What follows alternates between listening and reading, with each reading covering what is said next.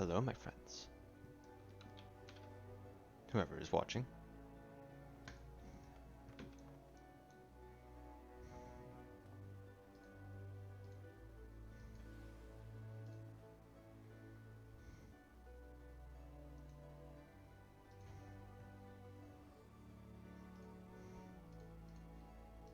Aha, there we go.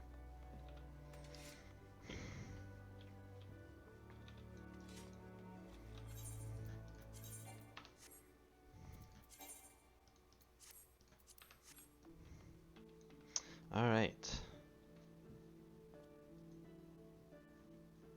We're gonna get right back to this. Now,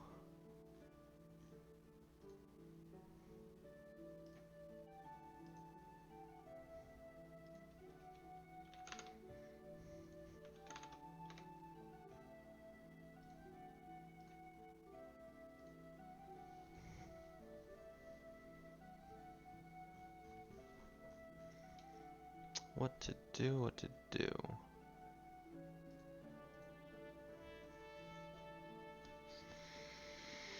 Alright. Do we head right back into the MSQ, or...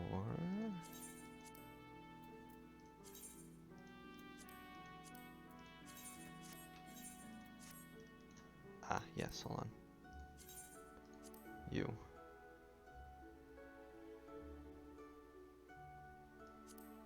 Go right there.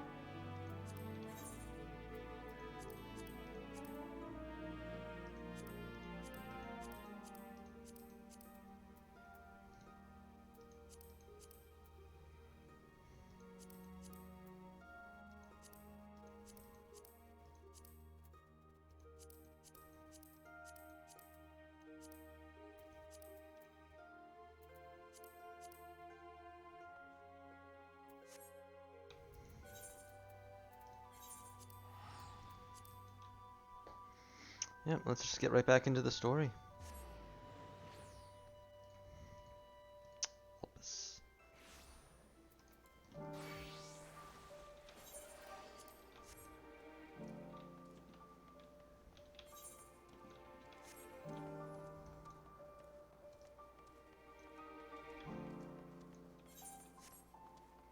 If I remember correctly, he's over here.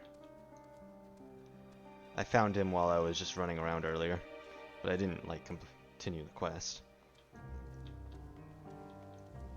Oh boy, how punchable is your face?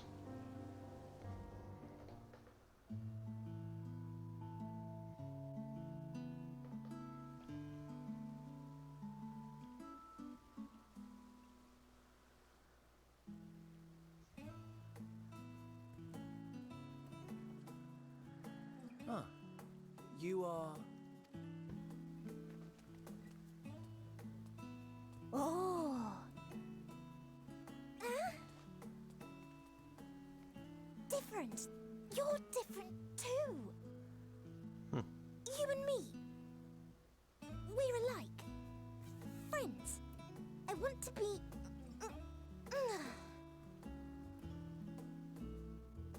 Wait. Please. Wait.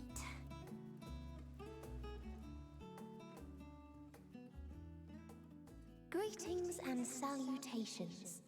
Can you hear me? Do not be alarmed. I mean you no harm. I wish only to hear your words, share your feelings, and know your thoughts. May we please be friends?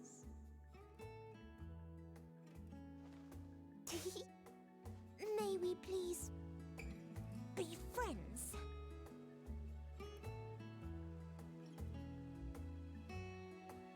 Ah, I see you found him.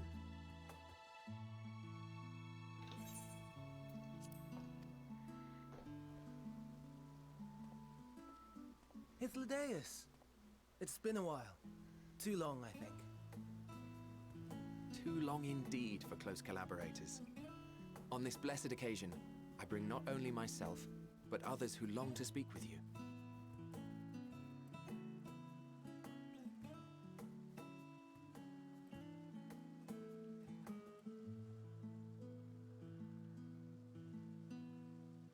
You are of the convocation. Emmett Selk at your service. Do I have the honor of addressing Hermes, Chief Overseer of Elpis? You do. You have traveled far for it.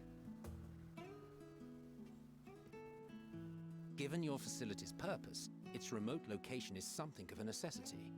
Would that I didn't have to rely upon a guide. Oh, you wound me. Have I not ever been an attentive and helpful friend?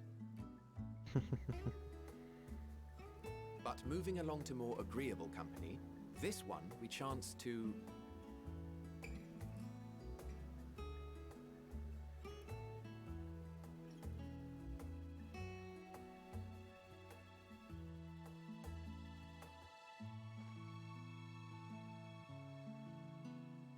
Well, you certainly have her attention.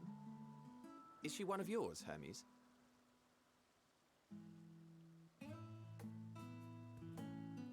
Her name is Meteon. It means shooting star. Meteon.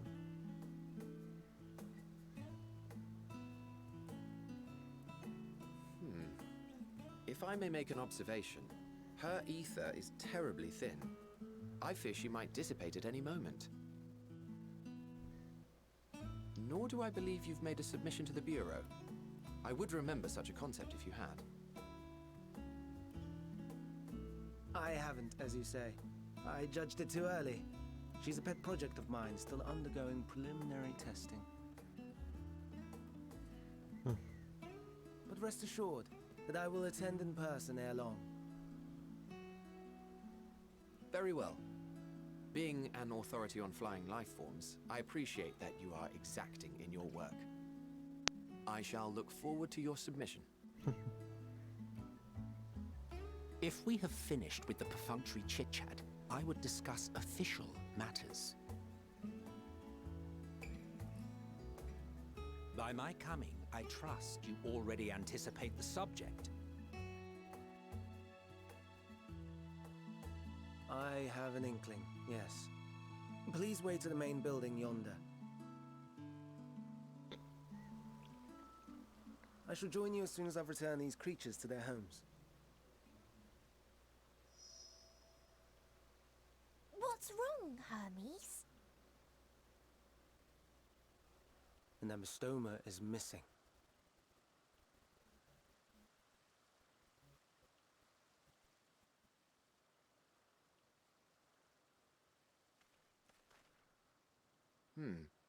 I may have found it. A creature with the self-same ether as those there, nestled in the boughs of a tree outside the grounds.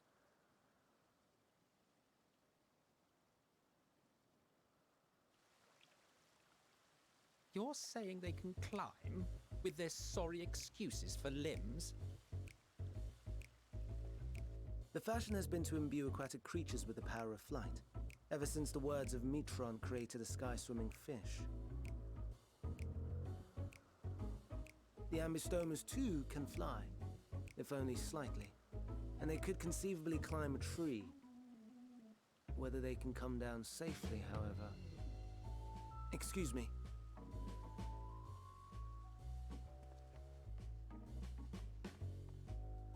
I'll help. Too.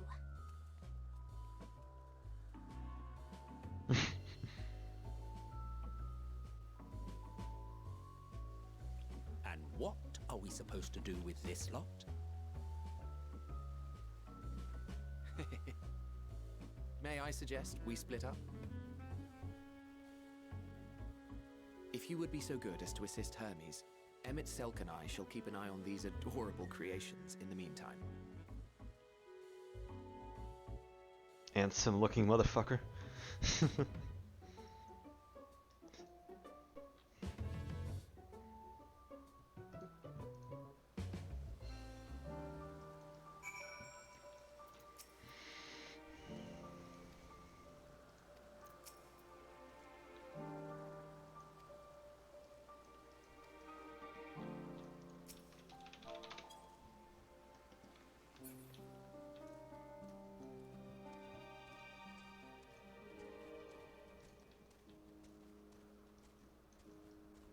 Bird of Elpis.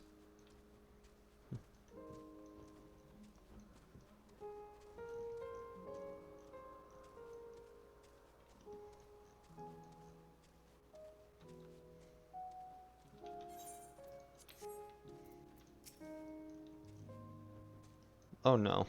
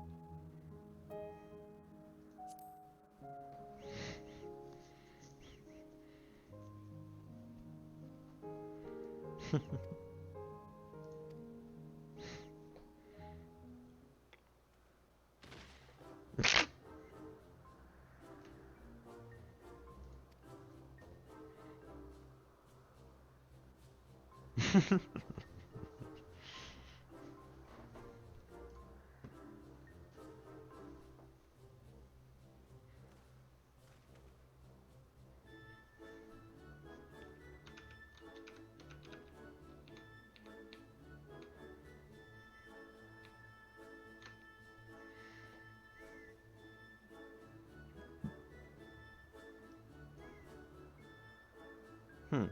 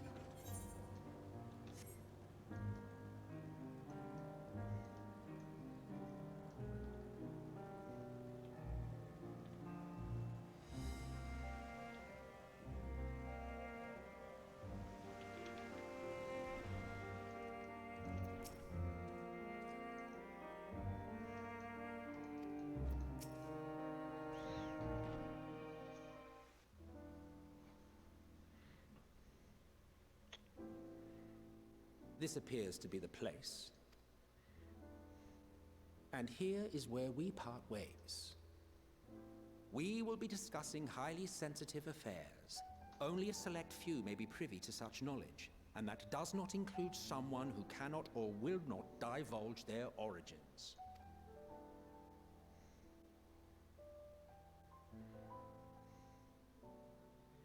What? Will I have to remove you by force?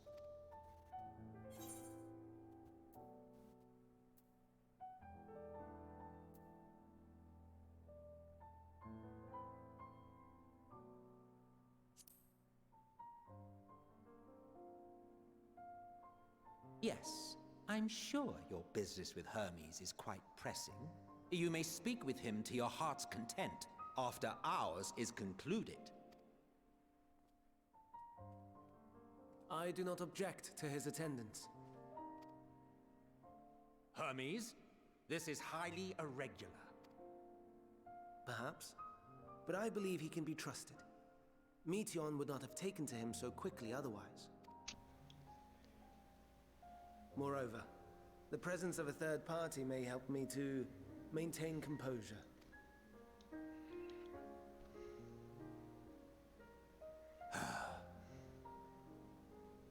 As you wish, then.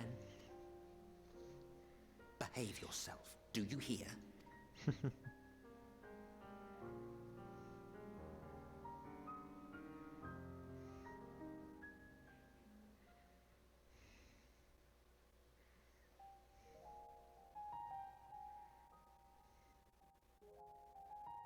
So, it's finally happened, then.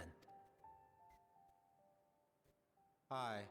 Van Daniels declared his intention to step down and named you as his preferred successor. In recognition of your knowledge and your works, the Convocation is giving the recommendation due consideration.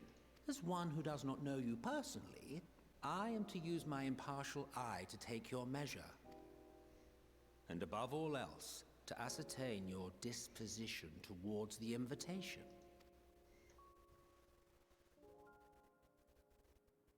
I understand that you and Fandaniel are close. He himself was once chief overseer of Elpis after all.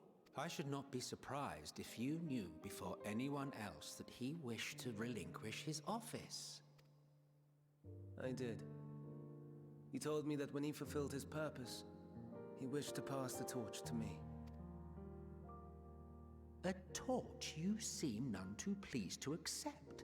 Are you so averse to serving on the Convocation? No, it's not that. For a humble researcher like myself to even be considered is an honor beyond words.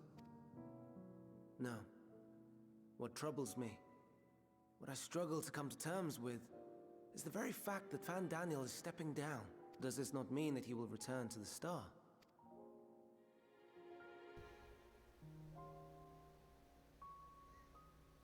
Of his own volition, yes. Like so many others have before him. Return to the Star? Does that mean die? Well now, that's not a word I hear often. Is that what you say here in Elpis?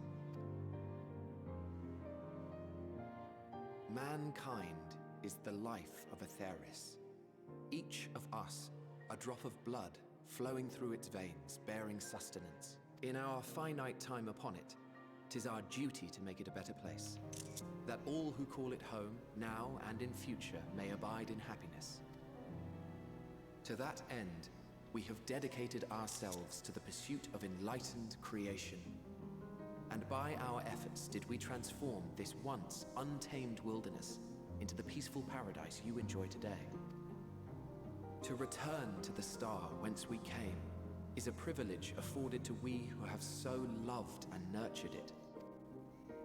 A choice embraced by those who have lived their lives to the fullest, in service to our world. And when they depart upon this journey, it is beautiful, always. The 14 are no exception. 'Tis believed no occasion is more felicitous than the fulfillment of one's duty. Our office becomes our lives, and to retire is to return, or so the majority of us hold. Some few have elected to eschew custom. Mayhap you feel Fandaniel's deeds do not warrant his return, yet you should know his accomplishments as well as any. During his time, he conceived of countless outstanding concepts. And channeling the wealth of experience he attained here in Elpis, he brought forth many new specimens. I know of all this. I do. It's just, I cannot fathom why someone so great and wise who could still do so much good, would want to end it all.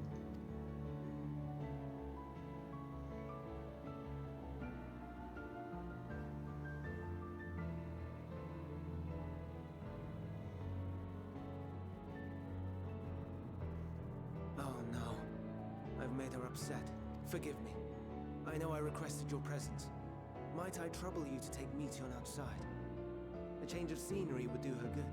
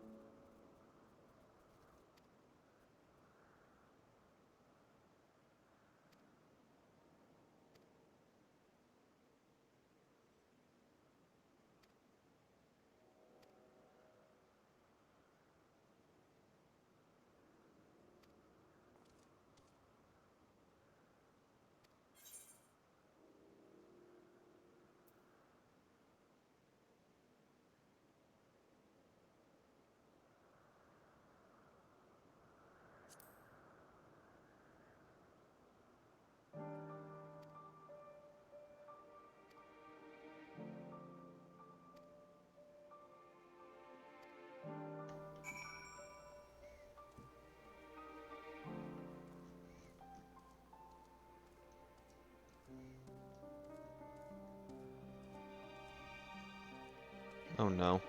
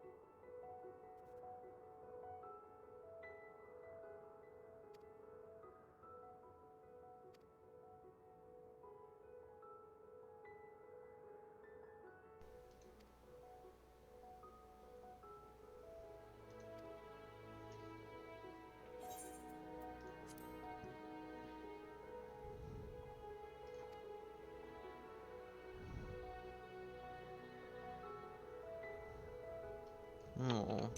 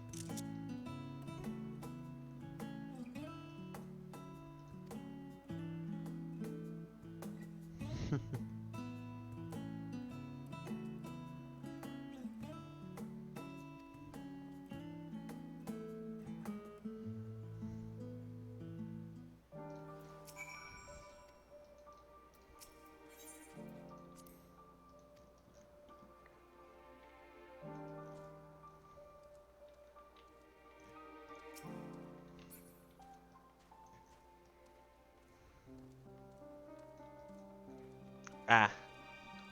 Hi, Shadik. Somehow this little girl is going to ruin my emotions. I'm calling it now.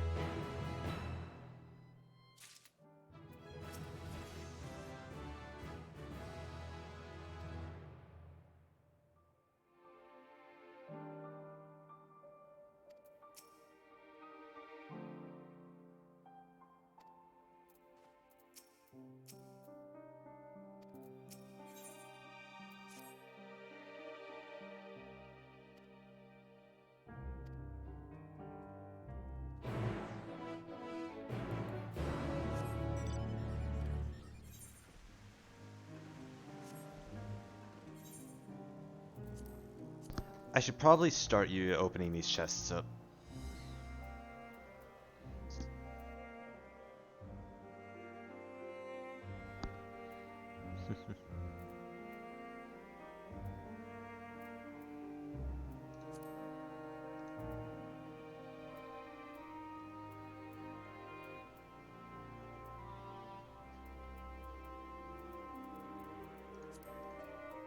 I'll start opening up the ironwood ones.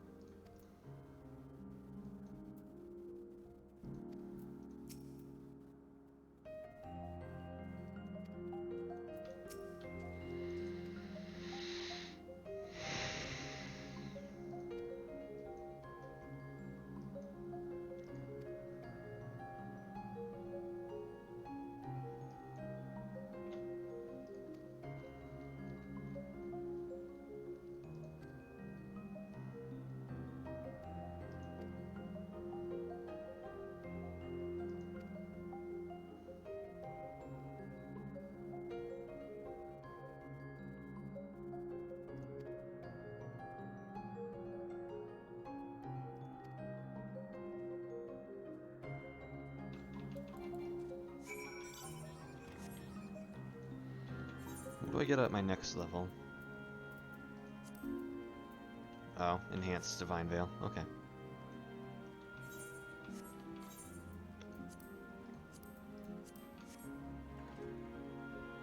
Divine veil, but better.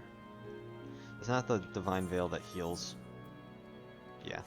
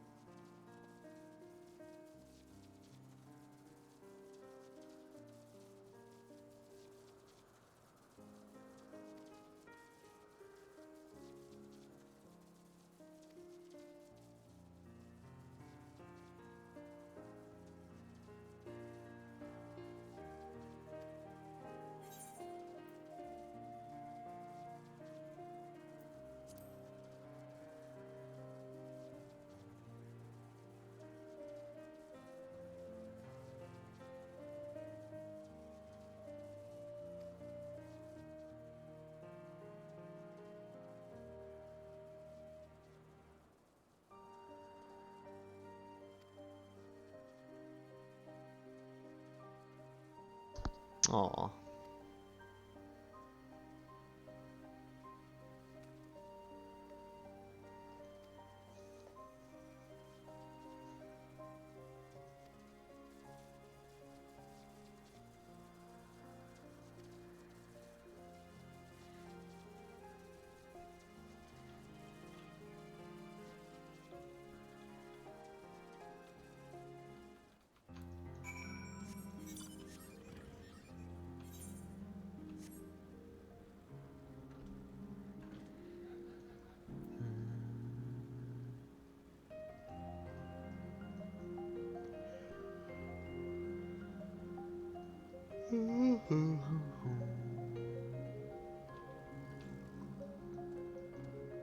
Oh, it's this thing.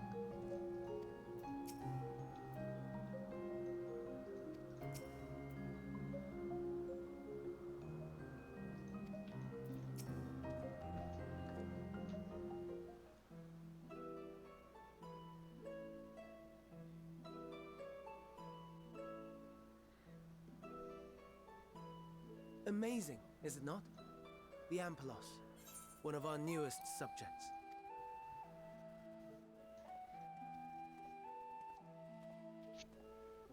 So, how are we coming along? What's voice acting?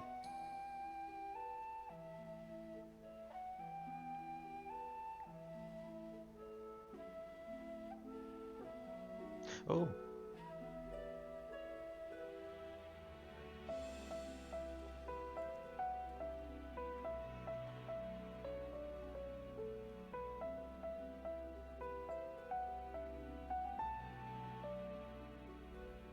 Elpis flowers. This place is Elpis. Those flowers. Elpis. Entelekis. Like me.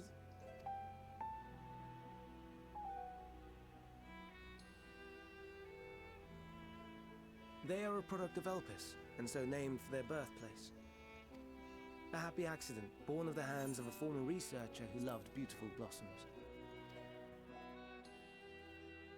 Unique for how they change color, to reflect the emotional state of those nearby. Though be it here or elsewhere, they are seldom seen in any hue save purest white. Reflect the emotional state, you say? By what means do they achieve this? In creation, there exists an energy wholly apart from ether, one driven by emotions. In like manner to how we manipulate ether, this flower is subject to the influence of said energy. Ah, proving that one lady right. Well, it has no will of its own. It is sensitive to the prevailing emotion in the vicinity, and reacts by altering its color and vibrancy.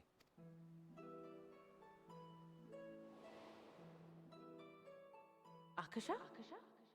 It is one of the unseen energies defined by Harnish alchemical theory. Though a gross oversimplification, some describe it as an essence influenced by feeling.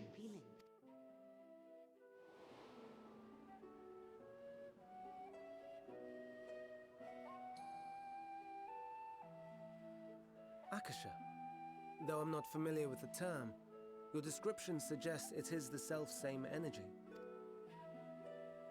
Dynamis, we call it.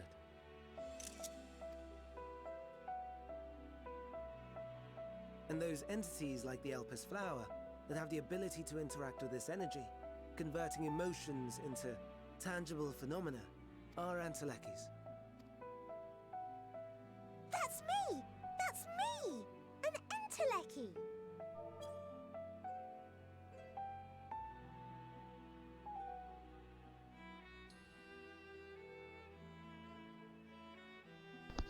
Fuck off, game. That you are, my dear.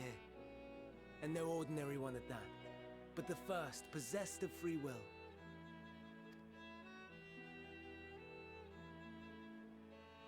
Wait. A form of energy other than ether? Dynamis? I've never heard of such a thing. Hardly surprising. Dynamis cannot be seen, much less felt. And though its existence has long been theorized, we had no proof until the flower's serendipitous creation.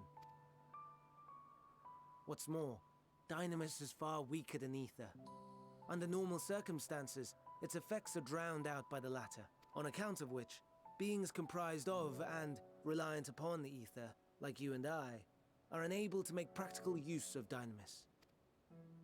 'Tis a truly esoteric thing, known to but a select few scholars. Intriguing. Then, given the limitations you described, why create Neteon?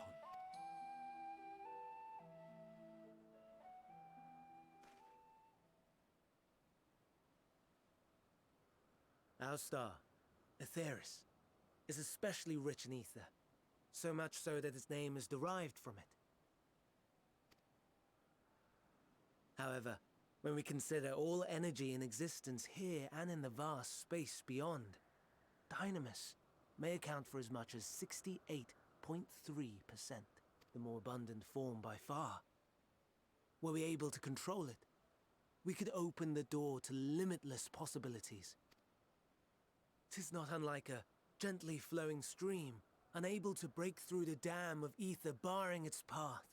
But if we could imbue the stream with the vigor of a raging river...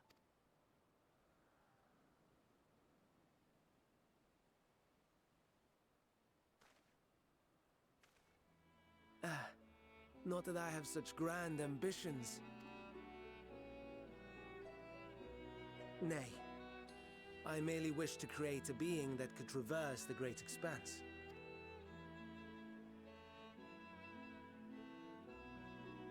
The relative scarcity of ether beyond the bounds of this star was a concern, and so I looked to another source of energy by necessity.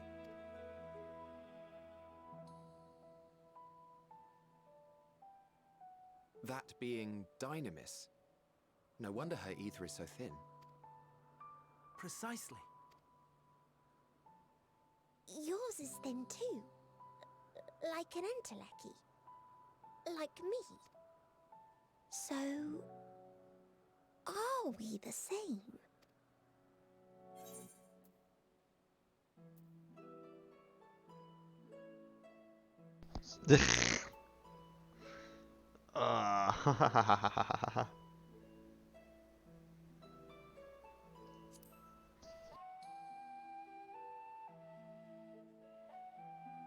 That sounds more akin to the desperate flailings of a wild beast when facing imminent death. The deficit of ether alone does not an entelechy make.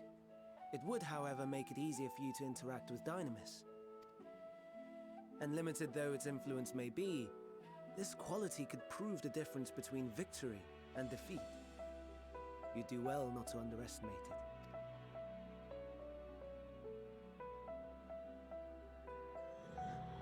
Wait. Are limit breaks I'd Dynamis? forgotten about the poor fellow. You must excuse me a moment while I go and verify a few more things. Hi, Zach. Is limit breaking Dynamis? An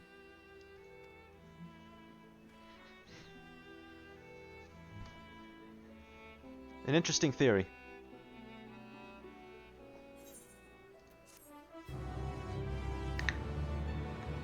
I'd like to think it is.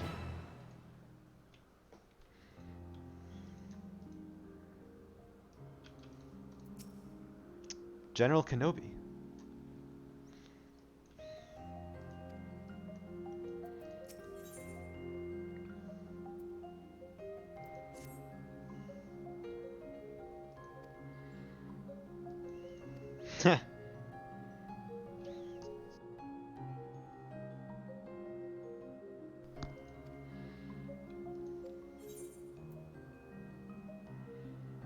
What do you specialize in?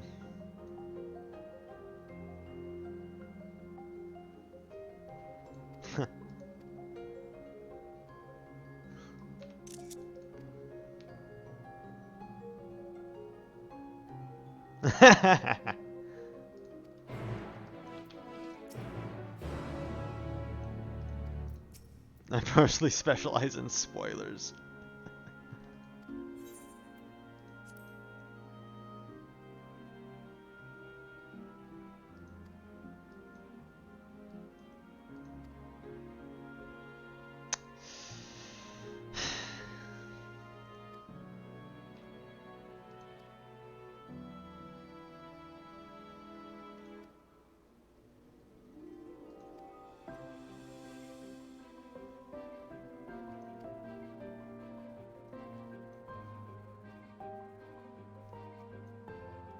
Oh wow, we're going right all into him.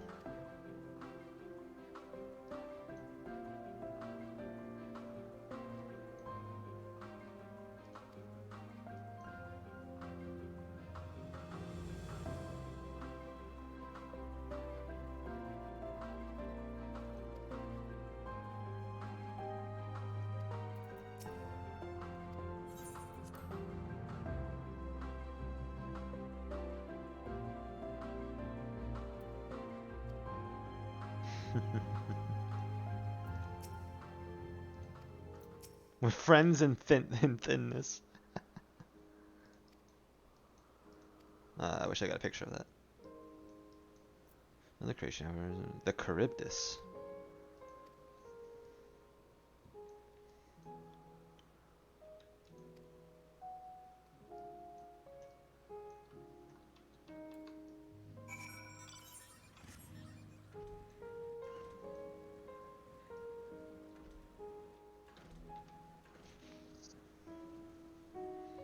Oh, Zach.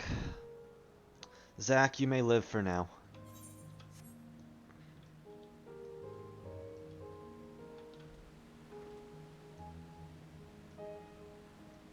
Huh.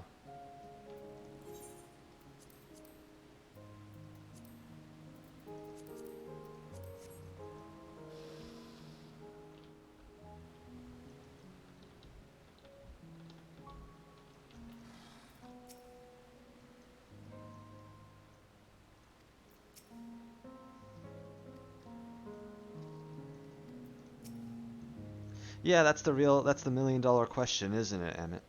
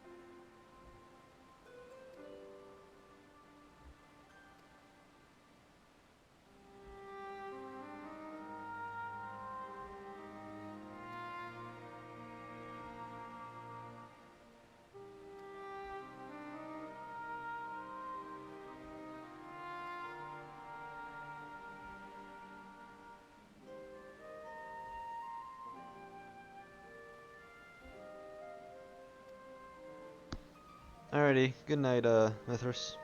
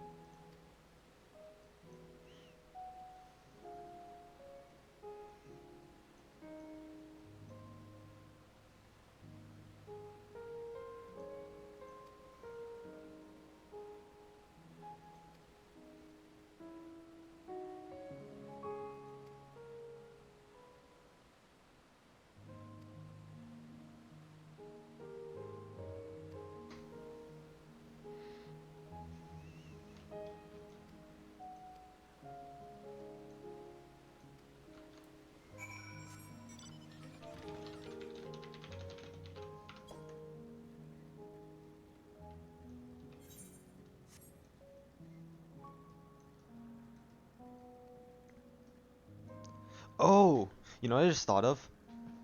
You know how in the opening to Endwalker, uh, in the opening cinematic, the Warrior of Light is wearing the, that robe on the moon? What if it's this robe? Oh, hi, Stomac.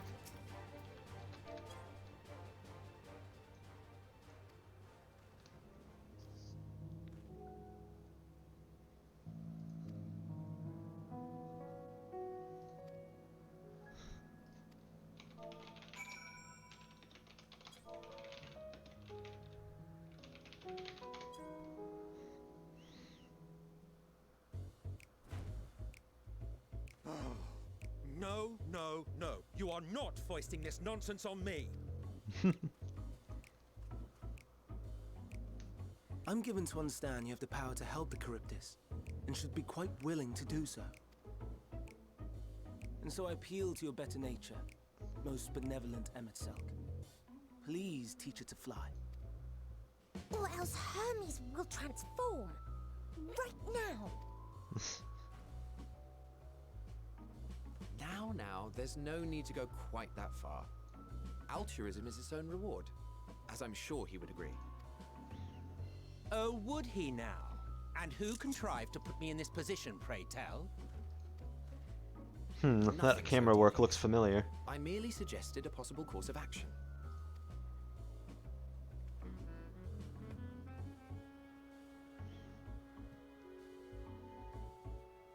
Please, Emet-Selch. Please.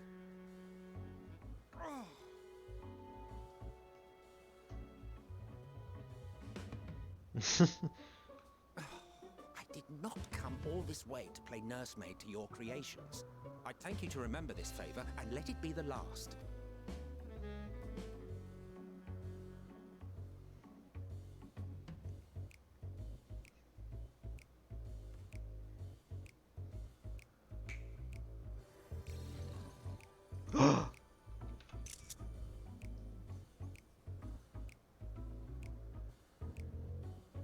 I will aid it once it has taken to the air. It falls to you to shepherd it skyward.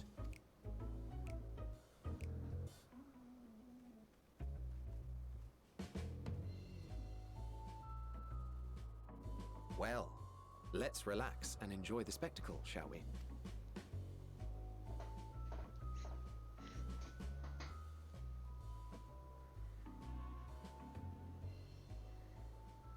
Why does he have my mount?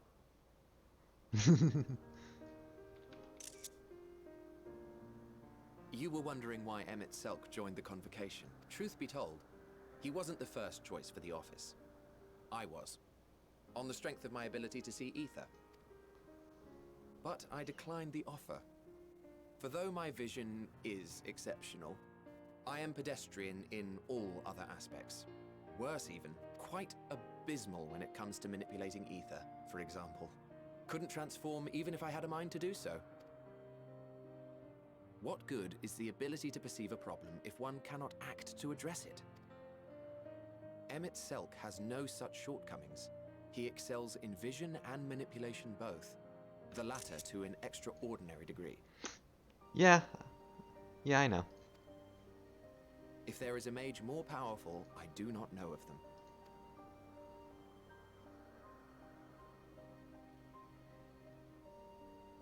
Thus did I recommend him for the office in my stead. And I wasn't the only one. Far from it. Countless others vouched for his skill and character. People the world over, to whom he had previously lent a helping hand. Oh, how surprised he was. Claimed he hadn't done anything remarkable for anyone. Modest to a fault. He deserved every bit of acclaim he received. Yet he may well have gone unappreciated were it not for a mutual friend. A singular soul who can't help but involve himself in the business of others. Where he walks, excitement is certain to follow. His antics irritate Emet-Selch to no end. But much of his grumbling stems from genuine concern. When our friend calls, he never fails to answer and lend his talents. And in the course of doing so, he himself came to be recognized and respected by those around him. They are truly remarkable individuals, and I'm proud to call them friends.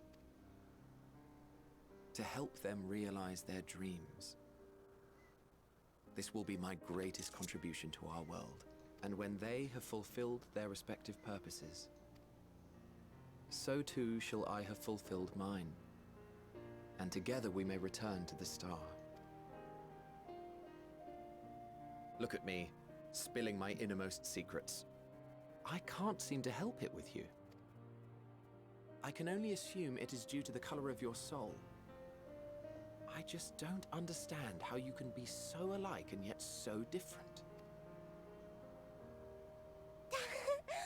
Well done, my pet. Well done!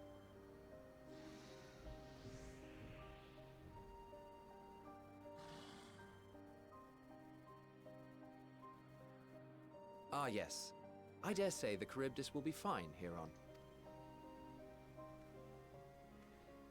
Why don't you go and signal to Emmett Selk? Let him know that his arduous task is at an end. Spin, spin. But what if he does a flip next?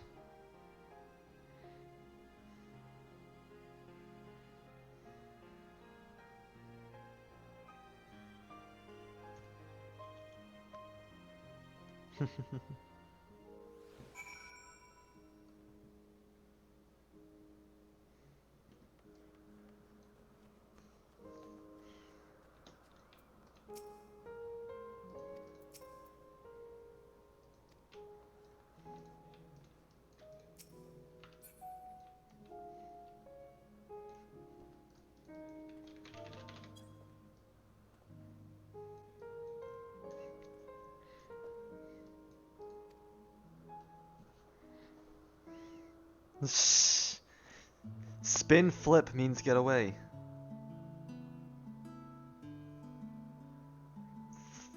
I believe flip flip is diagonal, and then flip spin is cardinal. I might be getting them mixed up though.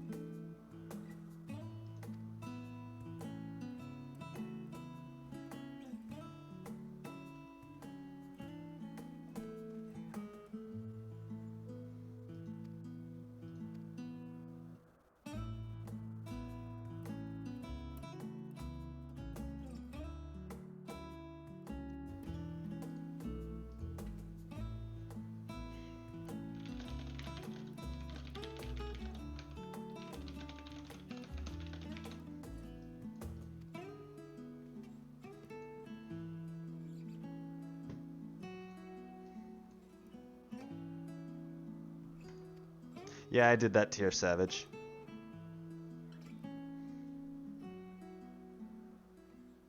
I technically started I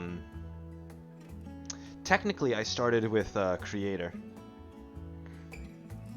but I was bad at the game then. Then during Deltascape and Sigmascape I learned how to get good, so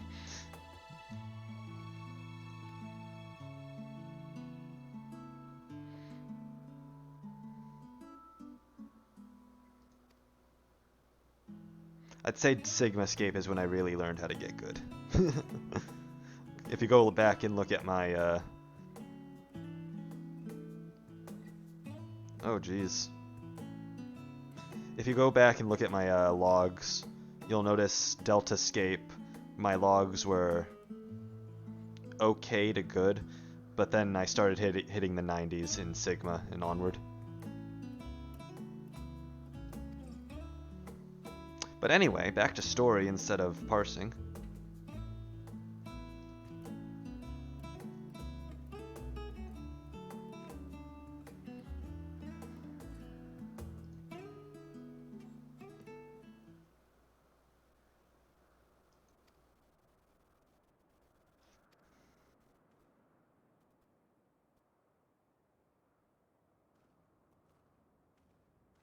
Nope, not an idea.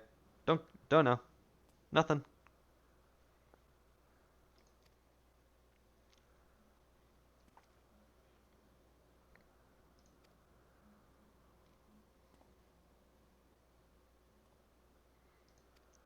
Does he still have the same voice actor as Asahi and Fandaniel? Pretty sure he does. He just doesn't sound like, you know, insane, so it's a little hard to tell.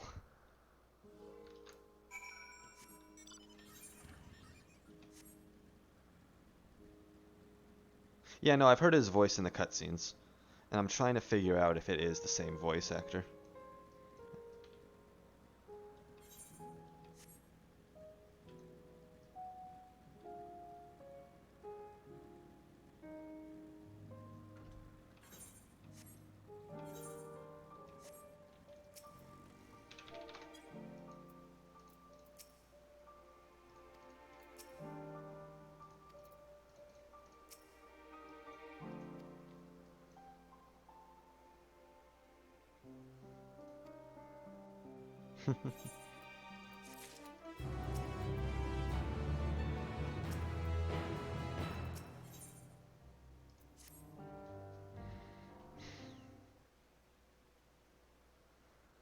Oh, oops.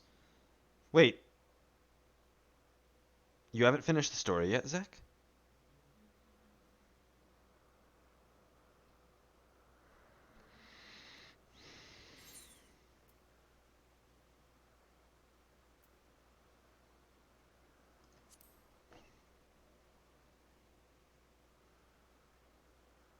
Oh, okay, never mind then.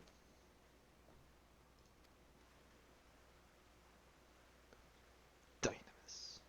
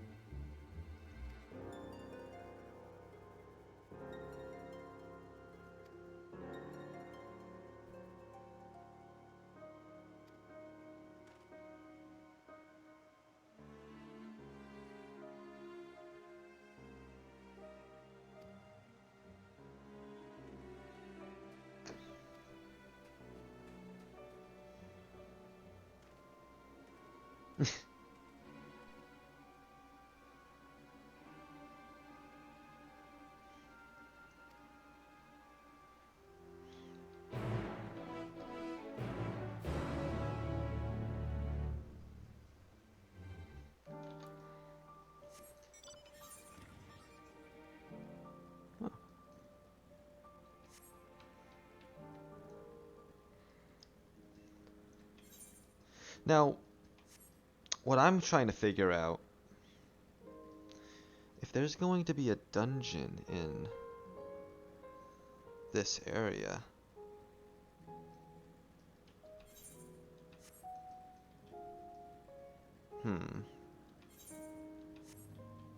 If there's going to be a dungeon in this area, I'm 100% doing it trusts. Because I've got a feeling.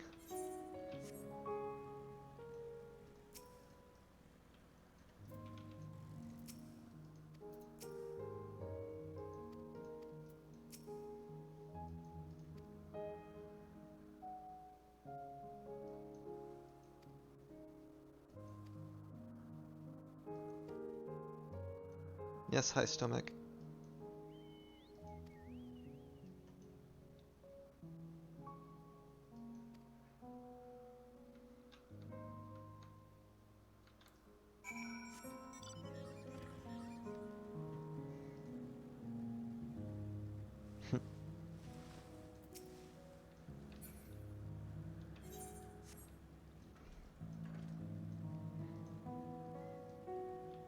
I will say this bike is maybe not the best. Well, it is a good investment, but still, it was pretty costly. But hey, I can go faster now. I can catch up to Stomac.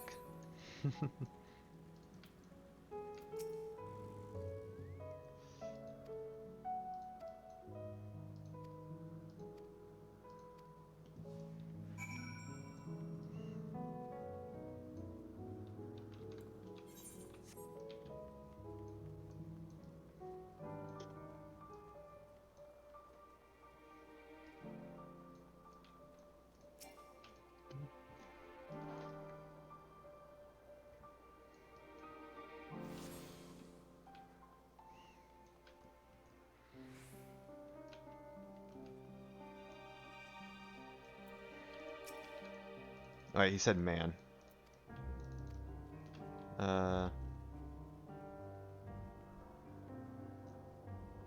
There he is.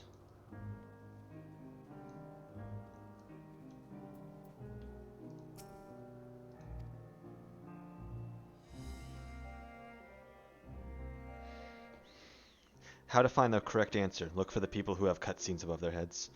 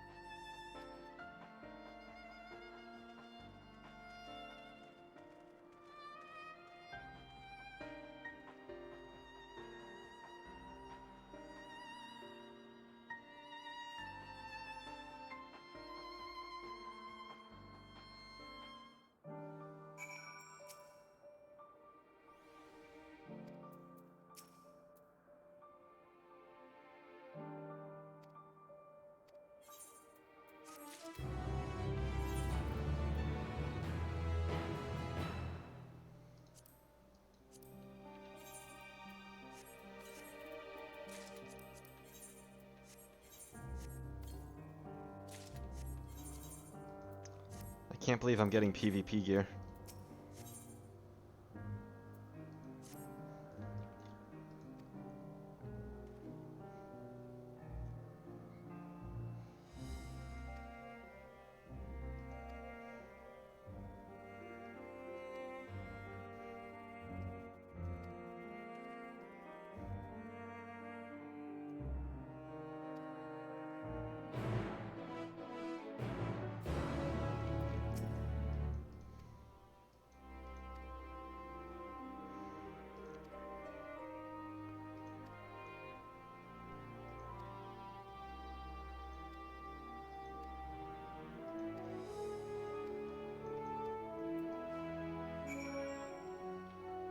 Will there be Elpis flowers?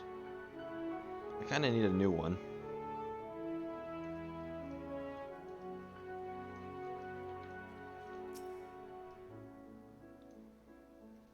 Real talk, I kinda hate how the Elpis flower we had kinda just poofed without without any ceremony. Just poof. Nothing to be said about it. Wasn't like it was important or anything.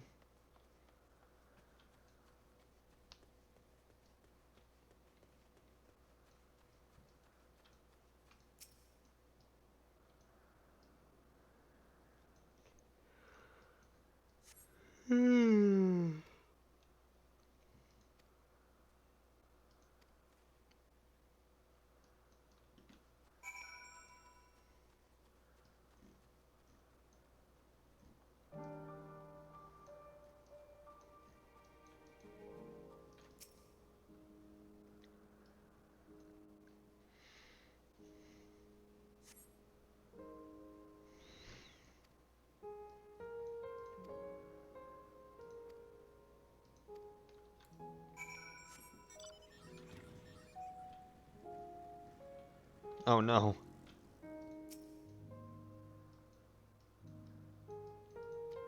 Oh yeah, that's right.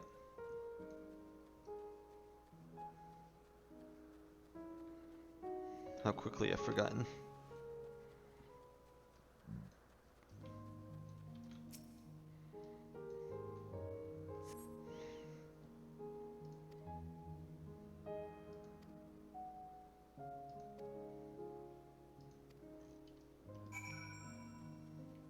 I thought I just saw someone. Could have sworn I just saw a friend run off on the left there. But it might have just been the orange of that thing flashing by my screen.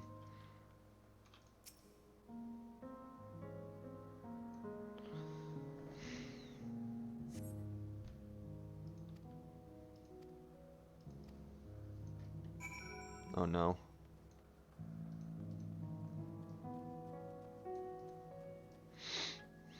You poor thing.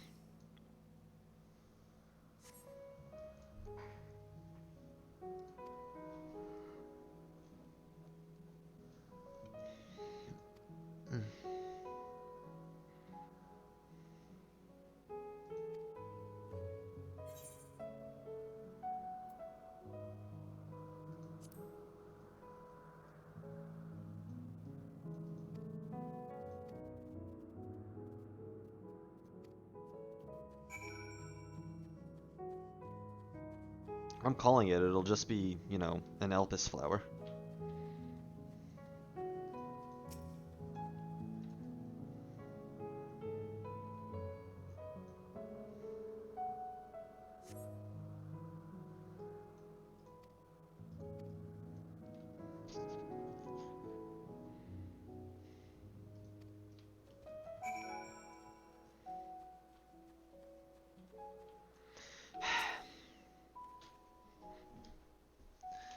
I was hoping I would be proven wrong.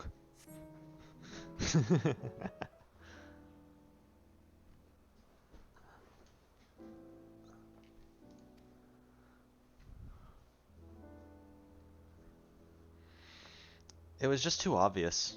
I'm just saying.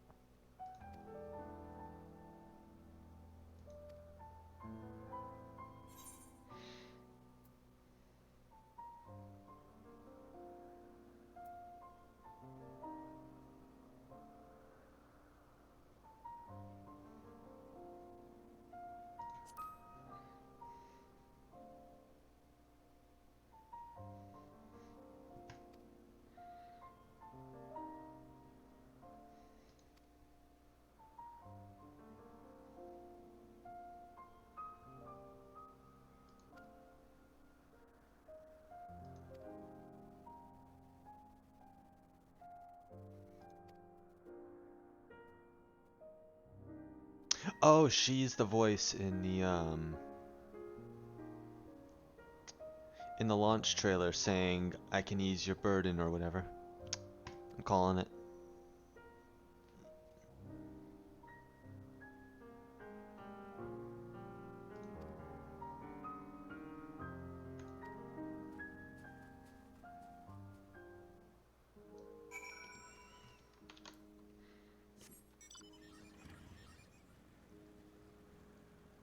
Ooh. Hi, Stowe.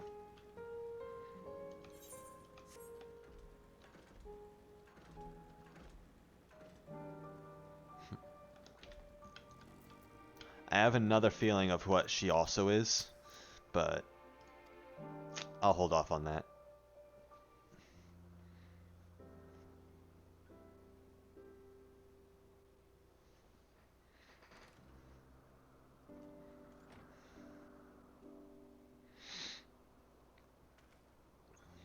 Hermes!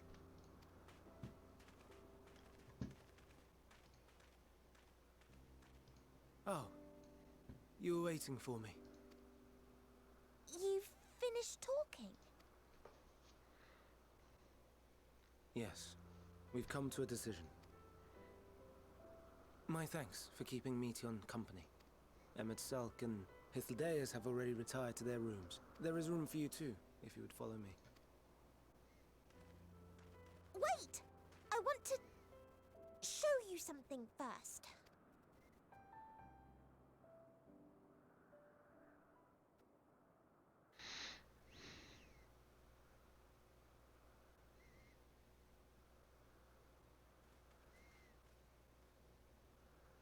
Elpis flowers? Go on.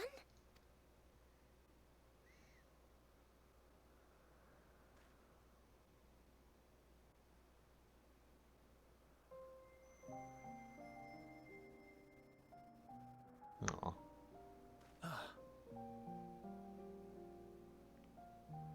You're not the only one, Hermes. Others feel sad too. You're not alone. I see Meteon has shared much with you.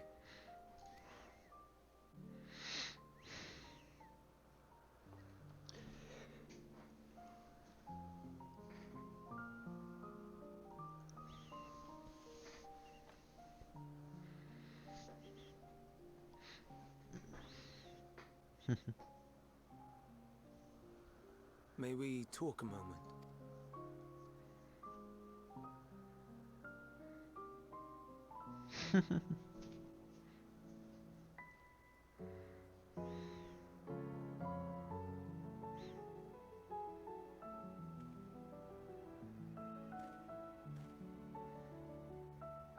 I do not think it wrong that we live for the star, that we strive to make it a better place. And yet, in carrying out my duties here, there are times when I am plagued by doubt. Do you recall what Hythlodaeus said when we first spoke of my nomination? Death is the privilege of those who have fulfilled their purpose, a choice they embrace of their own free will. And when they depart, it is always beautiful. Perhaps it is, but only for man. Creations that he deems useless are discarded with nary a second thought, some scarcely born into the world, afforded a handful of breaths before life and potential are abruptly extinguished. We make an effort to spare them the pain. They sense what awaits. Rage and anguish and cower and fear. And it is not beautiful. Yet no one cares. No one. So fixated are we upon the duty that we do not pause to question the method. Pain and suffering, confusion and despair, writ plain in the eyes of those poor creatures. Yet no one sees. We turn a blind eye and carry on in blissful ignorance. Not amiss. And always, always the blossoms shine pure and white. A contradiction so blatant I could scream, want to scream. How can you all accept this aberration? Then I wonder, am I the aberration for thinking thus? And I am filled with dread. But now I know I'm not alone. Not the only one for whom the flowers weep. I won't ask what you thought as you kneeled beside the Elpis, or if you only did it at Meteon's insistence. Nevertheless, I thank you. To know that you too have experienced suffering is a comfort.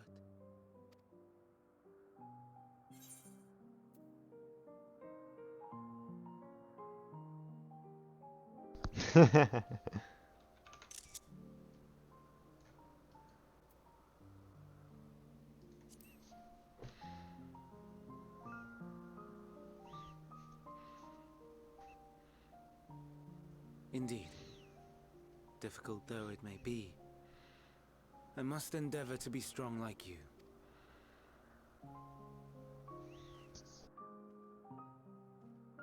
The stars in the heavens. Know you what they are? Though it is too far to tell, each glittering light could be a world not unlike Aetheris. A world filled with life. So many stars, so many lives. For us, there may be no higher purpose than to live for our world. But what of the other living beings out there? What is it that gives their lives meaning? That drives them day after day after day? To pose that question to our undiscovered cousins, I created beings of dynamis, who can traverse the vast emptiness between the stars. Meteon and her sisters. Oh, sisters. Aye, sisters. She has a great many of them, and they have already departed on their journey, traveling to one star and then the next in search of life, as one might expect. Exploration on such a grand scale is rife with difficulties, and thus far I've naught to show for it. But I have faith that we will make some manner of discovery ere long. And when we do, I should be glad to share our findings with you, in gratitude for your kindness. Wait, I need to look at something real quick.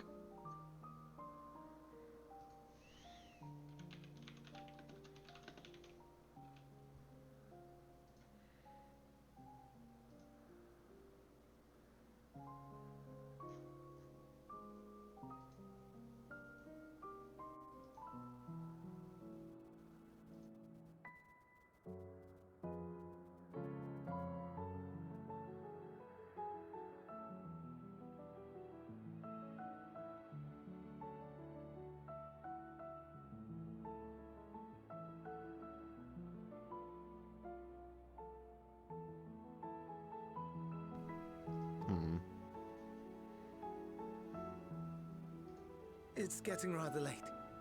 We had best find our beds. It would not do for both of us to be sleep-deprived on the morrow. Come, Meteon. Let us head back. All right!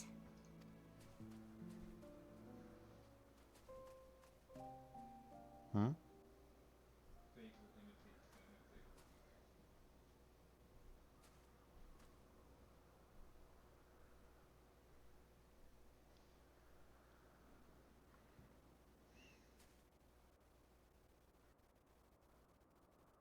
Hmm? Nanny?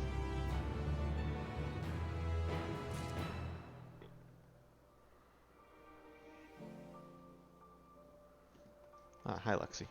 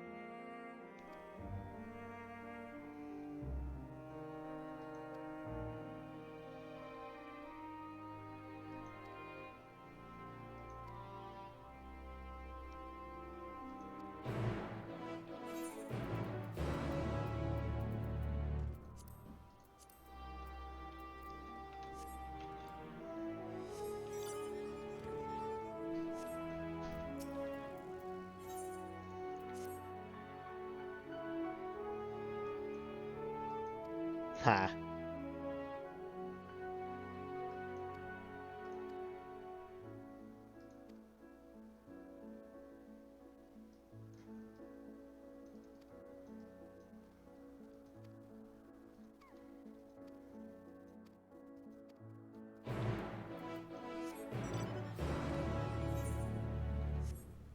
I'm just gonna add that quest to my list for right now.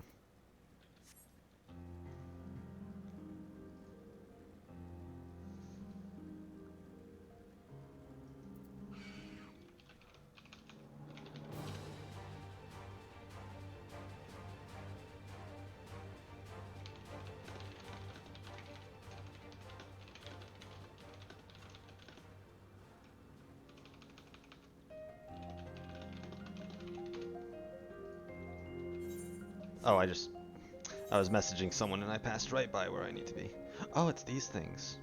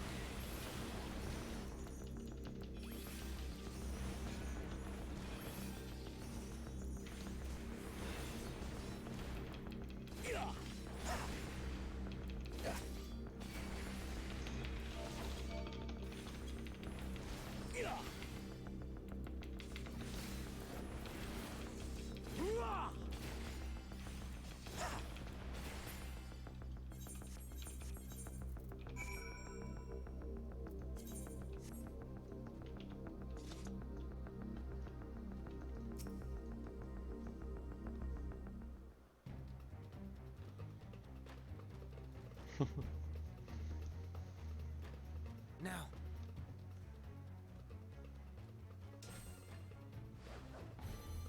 Ah, of course.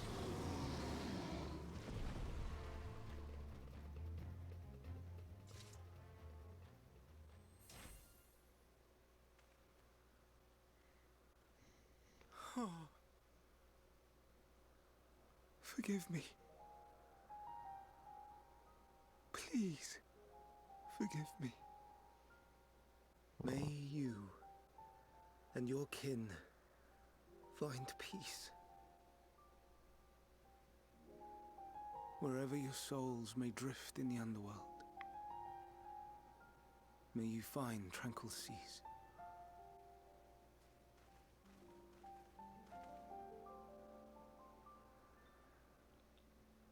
Be not forgotten, in concept endure, to reclaim form and one day live again. Serve not the star, or any purpose save your own. Live again, if that be your desire.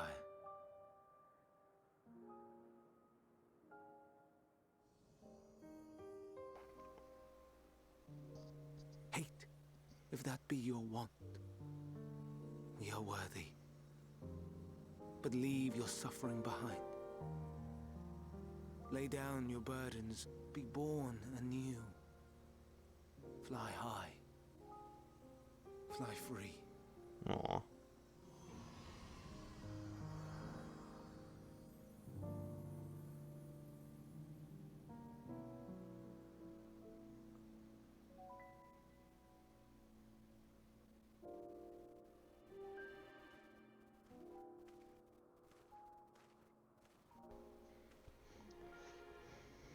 Join the convocation, Hermes.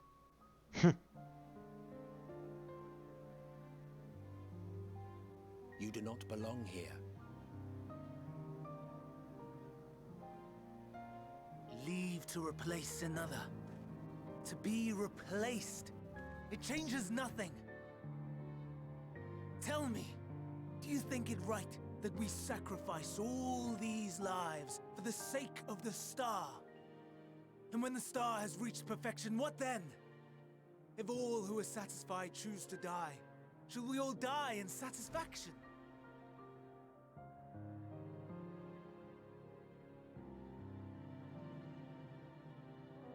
I do not know. Were I to take up the seat of Fandaniel, it would be tantamount to approving my predecessor's death. I do not know if it is right. And to be torn by such thoughts, I do not know if I am fit to represent mankind. Hermes! Please don't be angry. It hurts so.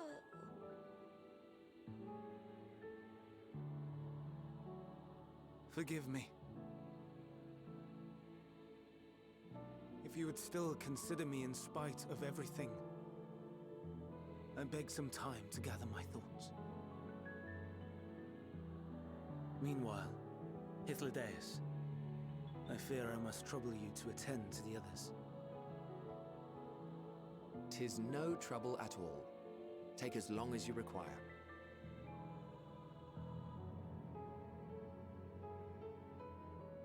And you, my friend, I pray you find that which you seek.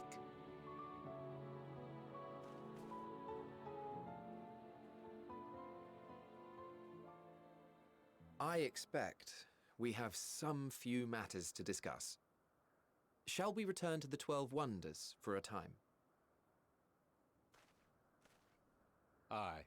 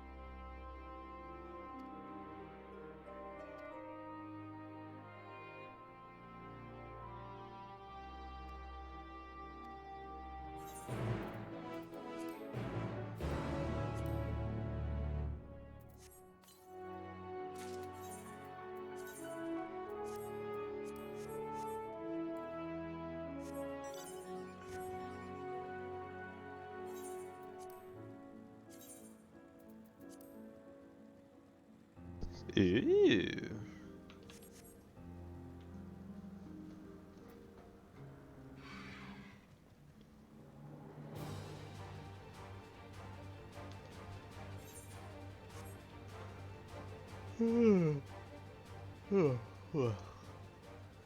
Pardon me.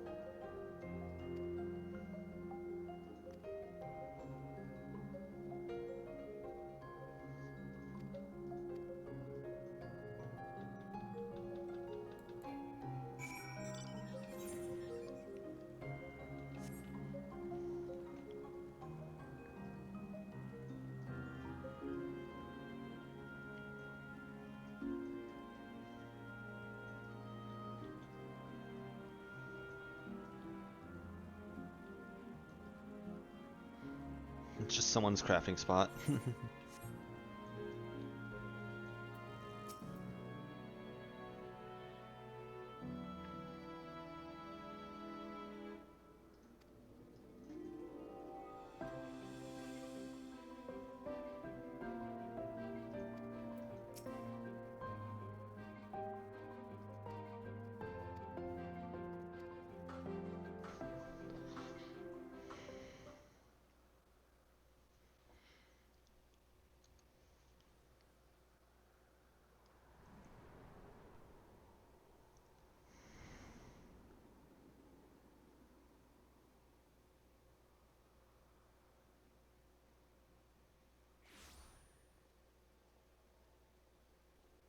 I present to you Calamelios Zephyros. Here you will find a number of testing facilities, as well as the observation hub of Poiton Oikos. Right then. Let's begin by... Spriggan. Well, well. An Arrayus. How delightful.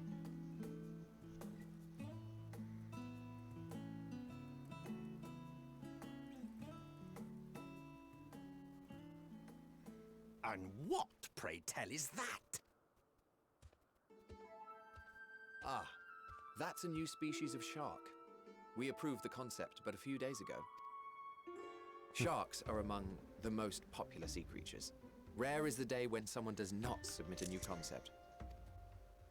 At first, they were largely orthodox, consideration given to such things as size and environmental impact, and then a whimsical someone thought to bestow it with flight, another superior intelligence. And then the floodgates burst, concepts with multiple heads, or arms and legs, and so on and so forth. It was getting absurd. A part of me wanted to tell them to go away and find something else to create, but in the end, I couldn't deny their passion. And here we are.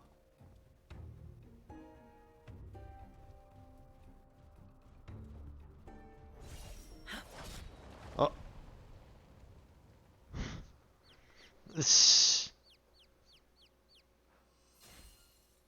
Oh. Hi, Venat. That was too close. Are you unharmed? Well now, if it isn't a pair of familiar faces. Banar, that we should meet you here.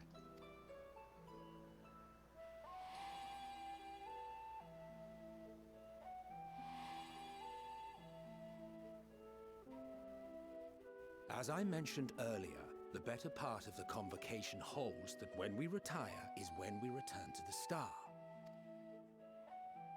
Well, she is not among said majority. Even after stepping down, she carries on with her work. Vanar is her name, and she is the previous Azem. Wait, what?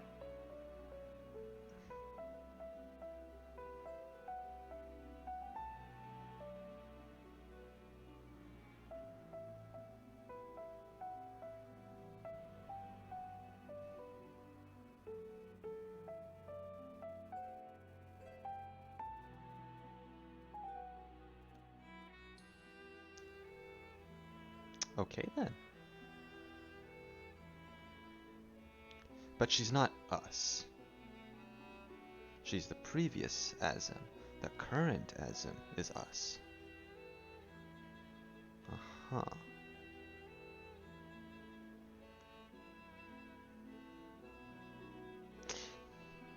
One moment. I need to get a drink real quick.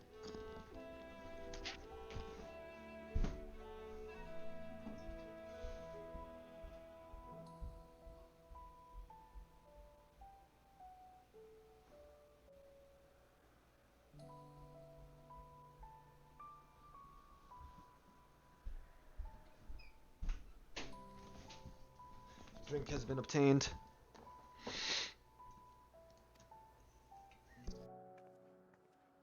It has been a while, Hythlodaeus. You look well. Less so, Emmet Selk. I dare say the lines upon your brow have both deepened and doubled in number. A shame for one so young. You must make an effort to frown less often. Ha.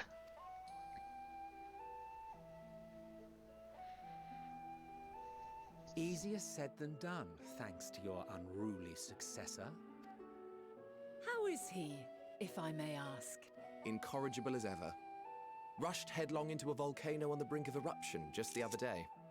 I should be glad to share the tale in its entirety. Oh, later, that's the written story. if you're so inclined. That's the written story. That's the written story. That's the written story.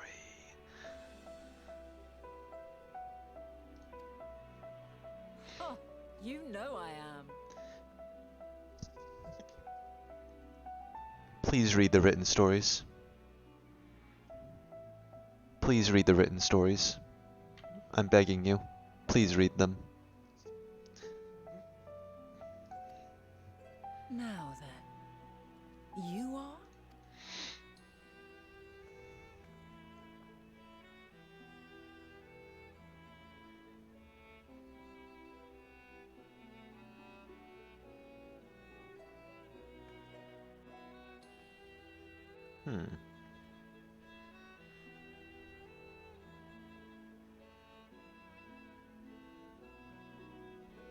I say, have you perchance come from the future?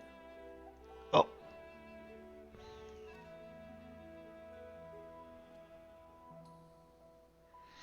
I do not believe we have ever met, yet I sense my magic upon you. Therefore, if I wove the enchantment, I could only have done so at a later point in time. What manner of magic is this, if I may ask? A traveler's ward, of course. It prevents the corruption of one's ether.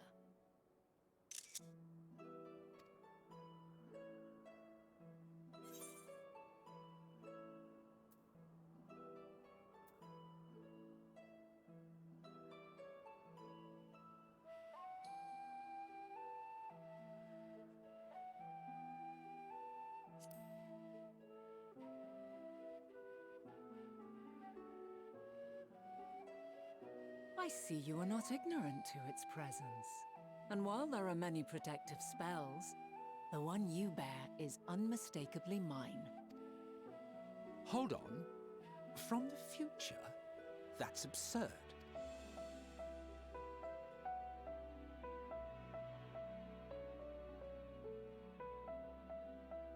What is it? Are you unable to speak of the matter?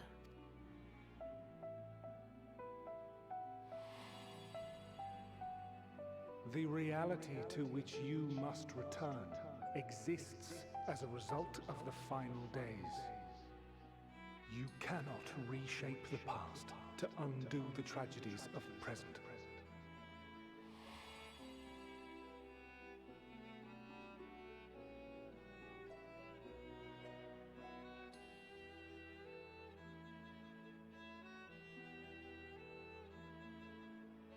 So, your actions here will not change your history, but they may yet affect the course of ours. How very exciting! I'm quite fond of delving into the unknown, and there's naught more unknown than the future. Until a moment finally arrives, we cannot know for certain what will come to pass. regardless of our supposed foreknowledge, so you needn't worry for us. More importantly, that you should go to such great lengths as to travel unto the past bespeaks the gravity of your quest. Will you not reveal it to us? Mayhap we can be of aid to your cause.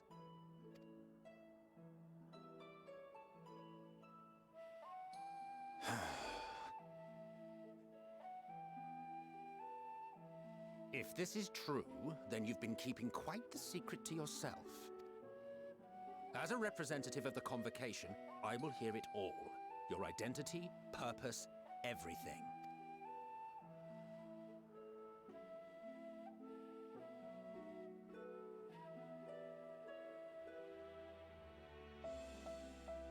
Why don't we move to a place more conducive to calm conversation?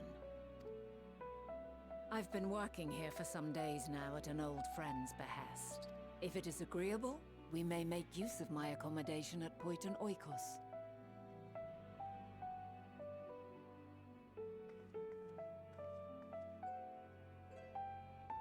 We were meant to meet. I am certain of it. Else I wouldn't have marked you so clearly, and sent you unto myself in the past. It's precisely the sort of mischief I would get up to, and quite inspired, if I do say so myself.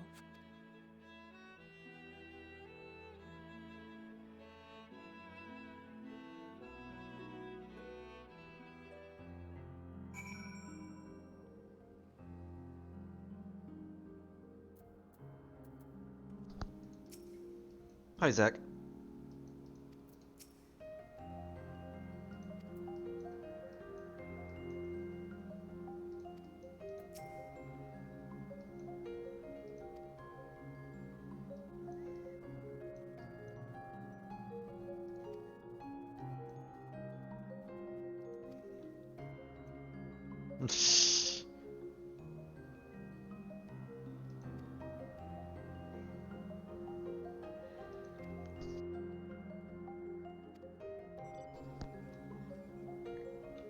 Nope, goodbye.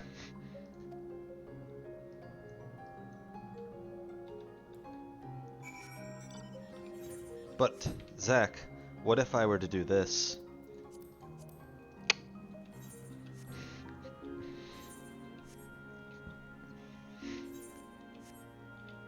Also, I need to go this way.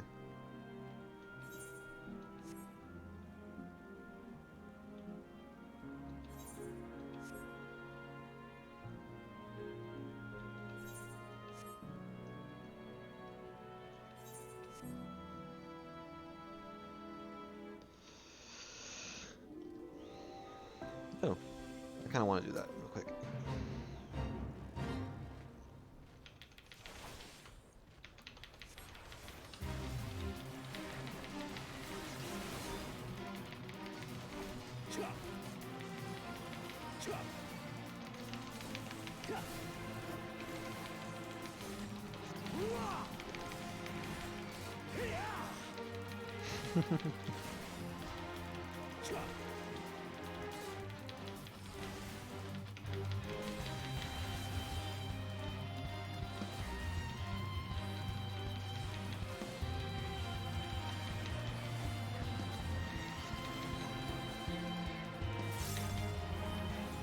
Yeah, I have effects turned off for people who are not in my party.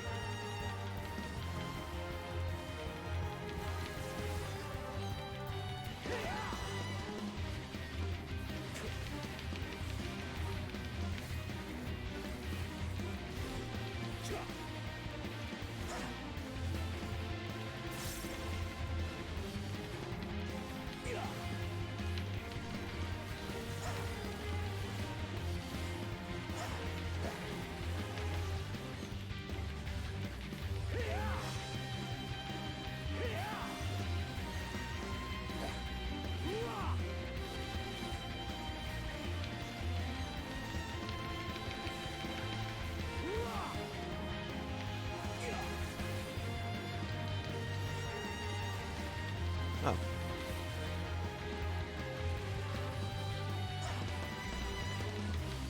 I know that attack name when I see it.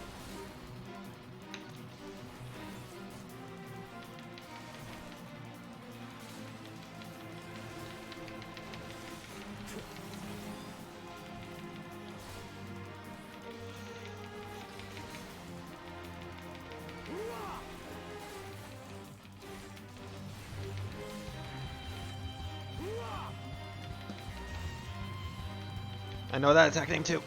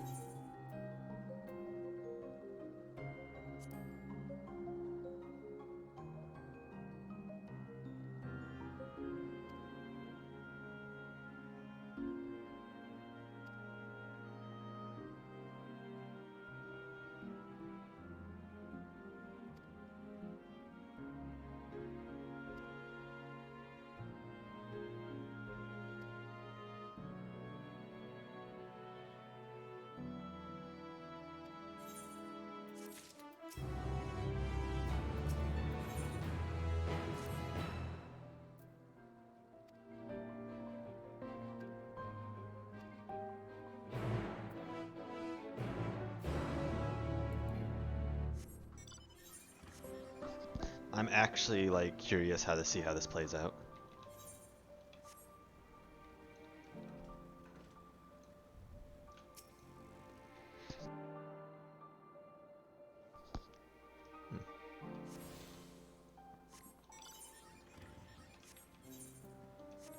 I'm finally starting to replace my gear. It's so sad.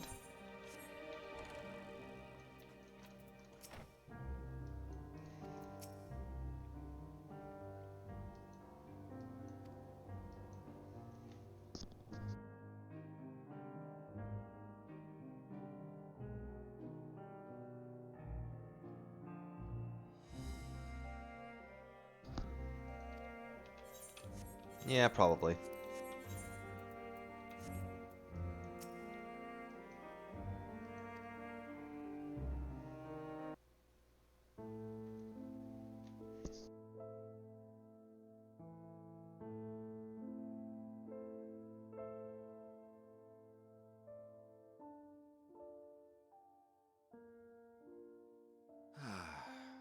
A wonderful aroma.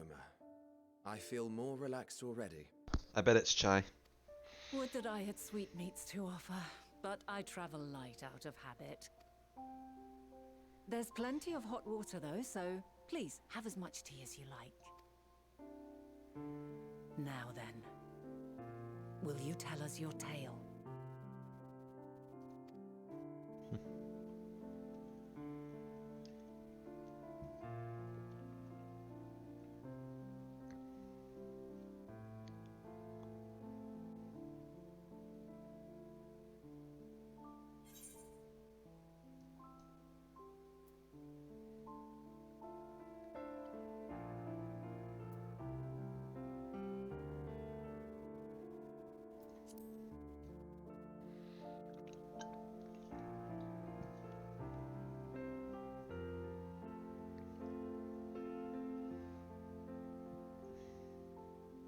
Why don't you start from the beginning?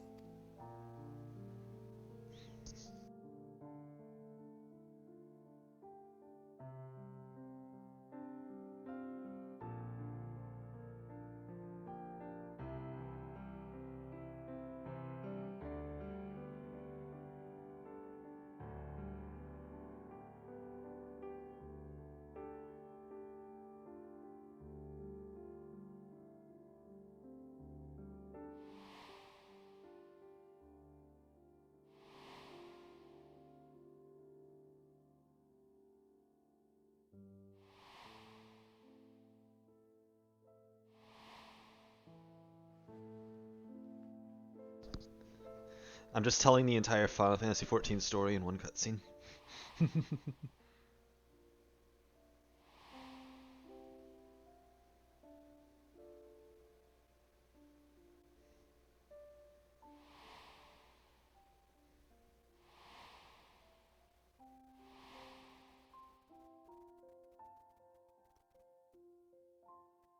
So does that mean when we faced Emmett Selk, he knew the outcome?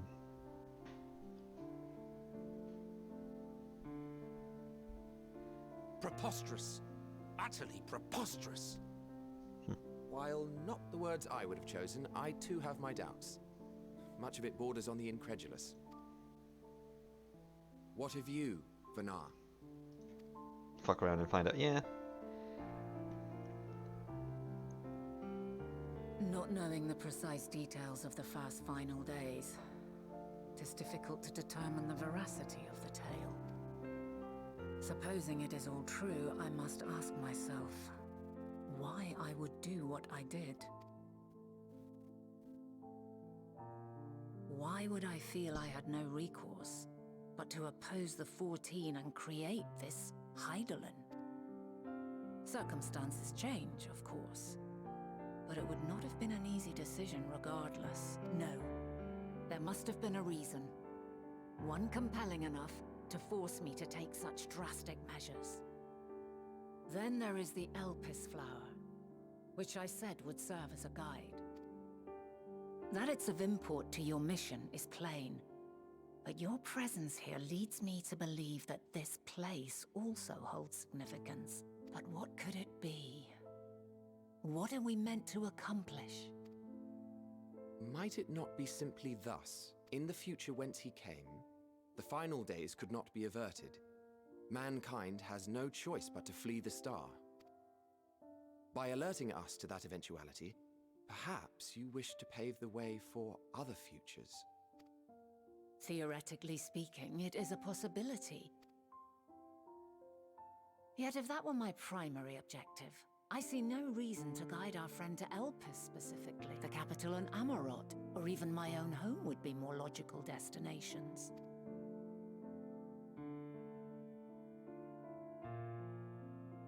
True, true. I note also that Hydaelyn did not specify a point in time to which he must return. By this, it may be inferred that it was not critical that we should meet. Alternately, she had reason to believe that our paths would converge, coincidental though it may seem. This is quite a puzzle, and we do not have all the pieces. Hardly any, but we do have one immutable fact. If the final days are indeed as described, they will bring death to all that I hold dear. Yet despite being afforded long years of preparation, the only provisions I could make were for flight. Nay, my first and foremost endeavor would be to find a way to forestall the coming doom. Given that even the 14 failed, mayhap you deemed it impossible. Nothing is impossible. This I have always believed. And if Hydaelyn is indeed me, she would believe the same. Listen to yourself. Are you seriously entertaining the notion that you are a messianic thing is figure acting in up. some far-fetched There we go. tale? I just noticed my avatar was acting up, sorry.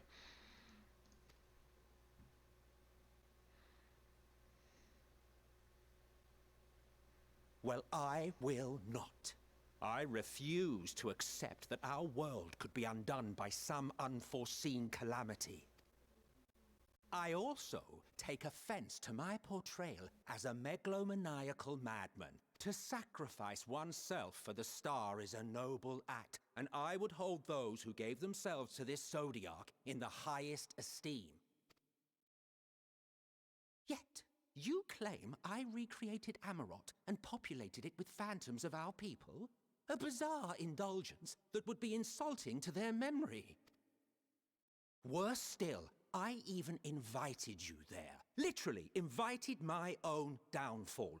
Why would I do something so idiotic and inexplicable?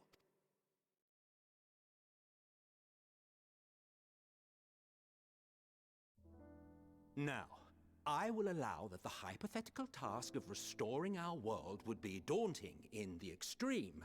The thought of having to bear such a burden for 1,000 lives horrifies me.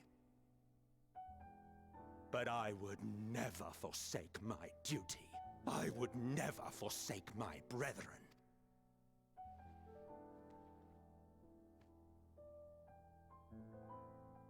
You do not know me.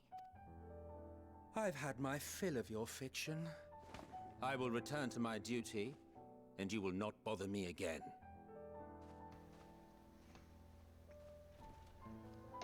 Emmett Selk! Wait!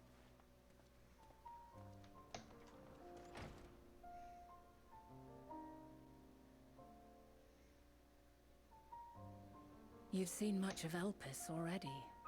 If you have any observations to share, I should like to hear them.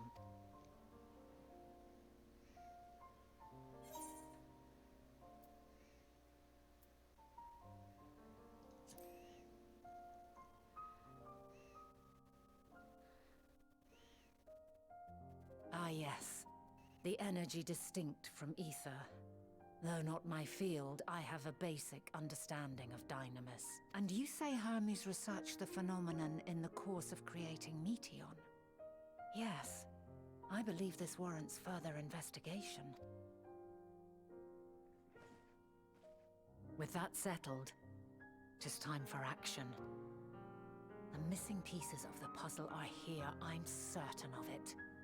And when you find them, the picture my future self has painted will be complete, and you will have your answer.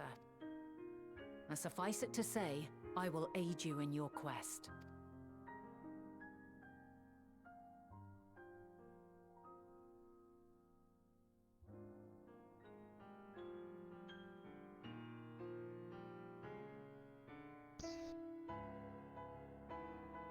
Have faith.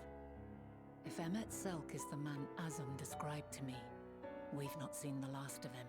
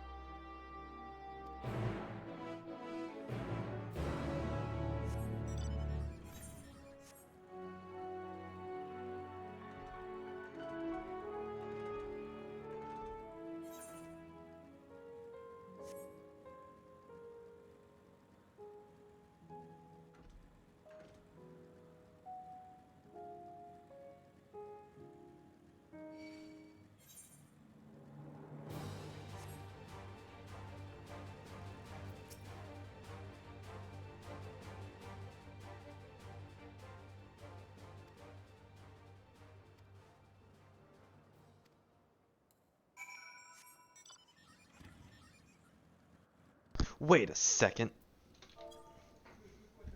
Despite how they appear from the outside, the interior is actually a vast area of magically interconnected spaces, which, while fascinating, hi, Deep Dungeon.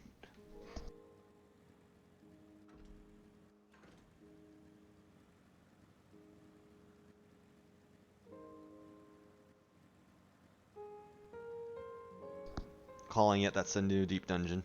If they bring Deep Dungeon back.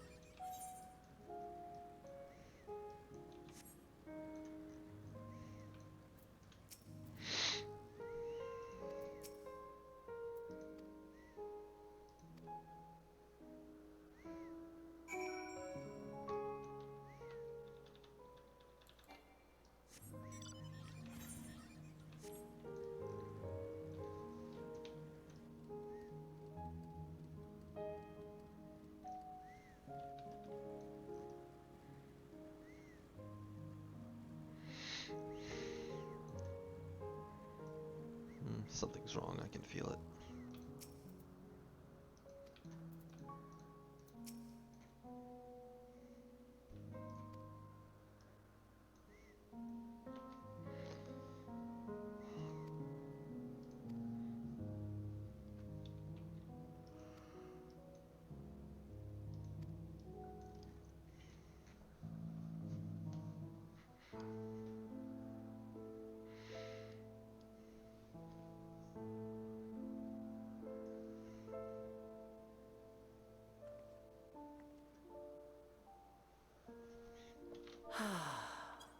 A delightful breeze and a breathtaking view.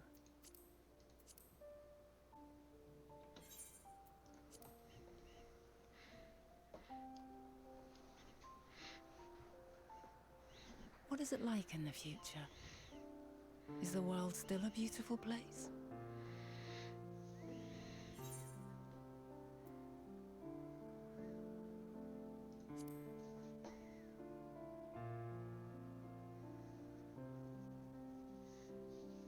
dark, hidden places, rife with danger.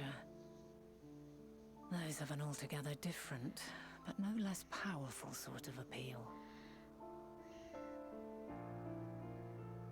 While we wait, will you not tell me about your adventures? Well, not the portentous events which led you here, but the simple delights all your own. By learning about the future world, I may gain insight into future me's plans. But more than that, I have an interest simply as a fellow traveler. Short of going somewhere oneself, there's naught more stirring than hearing another's account.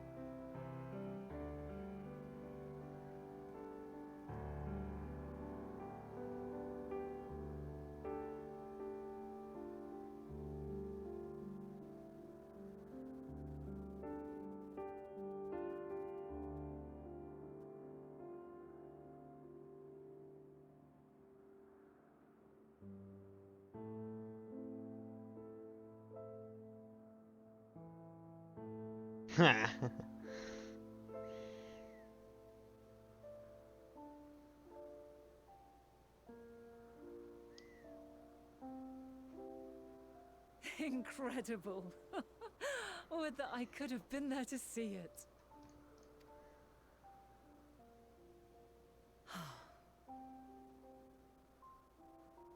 Yours is a harsh and unforgiving world.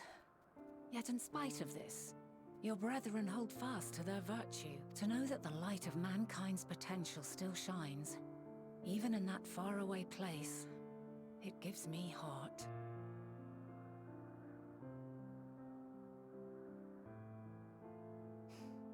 Thank you for regaling me with your tales. I will treasure every word. As you know, I was once a scholar. And among other things, I sought to understand the workings of the world. What exactly is ether? How formed the laws of nature? Whence sprung mankind? Riddles and mysteries beyond counting. Over the years, I have managed to find answers to some few of them. Yet rather than attain a sense of mastery, the more I understood, the more I came to hold the world and its miracles in awe. We too are miracles, each and every one of us, born of the warm breath of life that traverses the heavens, swirling through eternity. When I fully grasped the improbability of our existence, nothing felt impossible anymore. If it could be imagined, it could be done.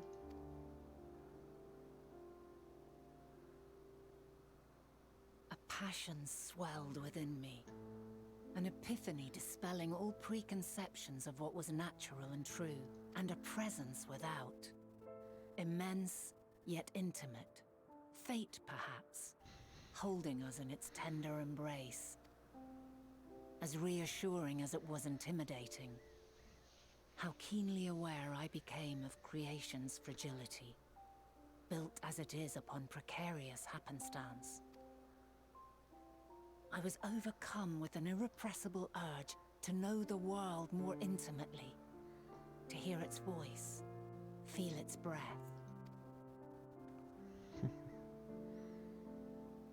I ventured forth on a journey that very day, so very long ago now. Freed from presumption and prejudice, I saw the world through a newborn's eyes. Everything fresh and new, and so beautiful. Lands that stretched on forever. Skies one could drown in. The heartbeat of nature, silent yet strong. And amidst it all a people. Beacons of light and life. Laughter that warmed my heart like naught else before. They are my meaning, and my purpose, my love. And so long as they need help, I cannot return to the star. Perhaps my future self is still waiting for it. The moment she can let go and walk unto the end. Safe in the knowledge that man will find his own way.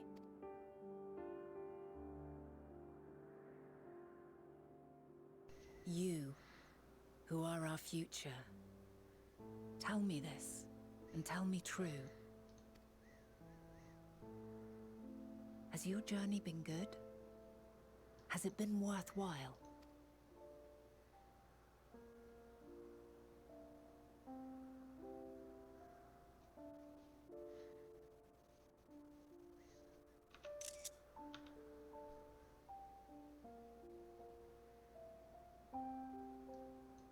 Pray forgive my lateness. My observation subject was rather irritable, and it took a while to settle it down. No need to apologize. Your work takes precedence. Besides, we had a pleasant conversation in the meantime. You're too kind. Now then, I'm told you wished to ask me some questions. Indeed. I've an interest in one of Hermes' creations. Meteon. You witnessed a host of them take flight, yes? Oh, that! Yes, yes, I did. 'Twas in the dark of the morn. I'd left the Thalassai after nocturnal observation. As I walked along, I spied a bright light climbing high into the southeastern skies. Then, in an instant, it was gone, like a shooting star, only rising rather than falling. But then another shot up, then another, and another. Intrigued, I made my way to the edge to investigate. And who should I spy on an isle to the south but Hermes and Meteon, the Matea, rather. There were lots of them, and I realized they must be the shooting stars that I'd seen. A dazzling spectacle indeed. Have you spoken with Hermes about this? Oh, yes. The sight left such an impression on me that I approached him about his mystery project the very next day. Alas, he said that he couldn't reveal anything just yet, that he needed to conduct further tests.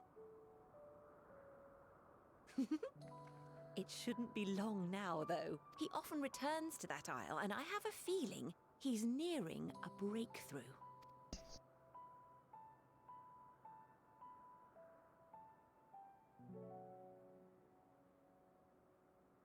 Splendid.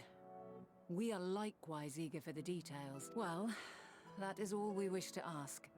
Thank you for taking the time to indulge our curiosity. You're very welcome. It's always a pleasure to speak with other inquisitive souls. Oh, and will you be descending now? If so, I shall link the doors for you. Please.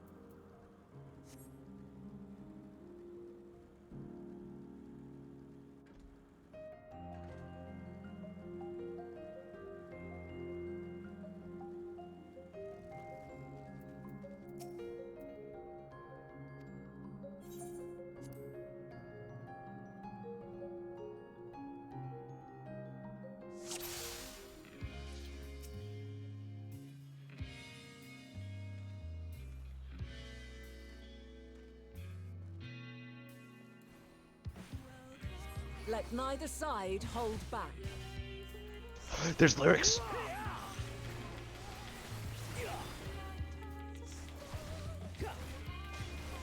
Ow.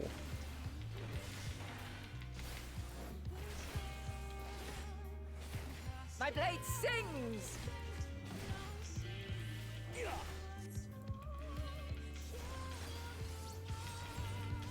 Gee, that's familiar.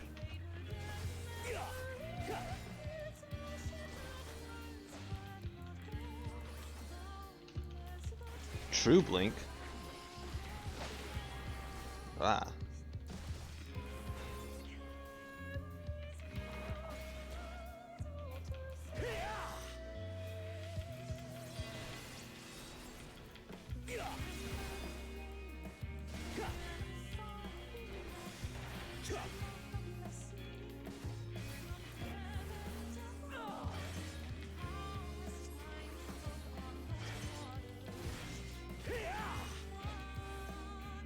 My blade sings!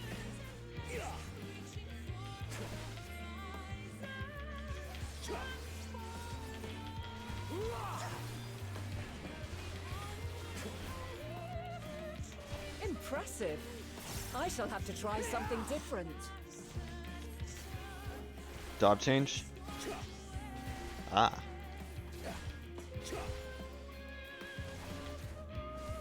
Holy shit, this song is great. No quarter.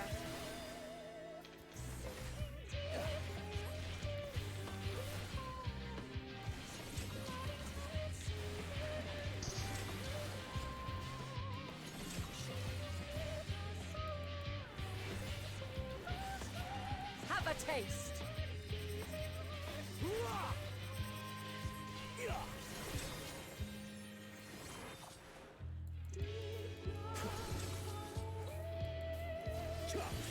This is the Charlene theme.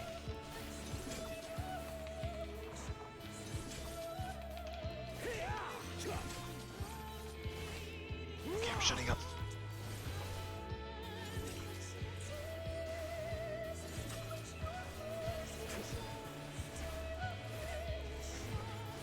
I see you won't be easily overcome, but neither will I.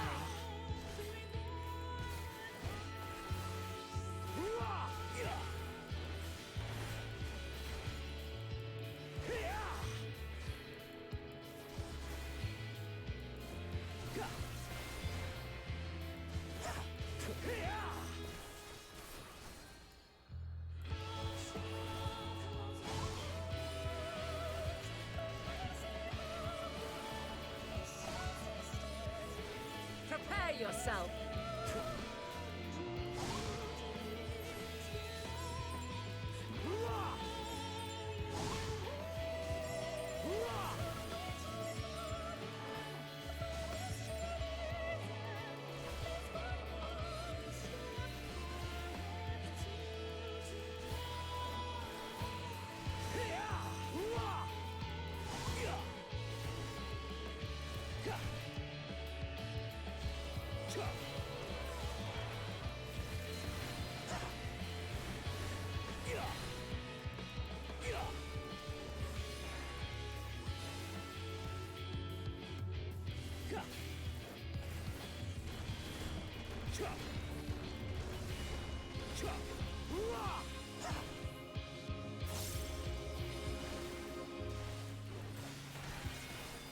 Very well. Let us move to the final trial.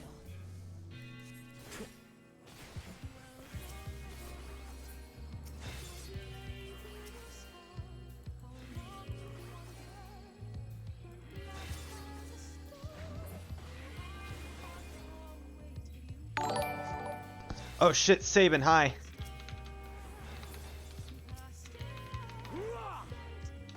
I'm doing major story things in Final Fantasy right now, so if any of you play Final Fantasy, this is major spoils. Oh, hello everyone. If any of you are interested in Final Fantasy XIV, avert your eyes, because these are spoilers. Oh my god, thank you all for the follows.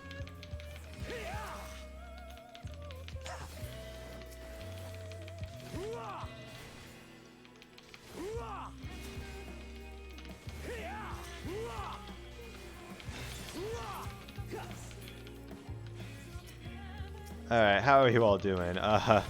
Mr. Apothic, thank you for the follow. Commander Phase Master, thank you for the follow.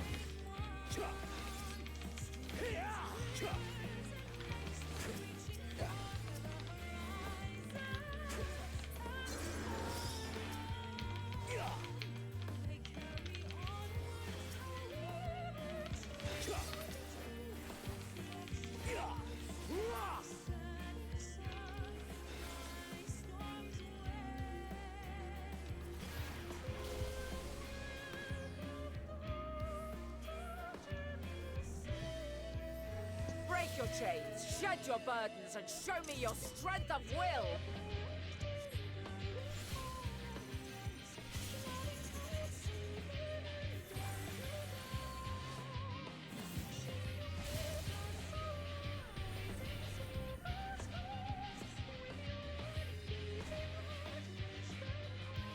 You still stand. The people of your time are more resilient than I had dared hope. I have seen enough.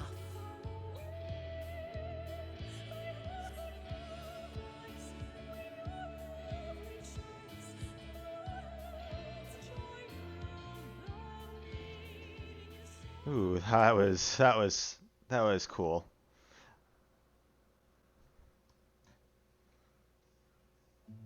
Twas my intent to finish it, but clearly I underestimated you. So yeah, hi everyone, I'm Mance. I usually stream Final Fantasy.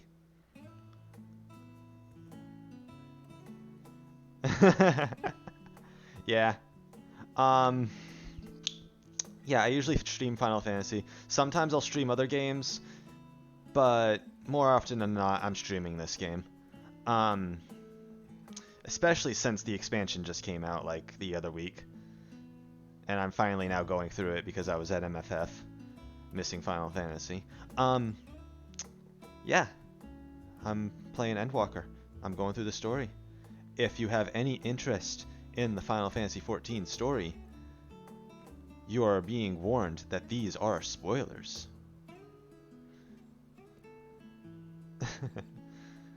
How are you all doing? Take basically a nuke worth of damage like I give a fuck. Yeah, that's the Warrior of Light in a nutshell.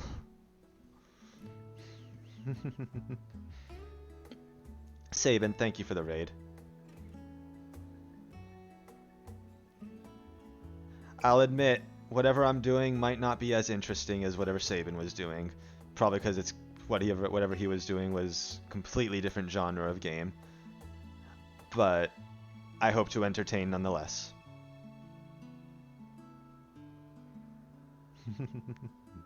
Aw, thank you.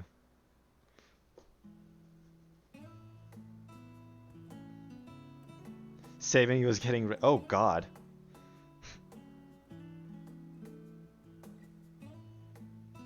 Wait, like the bad kind of raid or the good kind of raid?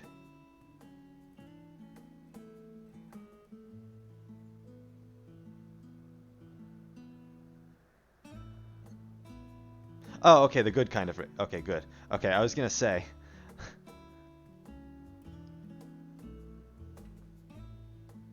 I was hoping so.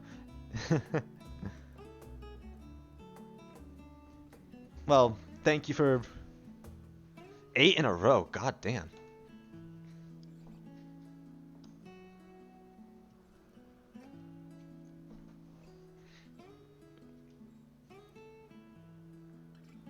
I figured now would be the best time to stop the game a bit and talk to chat. So, but yeah, I don't really know what else to say other than hello. Thank you for raiding me. I've been a bit absorbed into the story, so that was a good pullback.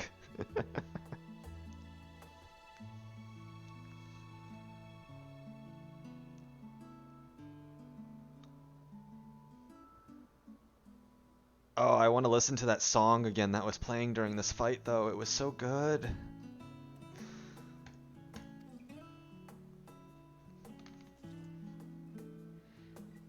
One would think I never learn. I made the same mistake with Azam when we first sparred. Despite being less than half my age, His strength was astounding. As is yours. 'Tis plain you have weathered considerable hardship. Far more even than your tales would suggest. It seems we have both learned much on our journeys. Oh. Hi, Argos.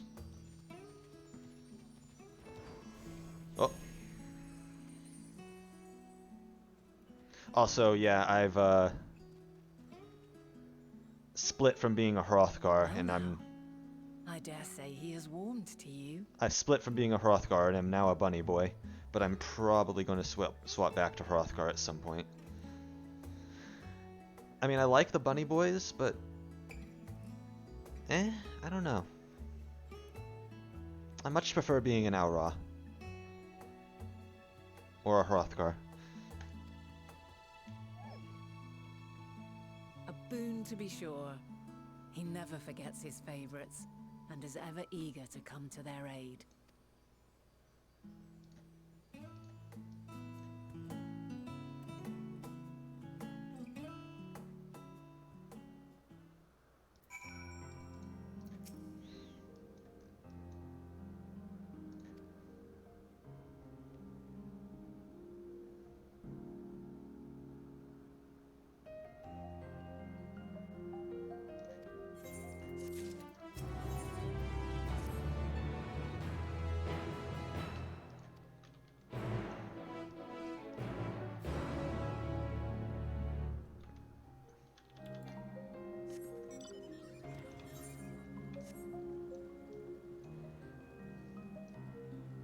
Oh, hey, look. One of these things.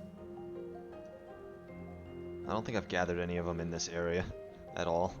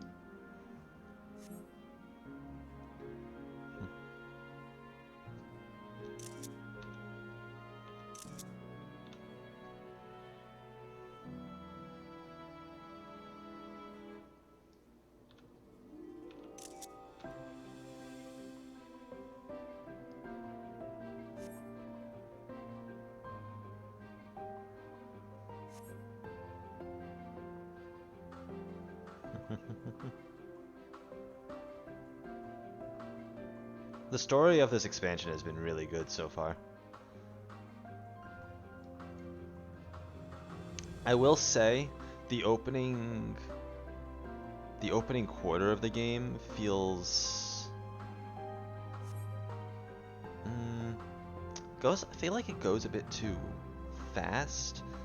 Like, so much happens in such a relatively short span of time. That's what I feel about the first quarter of this expansion. But it's just all been it's been a good ride. Quite a small place, lacking even the most basic equipment. Alright, 1 second.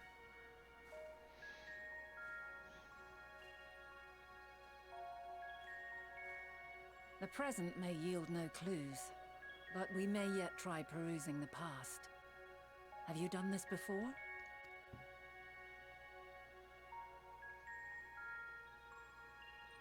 So you cannot control the power freely. Worry not, I shall assist you. Come and stand before me.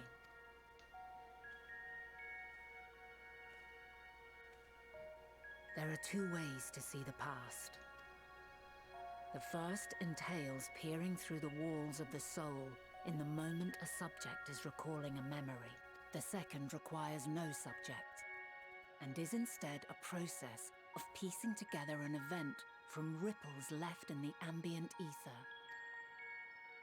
As memories are etched upon the ether of the soul, so too are they etched upon the ether of the world. In this way can history be preserved. Such memories are given to fading, however, and can prove challenging to visit. But come, Let us try. Close your eyes.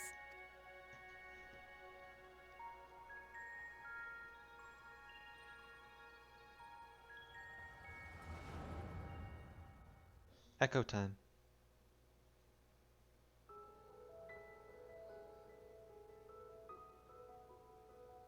All units fully functional and proceeding on course towards their respective stars.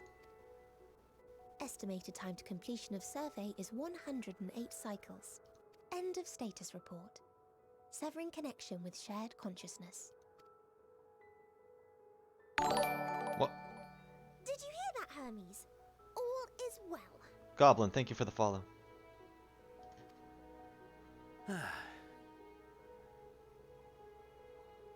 Yes, good tidings at long last.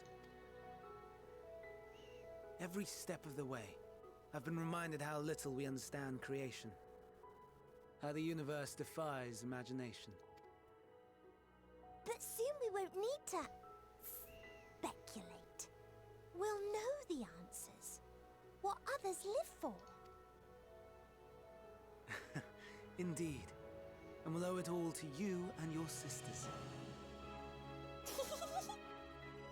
This girl is going to break my heart in some way, shape, or form. Answers we will get. Whatever intelligent beings that exist out there are bound to be vastly different from us. Diverse in form and culture. Possessed of unique ways of thinking. Their conception of life and its purpose will be no exception. Completely and utterly unlike ours. Utterly unlike. How? I have no idea. Yet whatever answers we receive, I will not dismiss them out of hand. No. I will think earnestly on them all, and I will share them with our people, that together we may contemplate our own existence. Perhaps then our star will become a better place. Not only for man, but for all life. Meteon, though I gave you wings to soar the heavens, I did not teach you how to walk the earth. So loath was I to bind another living being.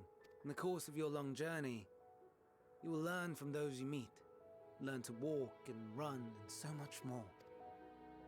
And when you return, older and wiser, we will have a celebration to mark your homecoming and coming of age both. Will there be apples? Covered in syrup?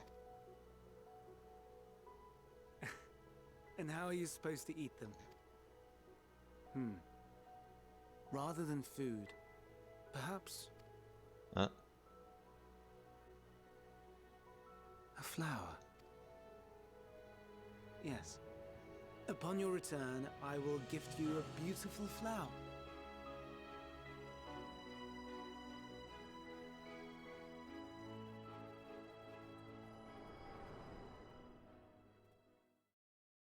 Something something Elpis flower? Again?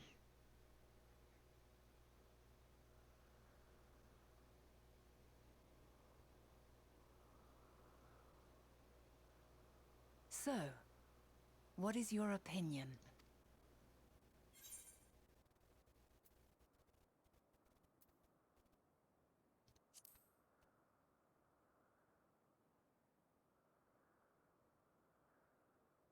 I understand. He is a gentle soul, and well-intentioned. Yet it does not take ill intent to beget ill. We must consider the possibility that something may have gone awry.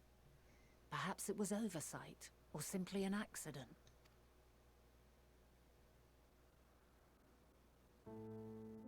In light of this, I propose that we reveal your tale to Hermes himself. If he does not wish for the final days, as we believe, he may well join us in pursuing a solution. But what if telling him of the future is what causes the future to happen? Snake, you've created a time paradox.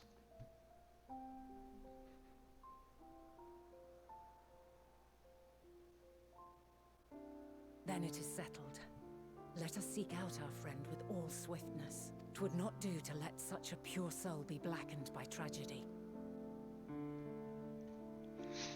I feel like I'm forgetting the message that said, whatever I do back here will not change the outcome of history.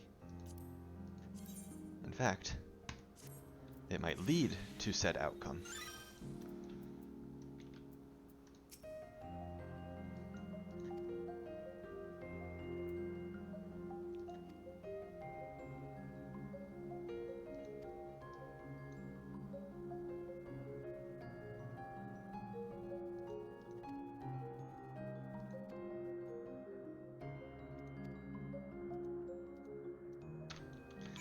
Because time travel is such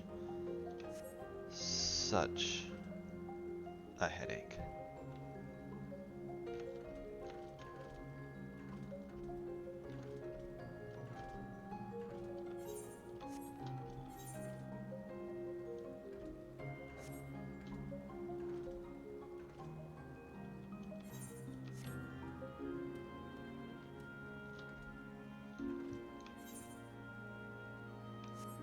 I'm gonna grab these quests as I pass by.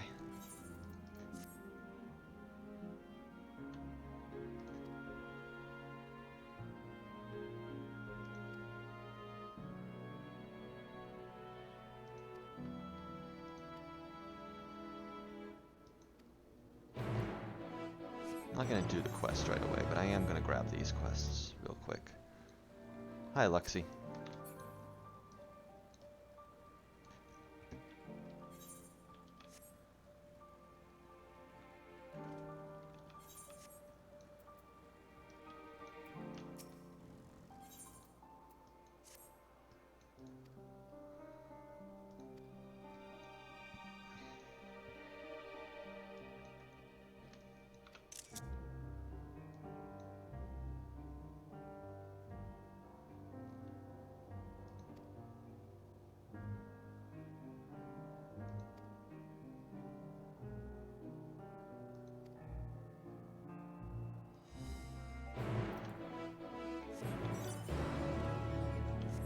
Back to the main story.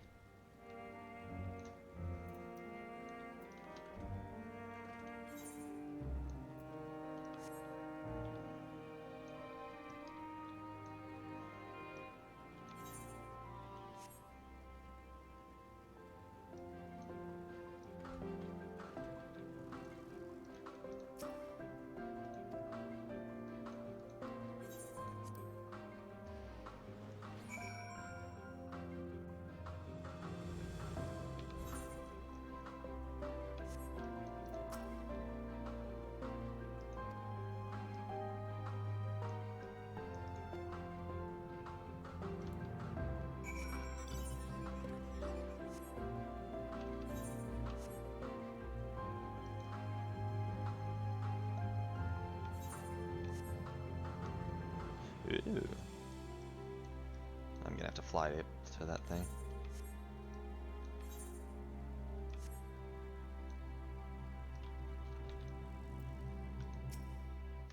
Alright, let's see here.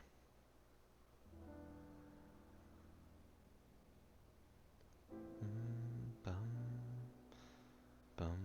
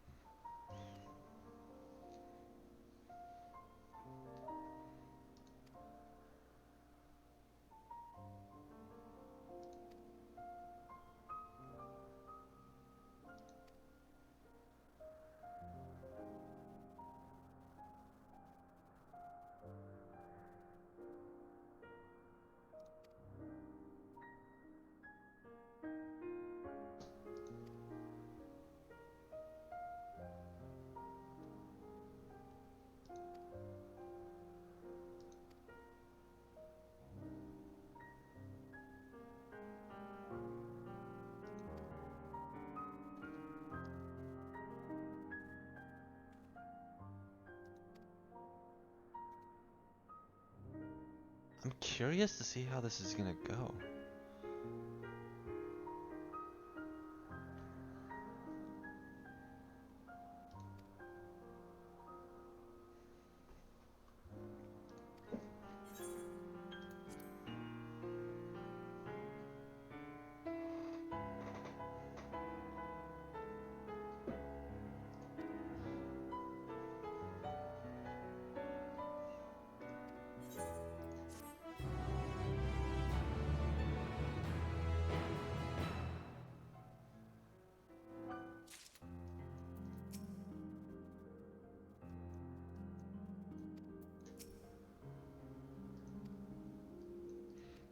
Okay, so, before you, alright, I've got people in my house who are playing this game as well, so I need to keep it down and not spoil it for them, because I already have, honestly. So,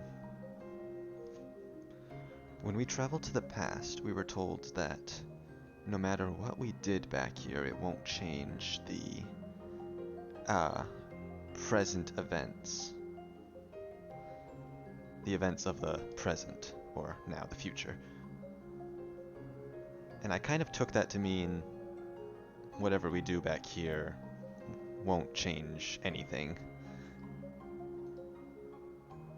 It's time travel's so hard to really talk about like that. I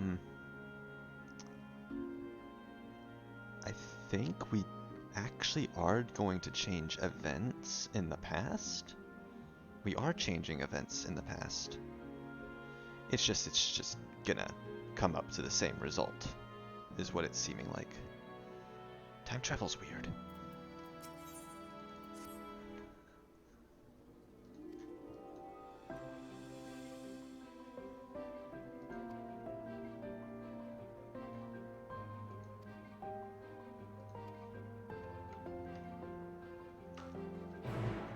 Time travel's really weird when it comes to this whole changing events thing.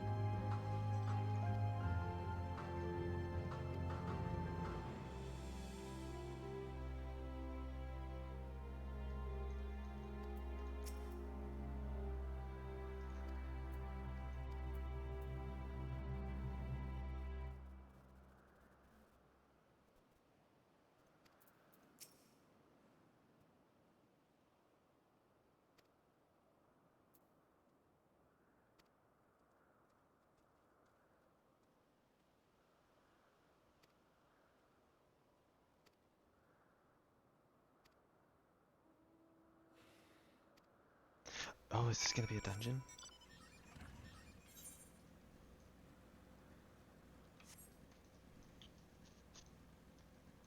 Am I about to hit a dungeon? Oh, okay, it's literally just saying, yeah, I'm gonna be attacked.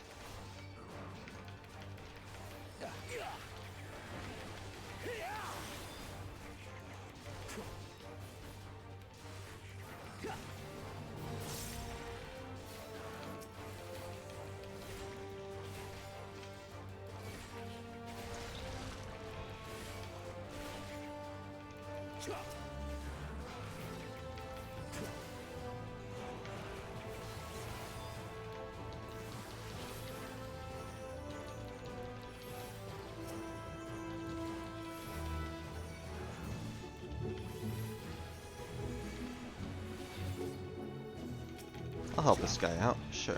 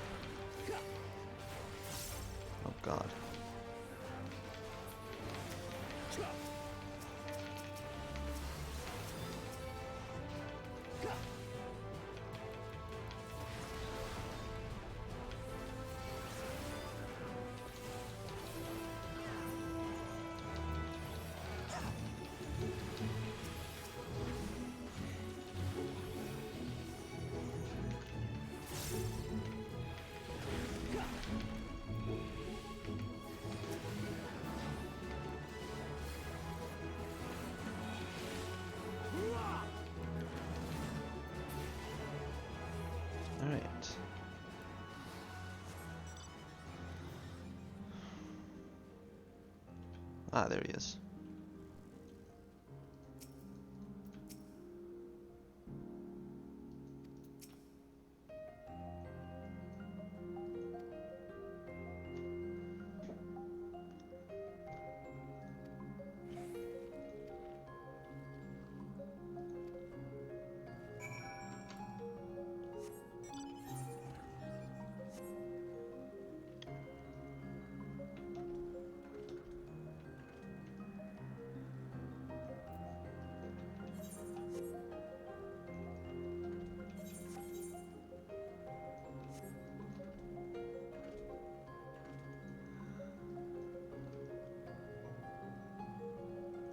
Hmm.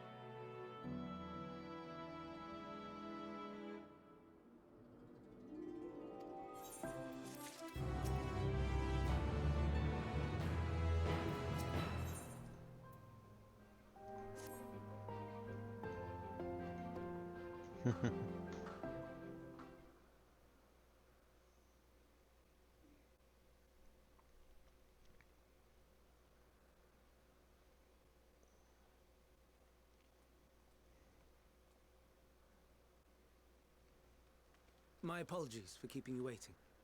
I understand there is a matter you wish to discuss. Aye. A matter of the utmost gravity.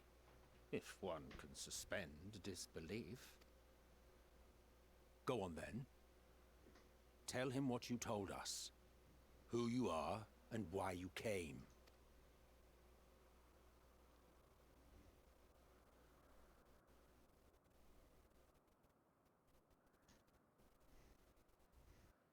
The final days.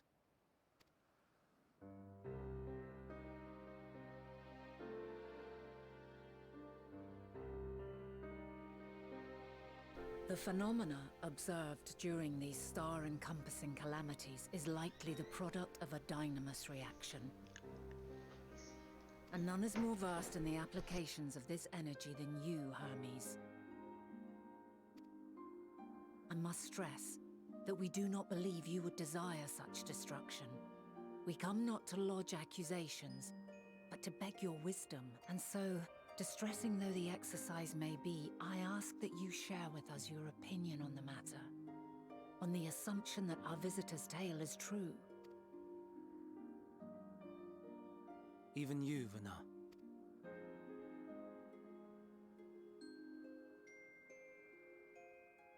As you say, the phenomena observed in the two calamities may both be attributed to dynamis.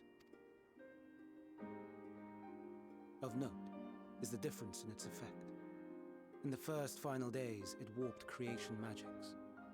In the second, it warped the people themselves. The key variable, I suspect, is the etheric density of the men of each age. As you know, ether, in essence, negates dynamis. Harboring high concentrations of ether, we ancients cannot readily manipulate dynamis, nor be manipulated by it. Therefore, rather than ourselves, the calamity affected our magics. In contrast, having been sundered, the people of the future are composed of but a fraction of our ether. Thus are they susceptible to the influence of dynamis and its transformative potential. But that would explain only the mechanism, not the cause. Though perhaps... What is it? Even should it be a hypothesis, we would hear it. Dynamis is an energy put in motion by feelings. Feelings for which there must first exist a source. A source to which the victims must be attuned. one that harbors the self-same negative emotions. Elsewise, it could not be the agent of such extreme change. So it wasn't the stagnation of the celestial currents. Someone, or something, is instigating the star's demise. So, we've a villain on our hands after all. Any idea who or what it could be?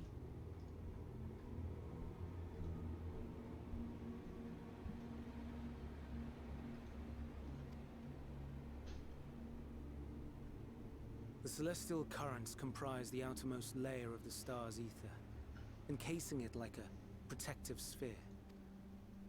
According to your tale, it was where the currents were weakest that the phenomena first manifested.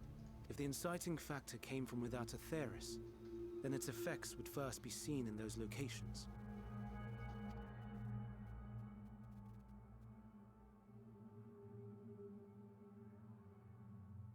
Greetings.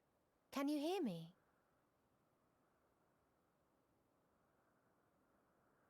Do not be alarmed. I mean you no harm. I wish only to hear your words, share your feelings, know your thoughts. May we please be friends? Meteon. What is it? Executing scheduled task, suspending individual self and connecting to shared consciousness. Connection established. Commencing status report.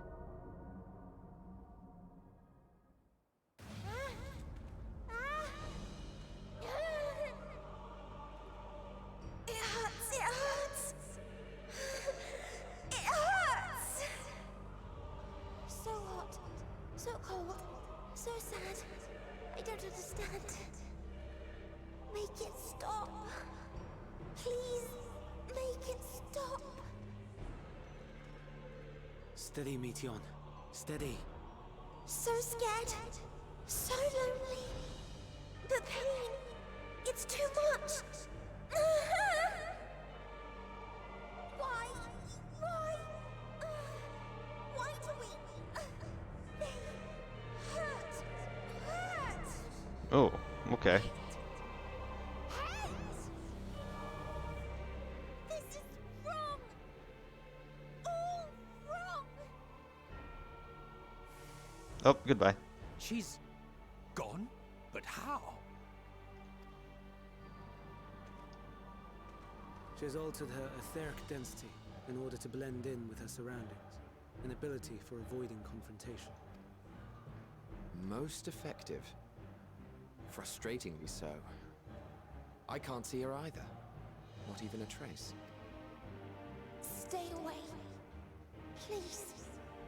This is wrong. My mistake. So please. Are you all right?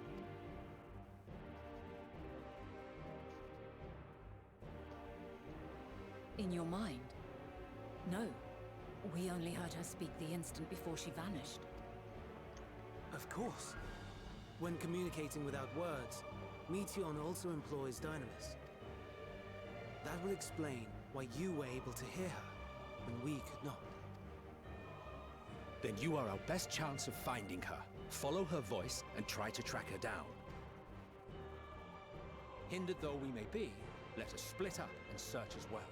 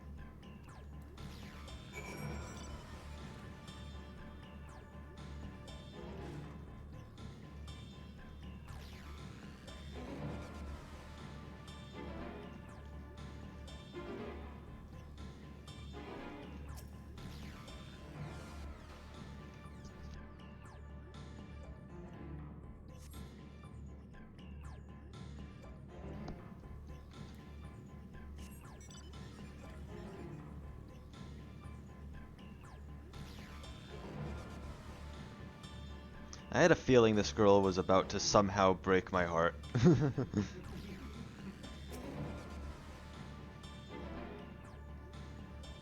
Also, I have two friends behind me now, so you can probably hear them laughing as I talk about the story because they've already gone through this part.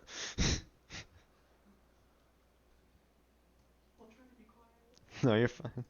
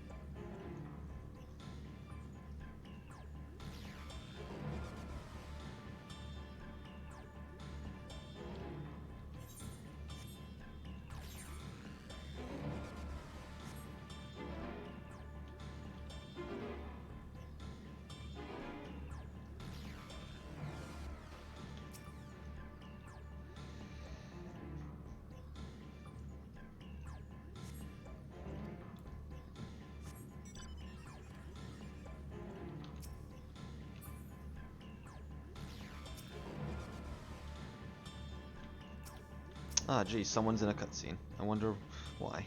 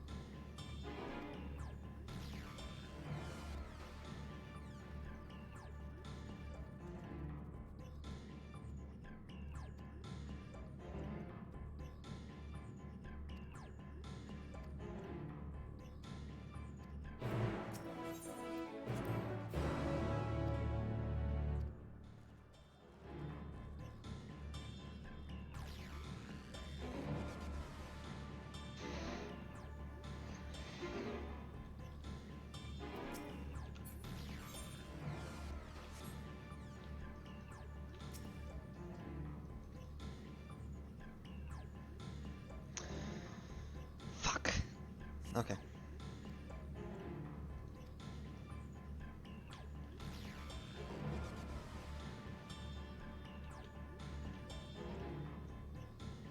I've had a revelation, but I'm not going to say it. But I've had a revelation.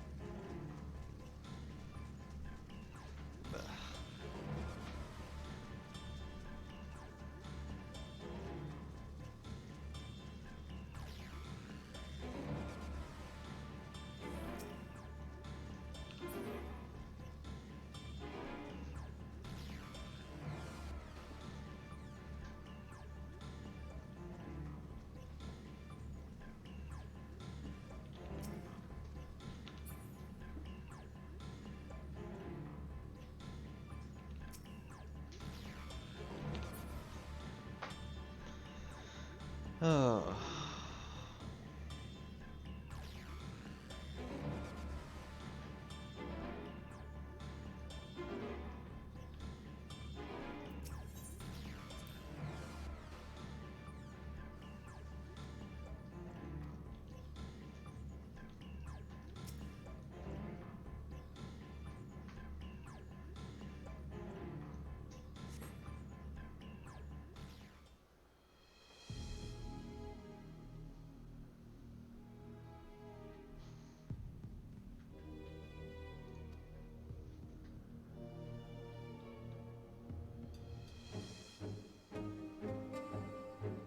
But she said she wasn't over there.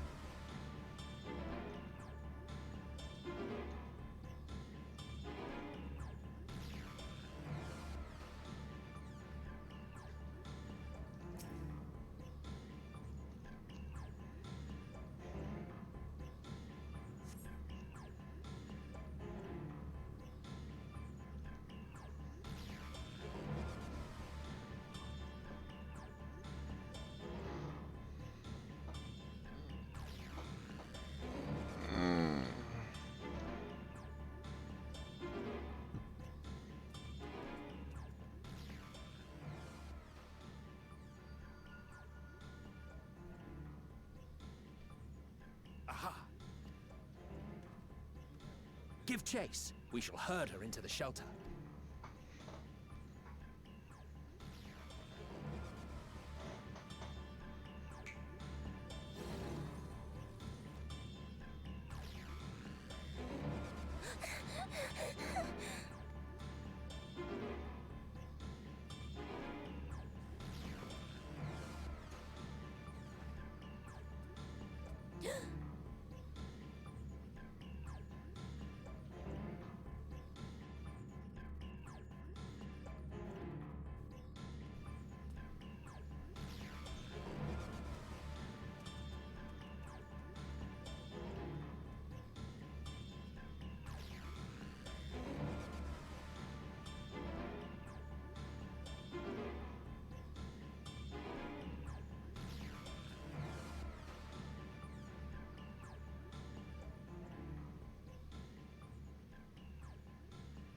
Please, Mission.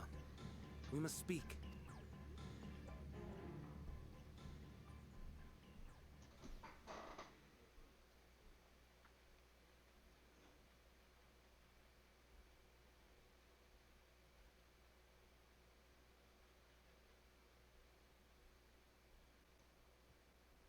I'm sorry, Hermes. I'm so sorry. If someone can hear these words, then please... Please protect them. Protect them all.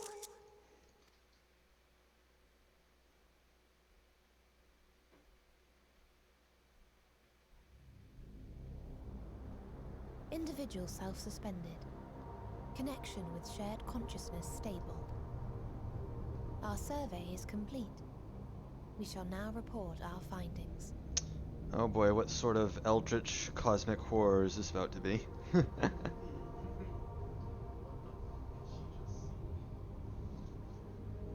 All units safely arrived at their respective destinations. Seeking answers to Hermes' question, we attempted to make contact with the intelligent denizens of each star. Results are as follows, in order of numerical code. Enna. Traces of civilization found. Structures believed to have served as domiciles. No extant life forms detected. Dio. Ruined remnants of buildings scattered across star, surface of which is encased in ice. Presence of life could not be verified.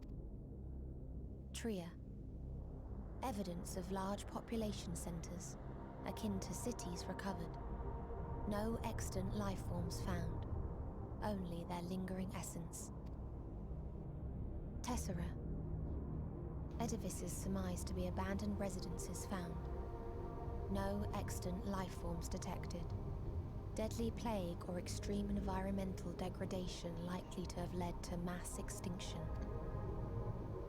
They are all... dead.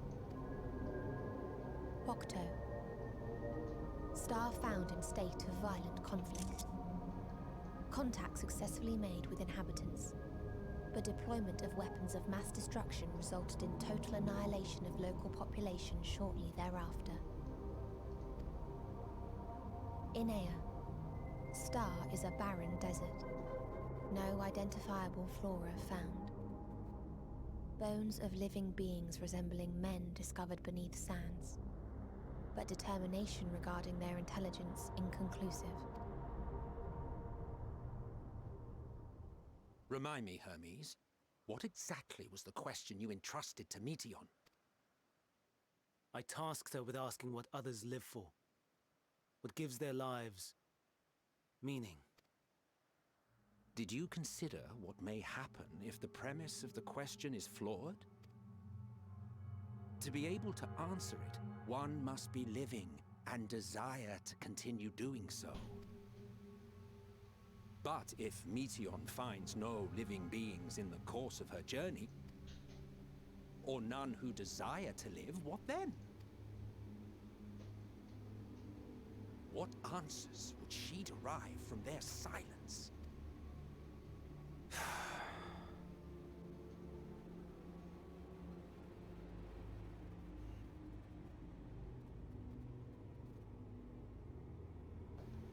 Meteon, enough. Suspend your mission and return hither at once. Decapente. Local civilization once flourished under auspices of higher power.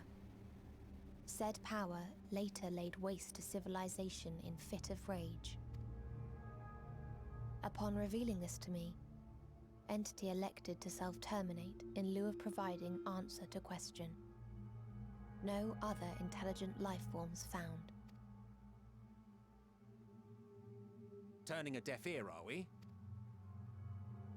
We are taking Meteon back to Amarot. As I understand, we will need her if we are to bring back all of her sisters. Yes.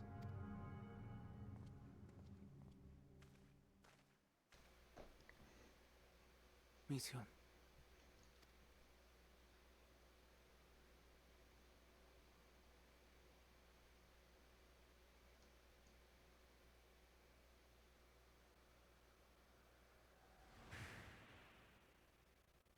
It isn't right, is it?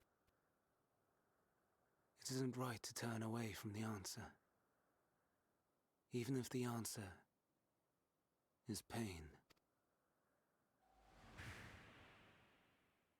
Even if we aberrations must scream ourselves hoarse to be heard.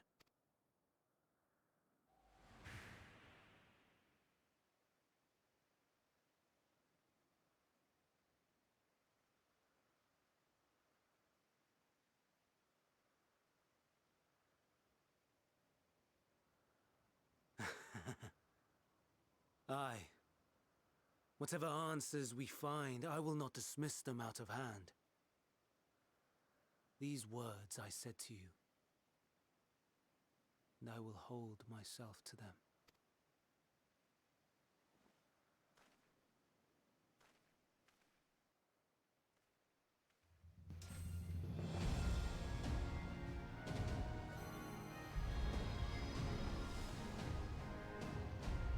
What?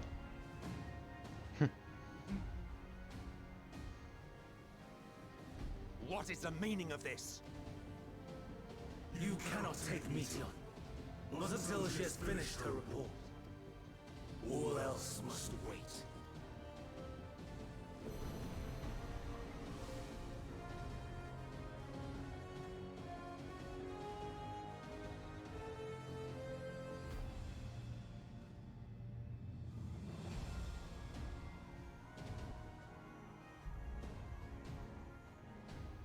You fool!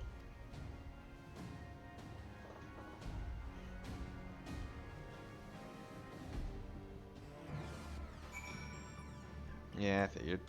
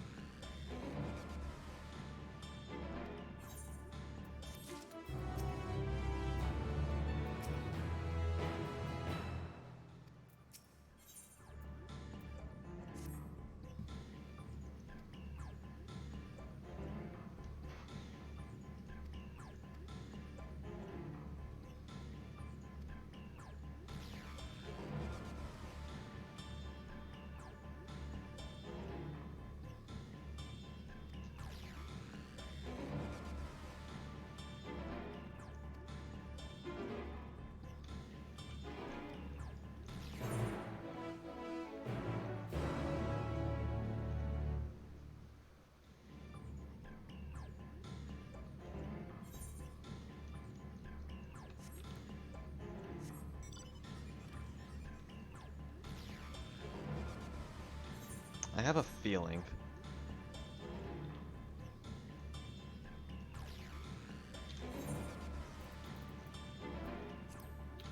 It is level 87.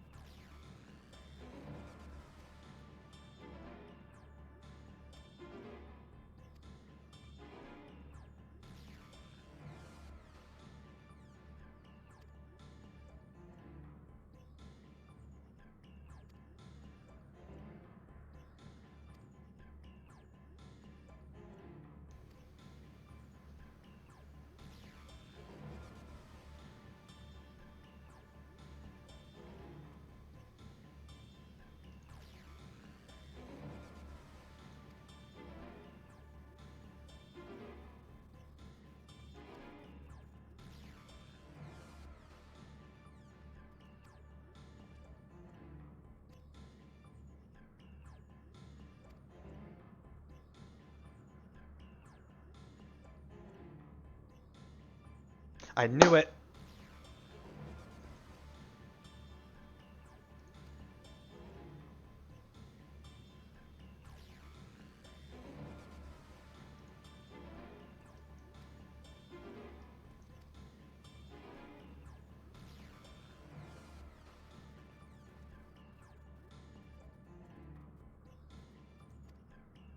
No, when I got to this point, I wondered what would happen if there was a dungeon in this area.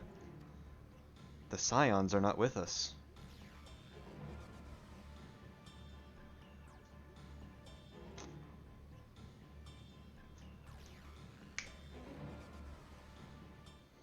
There we go.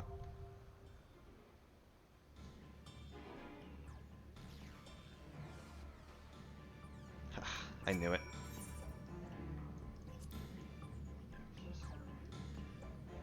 No, I was going through like this area. I'm like, if there was a dungeon here, what will happen with the trust system? And I was like, there's no way they're gonna give up these three to me.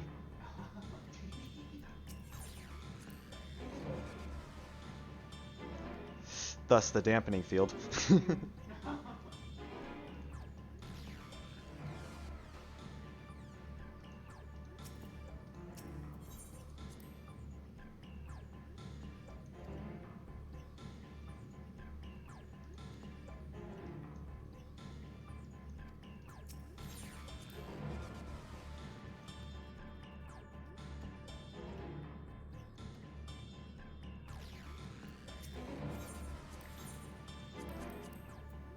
Yeah, of course.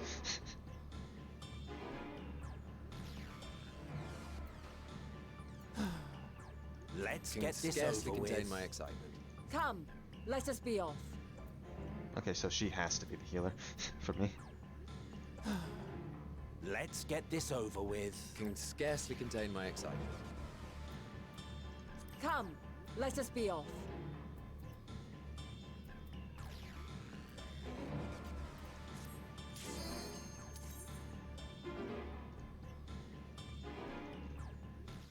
And thus, this is how I'm doing dungeons at midnight. No, even if there were people who wanted to do this with me, I'd be like, nah, I'm doing this on a fucking trust run. If they're gonna give this to me.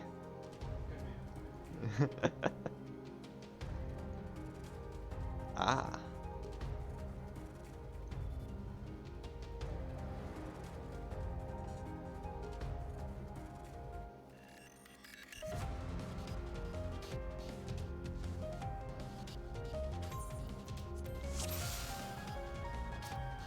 So, he's a black. Yep, okay. What is he if he's tanking? I wonder.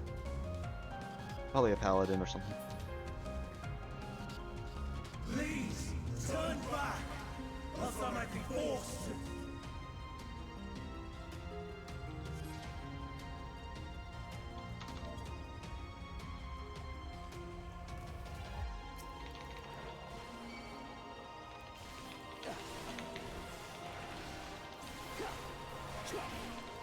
True stone skin. That's how far back we've gone.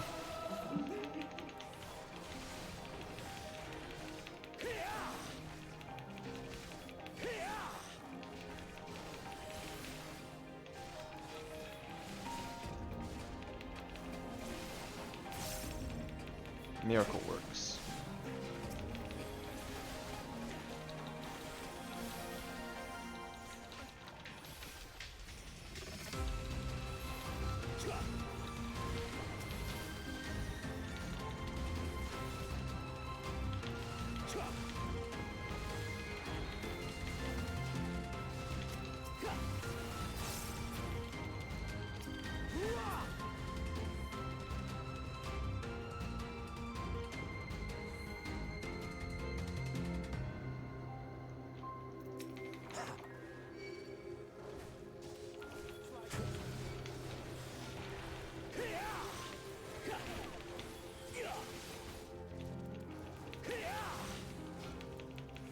I see you opening.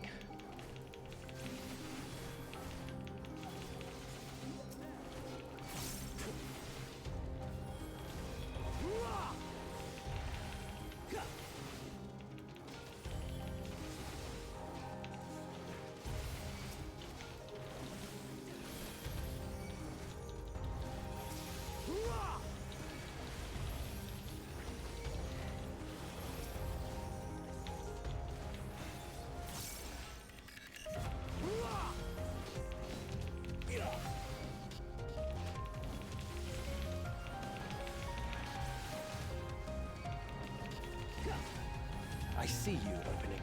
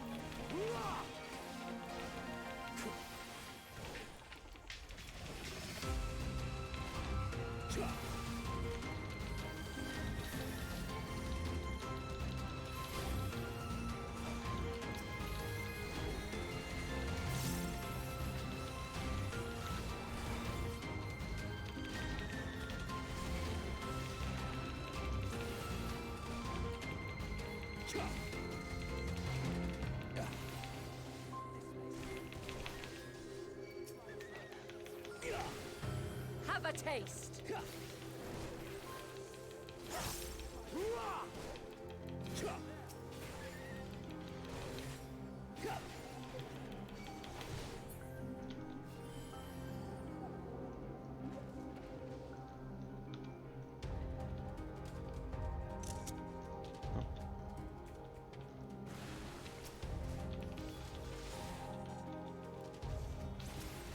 I see you opening.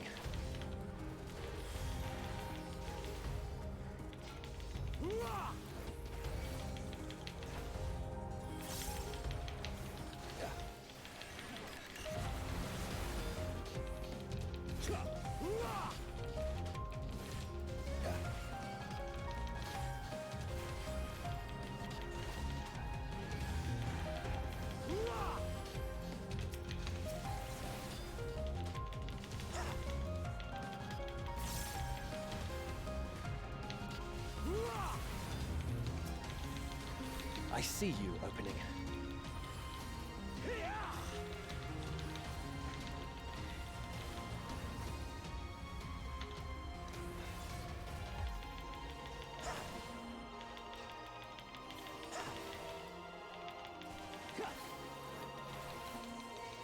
I'm not entirely useless.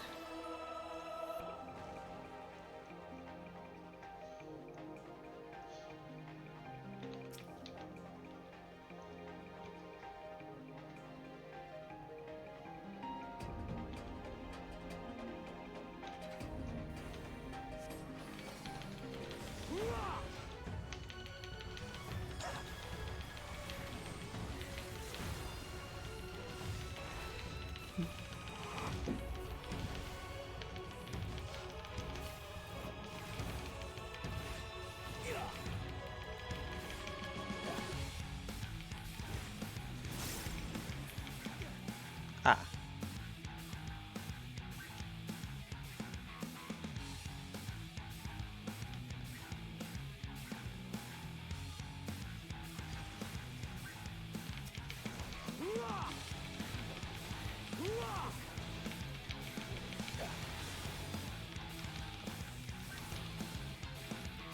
I'm not entirely useless.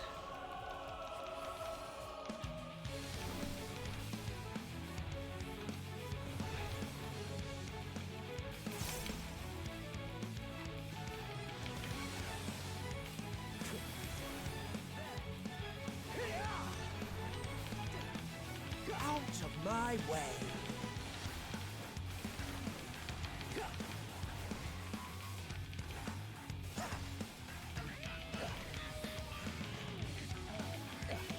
I'm not entirely useless.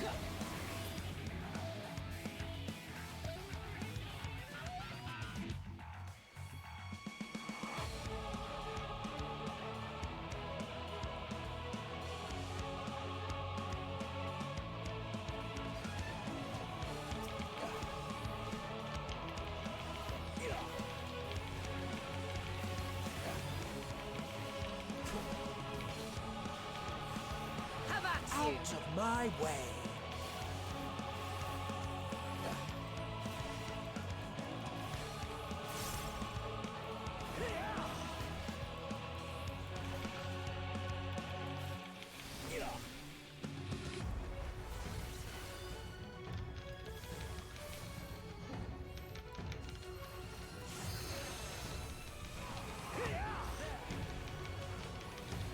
Mine is the ether!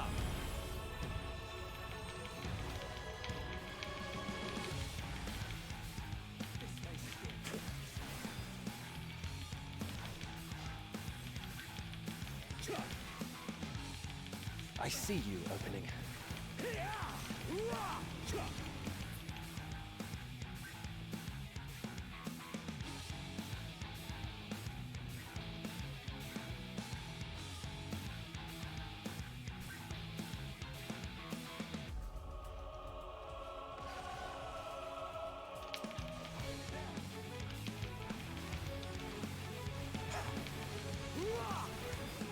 I'm not entirely useless.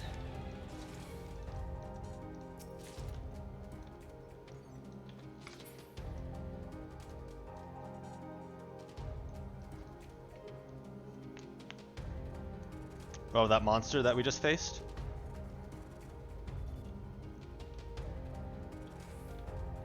Yeah, that wasn't. I didn't get a really good look at him. Whoops.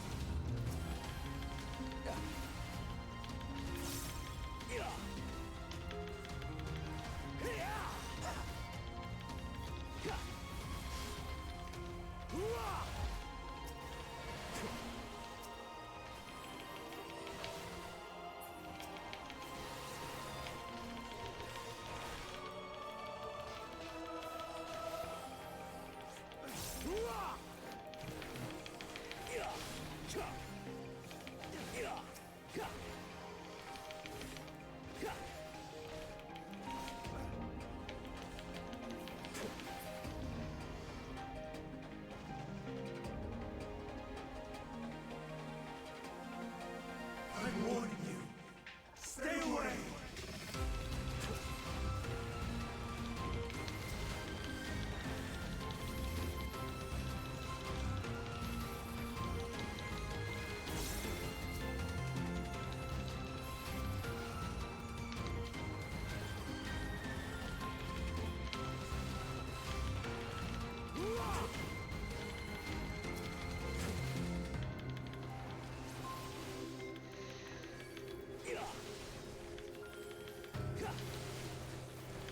Out of my way!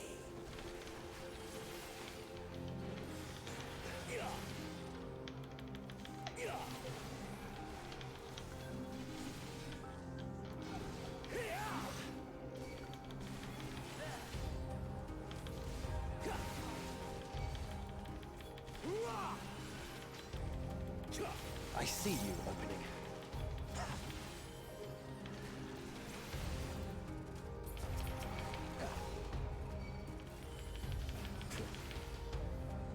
I'm not entirely useless.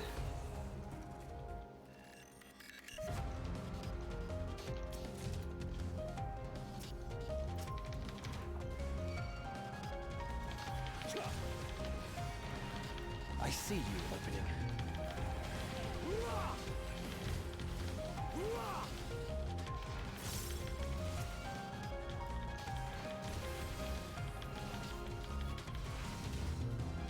Something I hope for in a future expansion? AoE Sword Oath. More than just atonement here.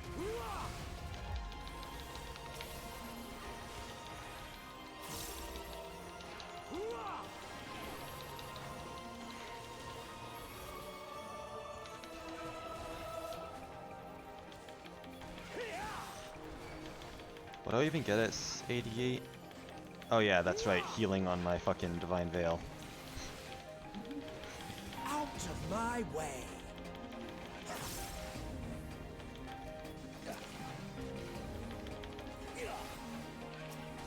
Don't really get much. Well, I mean, I suppose it is much, but still. Entirely useless.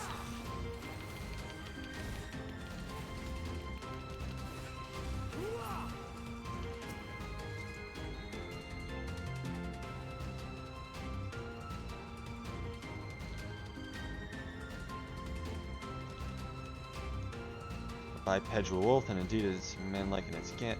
That's a fucking observation journal for the lupins. Interesting.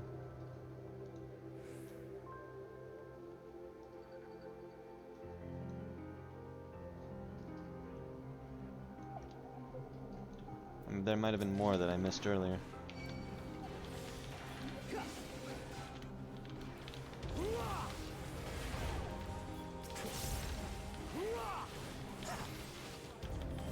Have at you!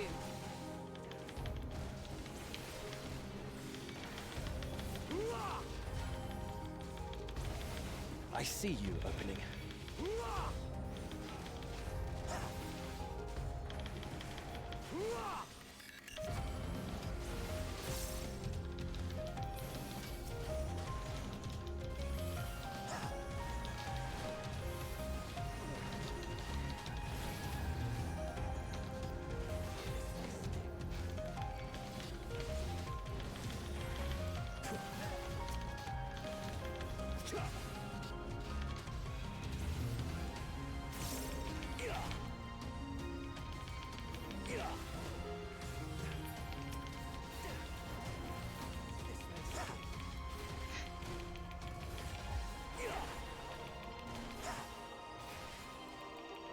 Have a taste!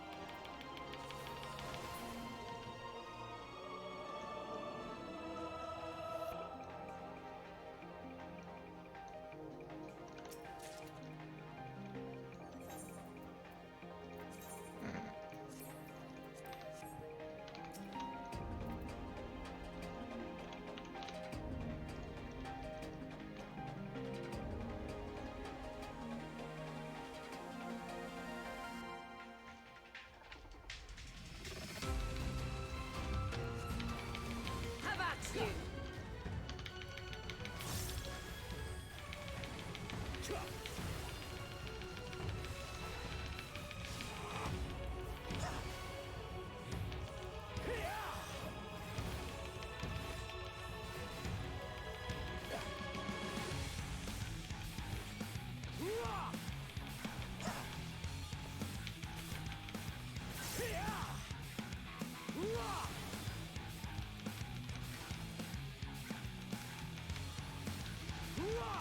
Ah! I had a feeling.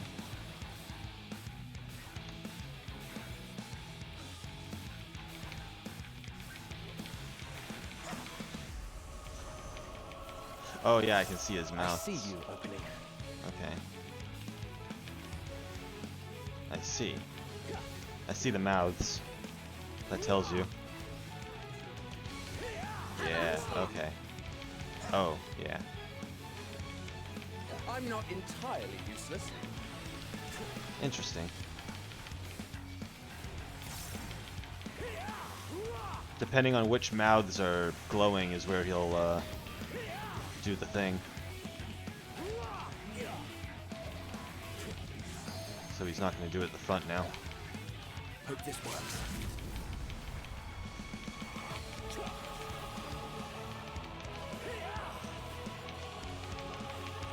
Out of my way.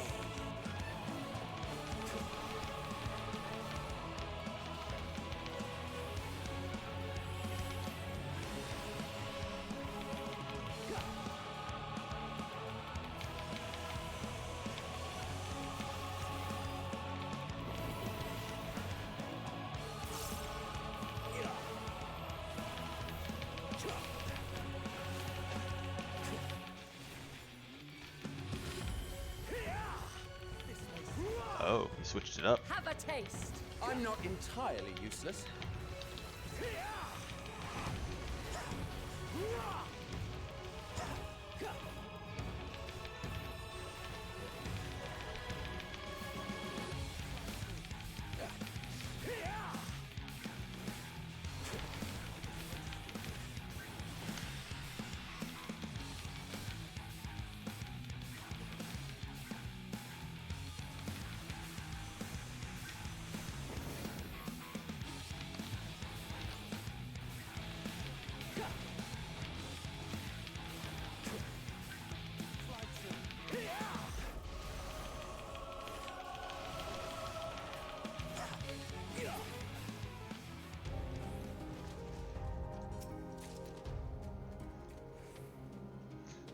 A pass for Constitution, but a fail for Intelligence.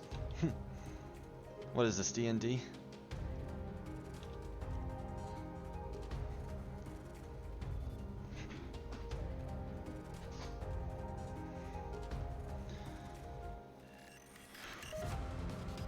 I cannot let you take Meteon.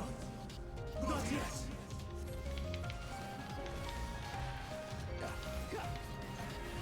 Have at you!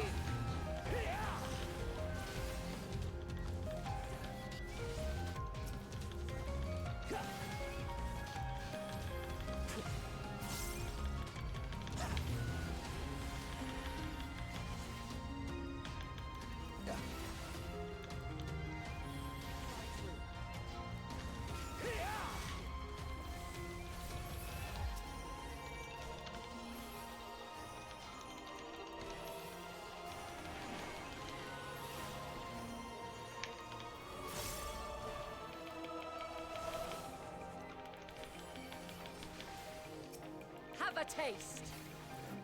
Have a taste! I see you opening.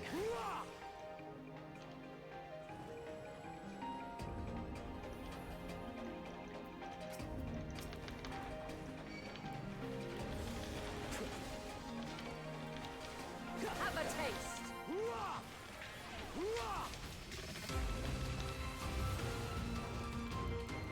I see you opening.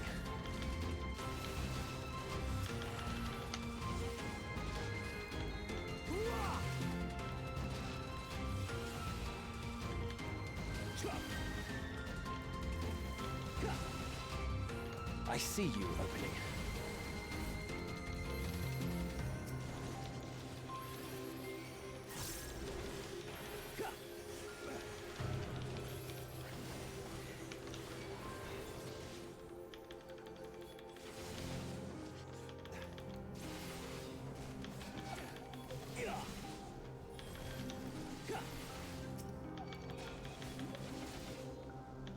I see you opening.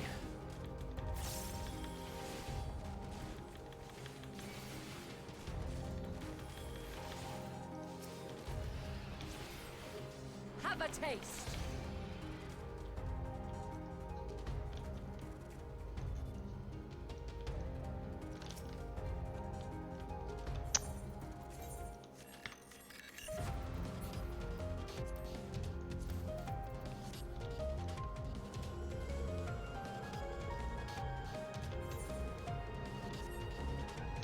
Ooh. Ooh. I must hear their answers before they're expunged from existence.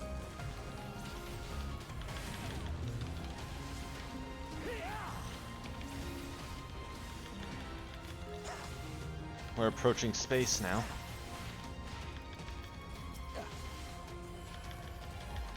I see you opening.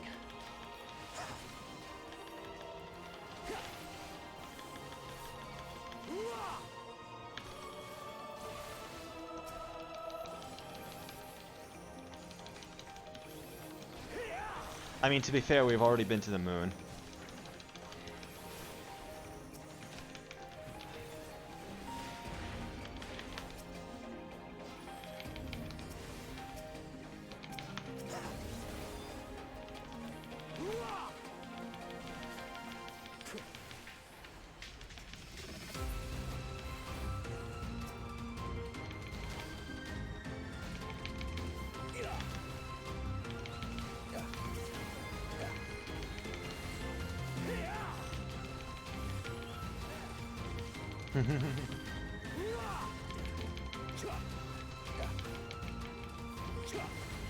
I see you opening. Have at you! Out of my way.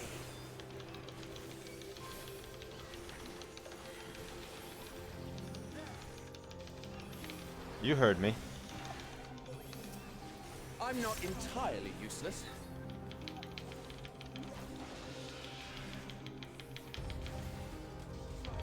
Perhaps I'll show you after this dungeon, but there will be probably a large amount of story after the dungeon, so...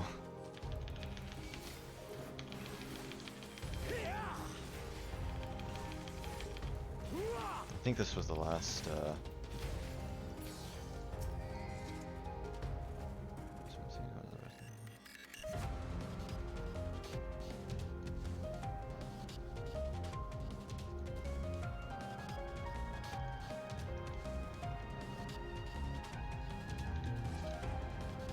Am I forgetting? Oh yeah, there's a treasure chest right there.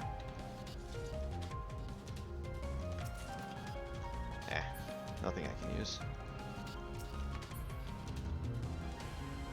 Further into space. Oh, okay. Don't ask how we can breathe.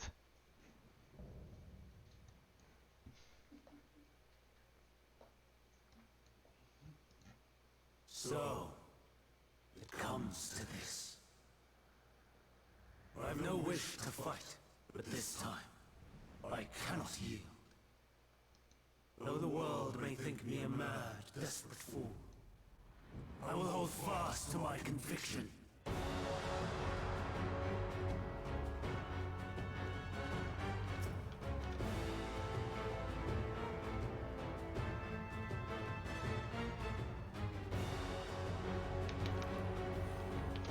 I will have the time and tranquility I require. Lust and gale, gather to me!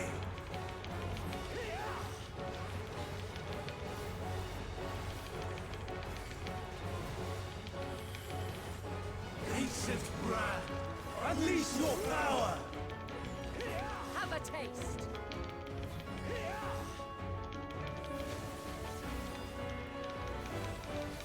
Dancing winds, pierce my foes!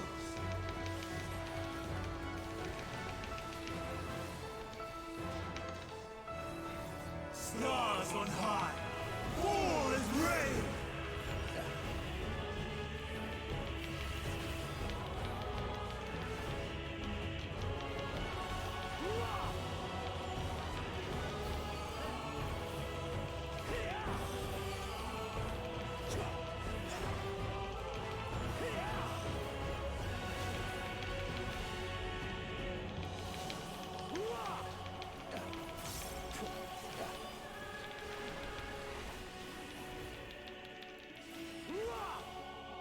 Yeah, that sounds about right. Oh. Be gone! Okay, that was cool. Oh, no, you don't. Have a taste!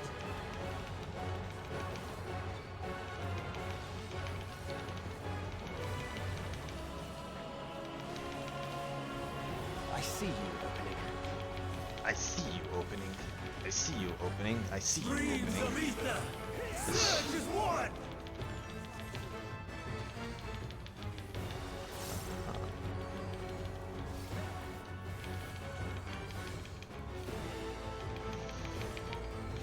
Oh, this is baby stuff.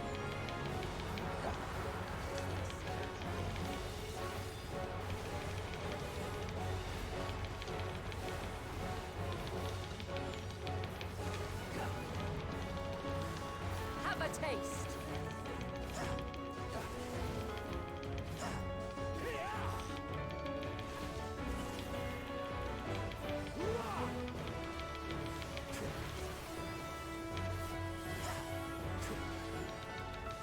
Dancing winds, pierce my foes!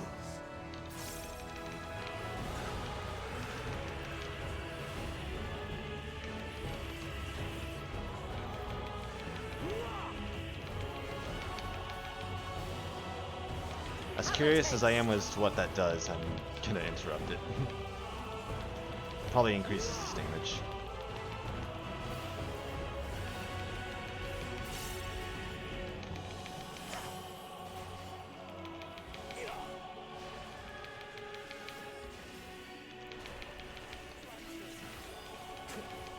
Stars on high, fall as rain! I'm not entirely useless.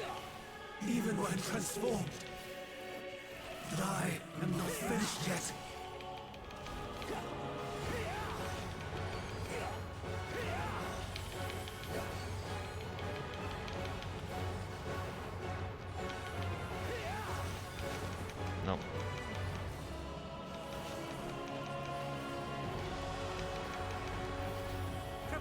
yourself.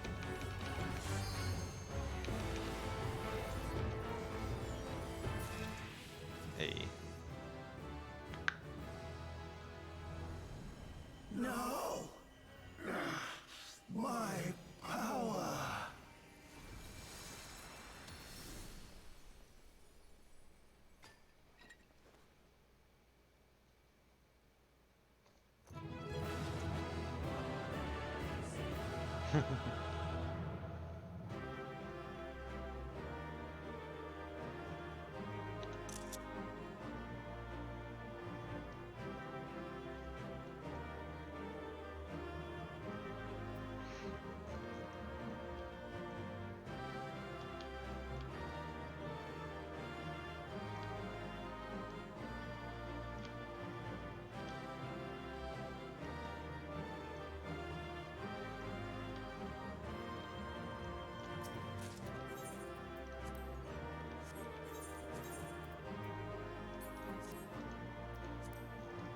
Oh, it's the Shadowless View.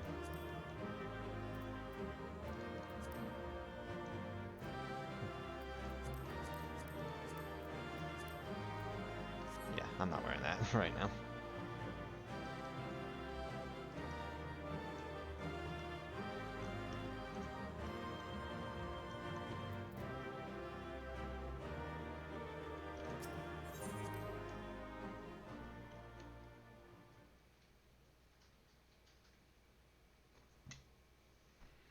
Bum, bum, bum, bum, bum.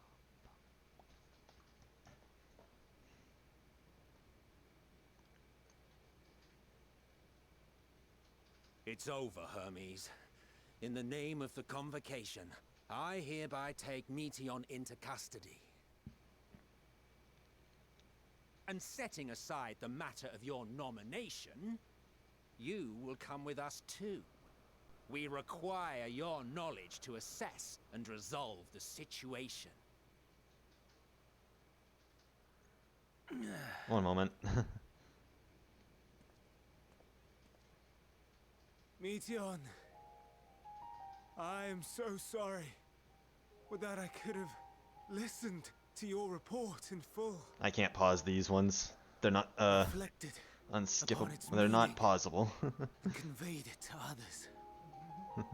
That they might reconsider their chosen But I've been course. enjoying this so far. But I have failed. And that wish will never be realized. However, ere our fates become the province of others, I bid you tell me just one thing. Was there happiness in those distant stars? Was there a reason for living?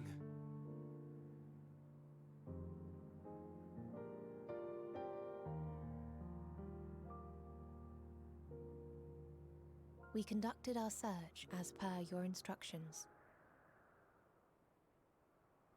We scoured historical records, communed with the spirits of the deceased, heard the final testaments of the dying, welcomed their shadowed hearts into our own. One race had striven to create a world bereft of animosity. That glow is not good. Relationships to avoid interpersonal strife, and in so doing brought about societal collapse. One race had renounced war and devoted itself to the enrichment of its people. They were conquered. That glow is not good. They destroyed the enemy in reprisal. They could not regain their former glory. One race had concluded that finite time was the root of all woes. Aspiring to shatter its shackles, they went in search of infinity. They discovered nothing is infinite, and that neither time or death can be cheated. Disillusioned, they gave up on the future and themselves. One race had discarded all things that gave rise to sorrow, hoping to have only joy. They found joy lost its savor in the absence of sorrow, and lost their will to live. Though worlds apart, these peoples shared a belief. The belief that they had tried their best. That they had tried to fulfill their potential with every step. Yeah, this is getting really deep. In the course of which, they learned the truth. That they would never be free of fear and sorrow, anger and despair, of loneliness, so long as they yet lived. Even now their souls cry out for oblivion. And to this song of anguish, I lend my voice. We lend our voice. Oh, beloved mankind, shimmering jewels of beautiful Atheris, rejoice, for we will free you from the cruel yoke of existence. There is no need to struggle in vain, for in nihility awaits salvation. You will know peace and serenity, and it will be beautiful. We will make our nest at the edge of the universe, and there in the dark of dead worlds hoard sorrow and suffering. There we will sing, our chorus ever louder and ever clearer, that our song may reach even this ether-shrouded star. Such is the answer we have found in the stars. Such is the gift we now offer to Atheris. Yeah,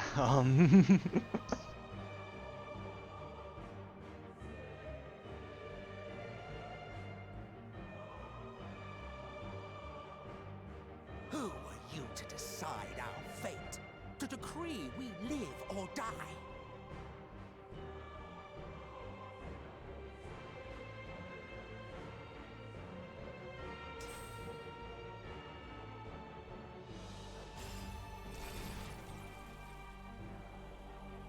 Have you lost your mind? You heard what she said. She means to destroy us all, yet you'd still take her side? In the name of the star, we have discarded those creations that we deemed flawed.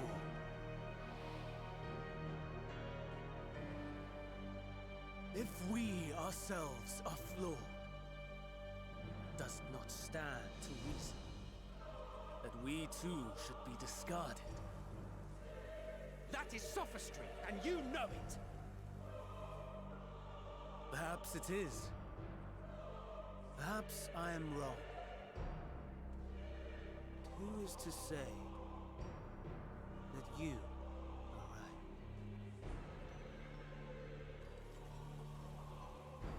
Let us settle this with a determination.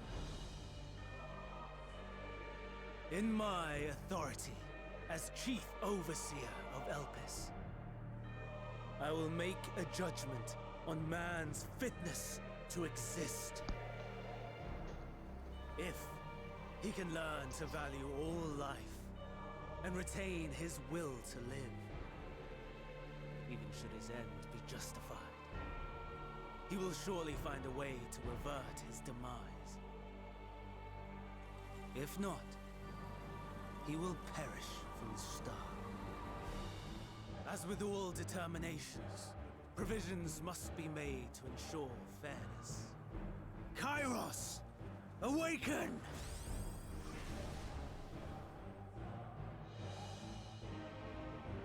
Memory reconfiguration system Kairos activated. Awaiting instruction. Command. Universal memory alteration. Target area. Catesis Hyperborea. Oh, okay, I get it. Starting point. Arrival of Emmett Selk of the convocation at Propylion. Endpoint. The present. Erase the memories of all events. And replace with a vague recollection of the following. I was here, preparing to demonstrate the functionality of Kairos. So that thing can alter people's memories? And I was wondering, if we just told everyone in the past what happened, how is that not going to change the future? She and her sisters could not And this answers my question. And all dissipated with a burst. The resultant shockwave accidentally triggered Kairos, which erased several days of memories from all present. Execute. But we as... Acknowledged. Initializing. 3 processes remaining to execution. Bravo. I dare say one would be hard-pressed to make it fairer. Everything that you told us, everything that has happened, the fact we've even met, it will all be gone.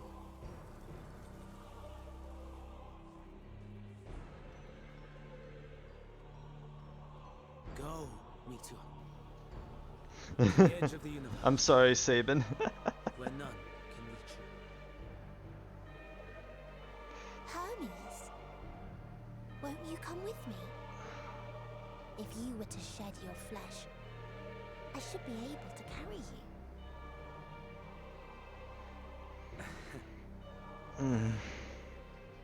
I will remain. As a man, I will oppose the oblivion you bring. Silly fool. Had you said yes, I would have granted you the gentlest end.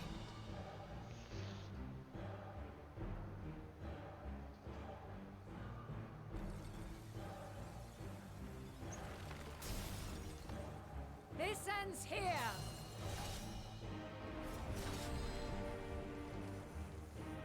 Fly, Meteor!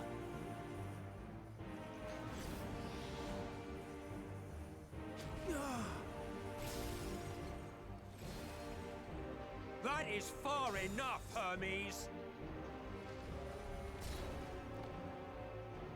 Argos, to me!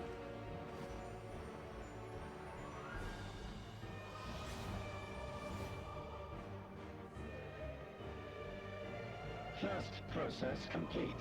2 remaining to execution of memory reconfiguration. As if we needed more pressure. No matter what, you cannot forget what happened today. For it is the key to saving your future. Your world. This fight is our fight. What comes after, our problem to contend with, not yours. Your own struggle awaits, and no one else can take your place. You must flee this place with your memories intact, and I will see that you do. I'll explain in a bit, Sabin, because I cannot pause these. There you are, my little confluence.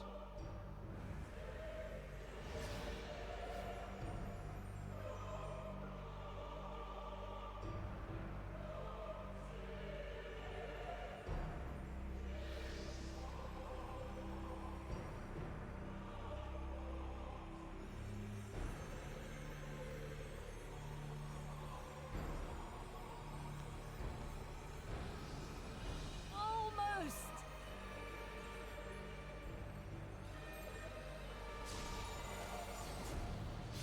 Oh. Very well then. You You may elude us this day, but not forever. It's a dog. Why? I don't know. Like you said. Oh. Meteon's gotten away. Second process complete. One remaining to execution. No time for brooding. Listen well. Beyond lies a spatial confluence that connects the interior sections of this building. I will destroy the confluence and force open a way outside. When I do, you must jump through.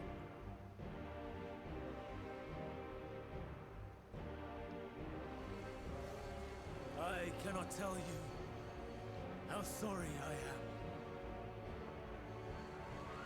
But neither can I let you escape!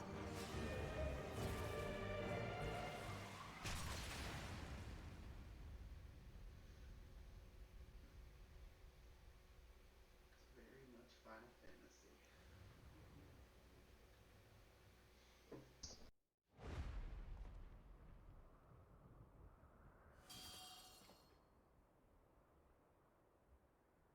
Too brave by half.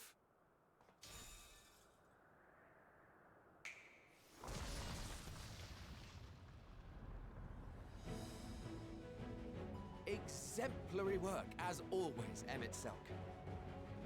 What? But how? I thought the confluence was... over... Over there? Yes. We were rather hoping we would. It was never anywhere but where it is now. The instant those two began making their way towards nothing, 'twas clear the plan was a diversion. I'm quite incapable of destroying a confluence, I must confess. A gambit brazen beyond words. Though we've grown accustomed to reckless improvision due to the antics of an incorrigible associate. Though, in the case of certain present company, incorrigible is an understatement. Honestly, I'm beginning to suspect it's a requirement for every Azen.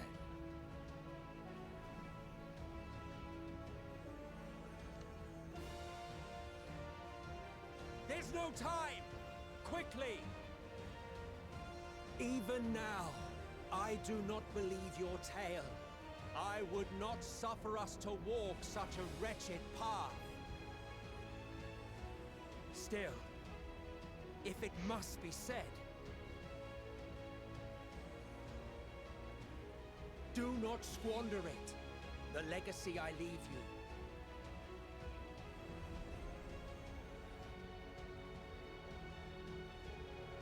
Final process complete. Executing universal memory alteration.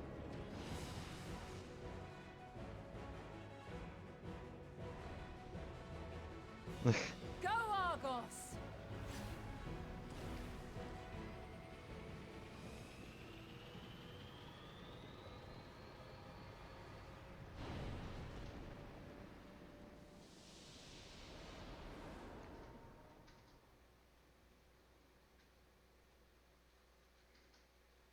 So yeah, that happened.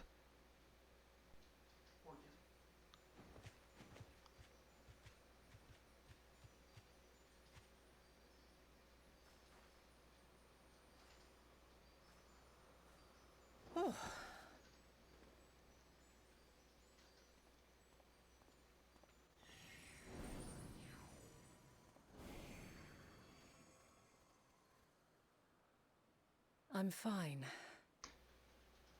Just a little tired. Okay, I can actually fucking pause now because it's not auto skipping the cutscene. Oh, that was a thing that happened.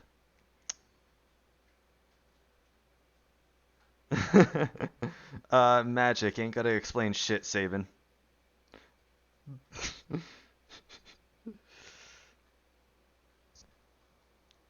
That being said, if you're really that high right now, should I even try to explain the story right now? I don't know if it'll help.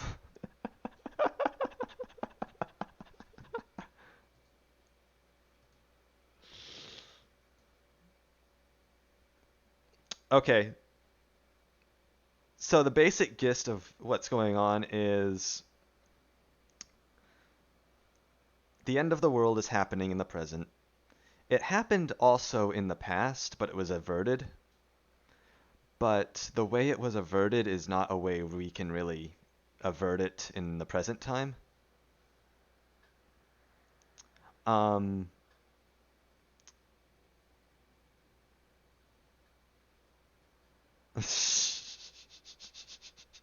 yeah, never fucking mind. Basically, we went into the past to figure out how the end of the world is actually coming to pass. Are we the only ones left who see beauty in the world? In life? Are the stars above no more than husks of fallen civilizations?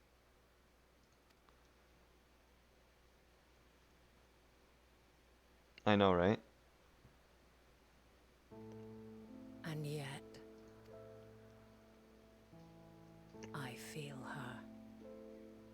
Though she is unimaginably distant, I feel Meteion's presence, and the place where to we must go. Ere she made good her escape, I placed an enchantment upon her, one which allows us to follow her trail. She has already left the outermost bounds of Aetheris, and continues on her way. Given the vastness of the universe, it will still be no easy feat to track her down. But thanks to Selk and his Ladeus, all is not lost. We remember. So long as we remember, our fates remain ours to shape.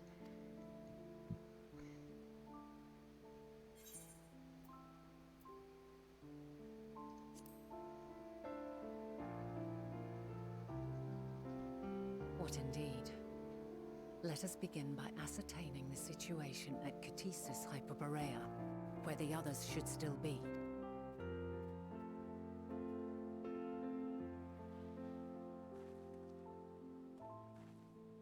Given the likely state of their memories, however, it would be imprudent for us to approach them directly.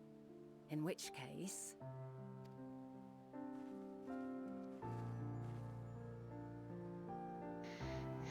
I am sorry, my friend. I've asked much of you this day. But may I trouble you one last time?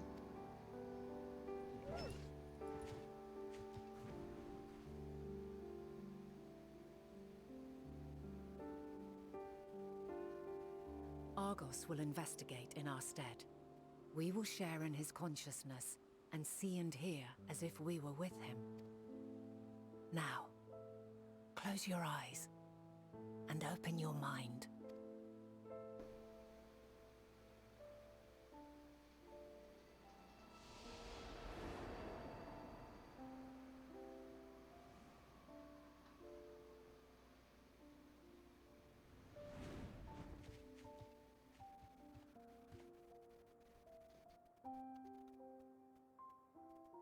Thank goodness you are unharmed.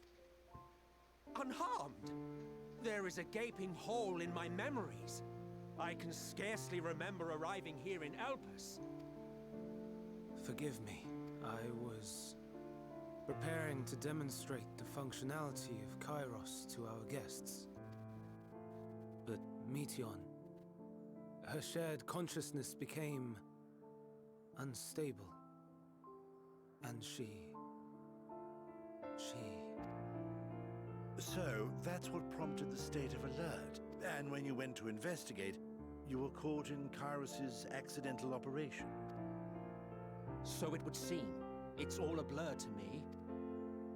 Such an unfortunate accident. Oh, and what of Venar and your other companion? You went inside together, as I recall. We did? If Venar was with us, I have no recollection of it. But that there is her familiar, is it not?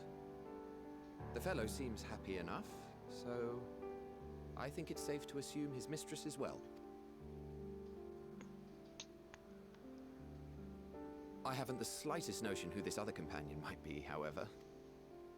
Ah, well, that individual struck me as a bit different, for want of a better word. Perhaps it wasn't actually a person, but some manner of creation.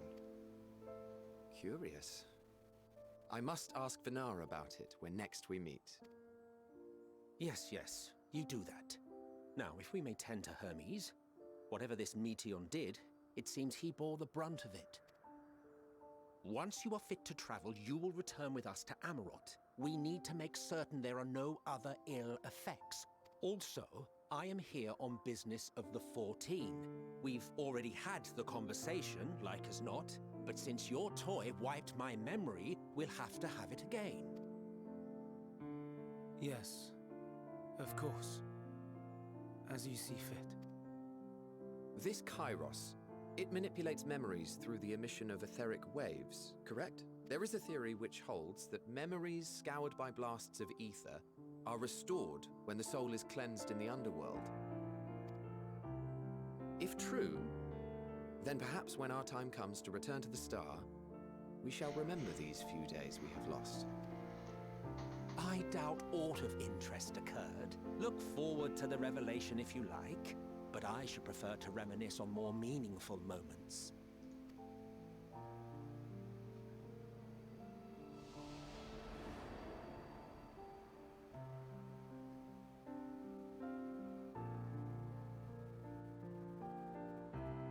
Hey, Wuffies. Let us rest.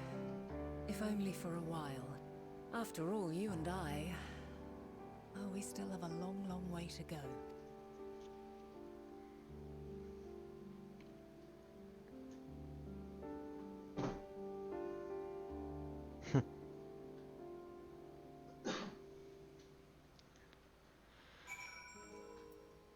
Ooh.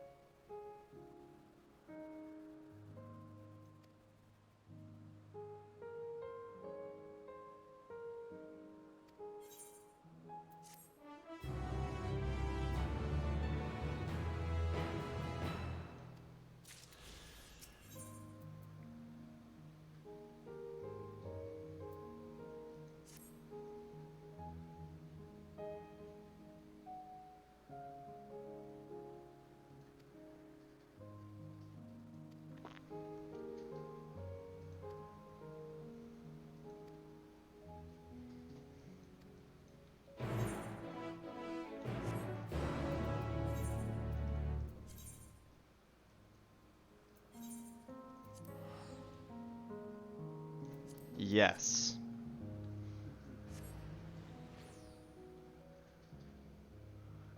This was not a turn that I expected the story to go, but holy shit.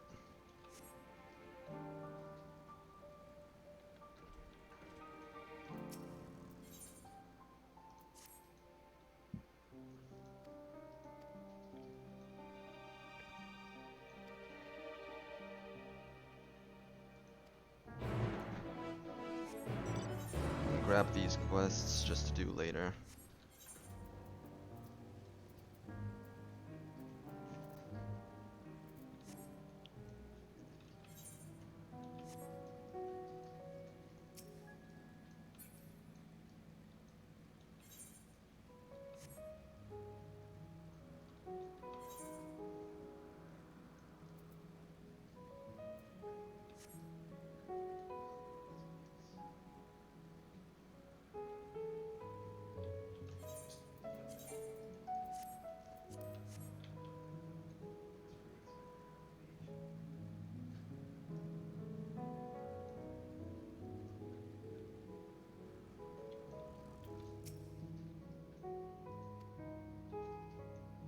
Upon speaking to Vana, several cutscenes will play in sequence. It is recommended that you set in oh boy. If they're giving me that warning now after that big-ass cutscene that we just had, this is going to take a while, folks.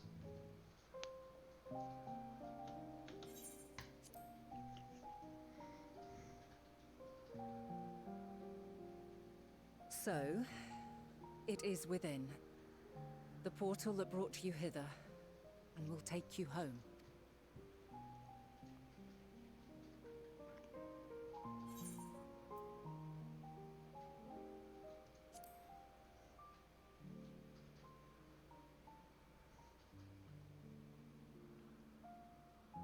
May you and yours emerge triumphant.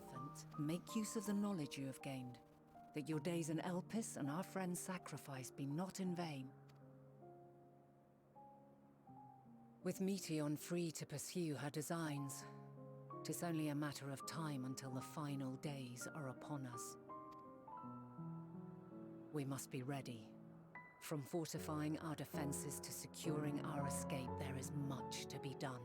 In spite of this, we cannot allow the report that set this calamity in motion to become common knowledge.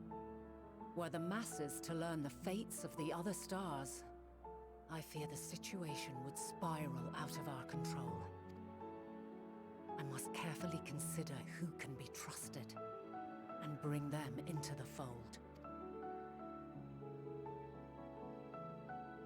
Ordinarily, I wouldn't hesitate to call upon the 14. However, it was the desire for a fair determination that drove Hermes to attempt to erase our memories. Were he made aware of his actions, there is no telling whether he would remain a friend or become a foe. Alternately, we might try to alienate him from the convocation. Yet in doing so, we would deprive ourselves of a brilliant mind who would be invaluable in the crises to come. Quite the dilemma. Which is why I must work independently of the convocation. Regardless of how we proceed, if we are to permanently avert the final days, we must be equal to Hermes' challenge. We must prove that mankind is worthy to exist. And this hinges, I think, on how we confront the all-consuming despair that accompanies a senseless and seemingly inevitable end. Bewildered and divided, we would perish like the peoples of those celestial ruins. We could not hope to survive the final days, much less take the battle to Meteion at her nest. We must find a way to defeat despair, to unite and prepare as many as possible for the struggle ahead. Heavy will weigh the burden of guiding this legion of souls. Yet I have faith in mankind's potential. As long as he believes in himself, there is naught he cannot achieve. So I will not give up on him. On us. You may find your world to be very different. Or perhaps the erasure of our friend's memories has sown the seeds of a conjunction between us. We cannot know until the moment is at hand. So shall I strive to do my best, taking naught for granted as I walk my path. And I pray you walk with me to the end. As you move forward, so too will I. As will all, resolved to fight for the morrow. And when mankind has found the strength to stand against despair, we shall silence the song of oblivion. She who sings it will learn our journey is far from over.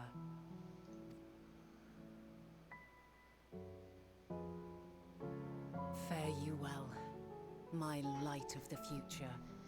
Till we meet again.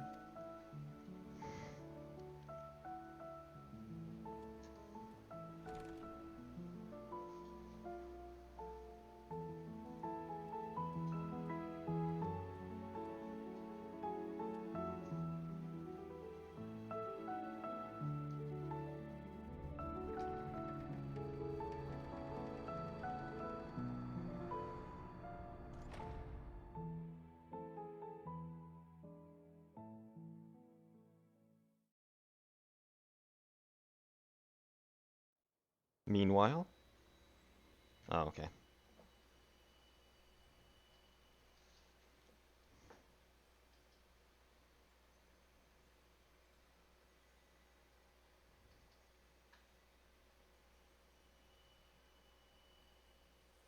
From this day forth, I shall strive to bring honor to the seat of Vandania.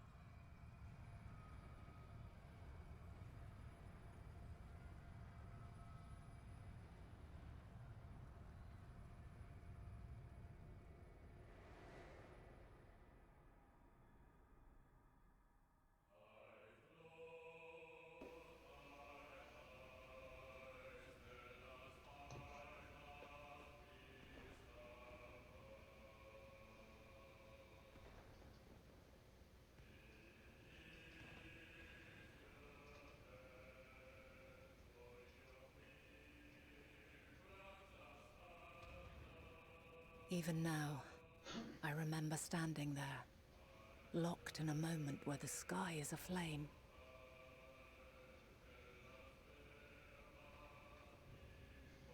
Where stars fall as tears, and screams darken the seas. Where resignation rots the trees.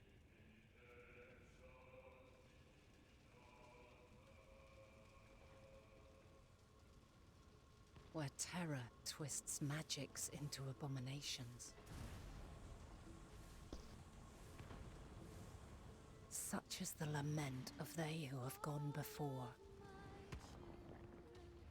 The song of they who tried and failed to create a better world. The song of the end.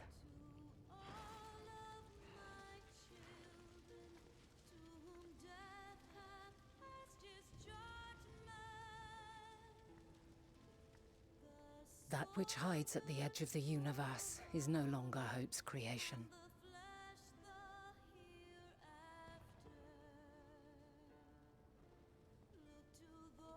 It is hopelessness incarnate.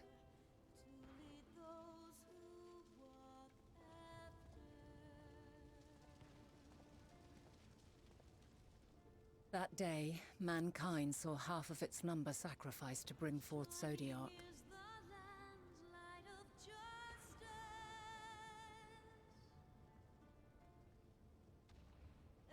And covering the star in a shroud of ether, we forestalled the final days.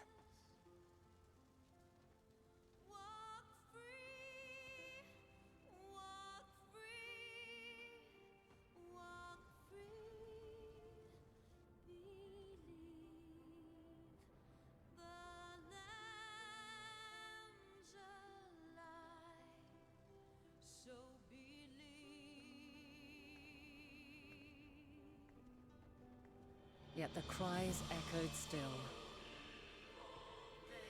We wept for innocence lost, wailed for death inevitable.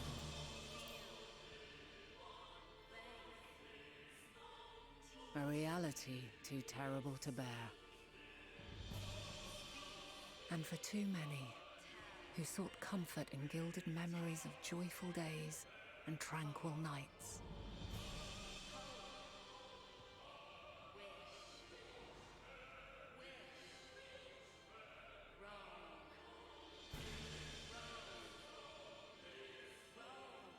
This is all wrong! Why must we suffer so? It needn't be like this. No. There must be a way to restore things to the way they were. To reclaim the perfect paradise we once had.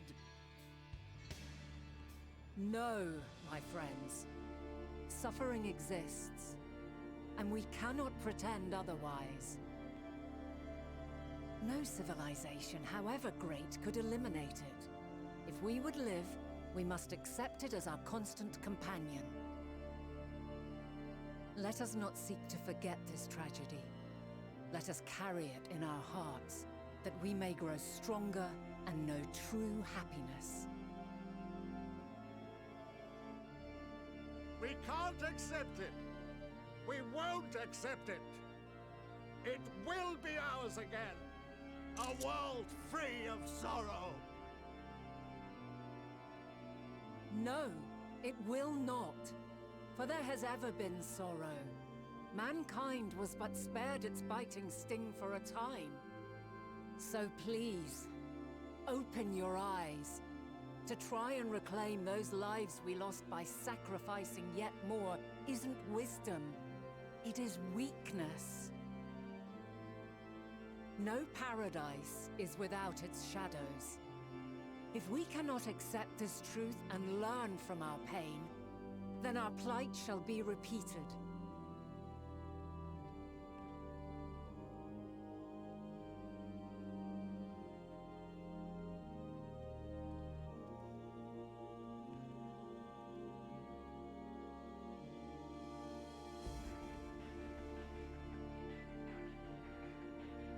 O mighty Zodiac, God born of our boundless faith, we bid you, hear our prayer. Accept this offering of lives, and deliver unto us the lives we once had. Deliver unto us the days of old, the days when the star was a font of love, and we knew naught but bliss.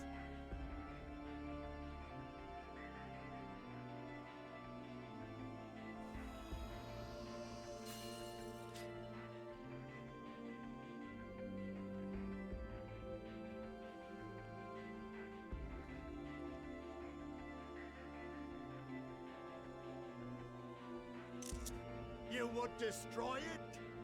Our beautiful world?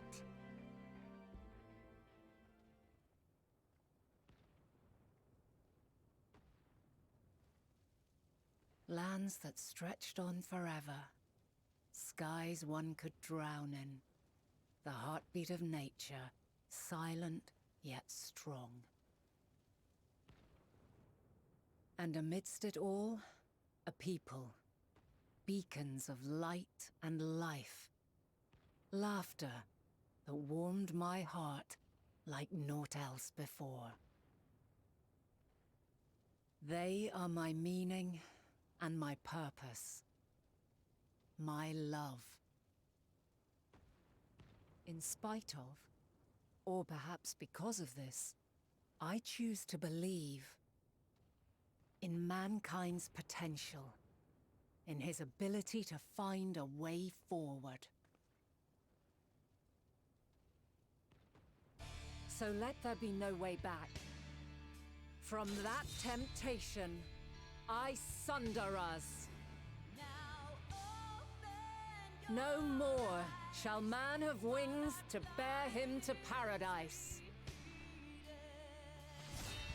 Henceforth, he shall walk.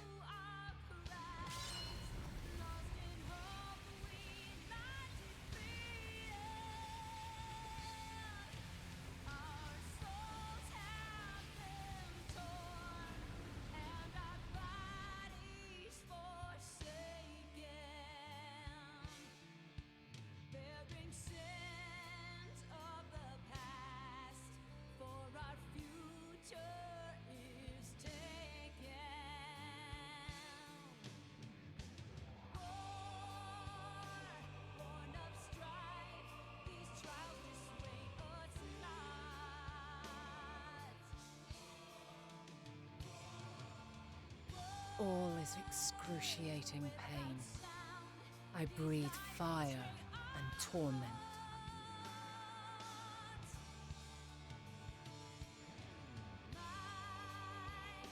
I birth a world of suffering to mire and plague.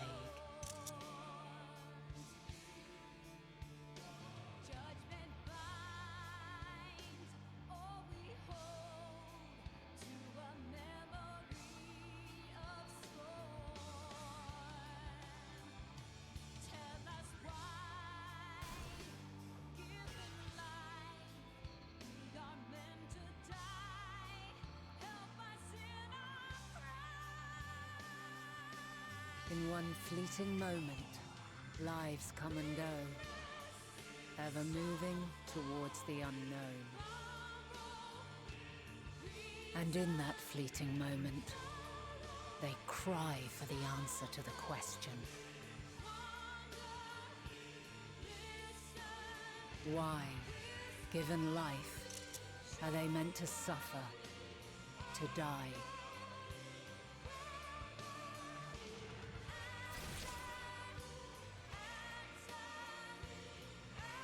As fragmented, imperfect beings, yours is a never-ending quest.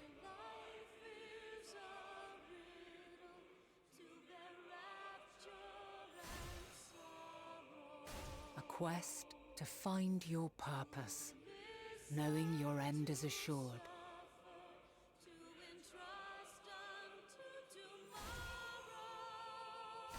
To find the strength to continue when all strength has left you. To find joy even as darkness descends. And amidst deepest despair, light everlasting.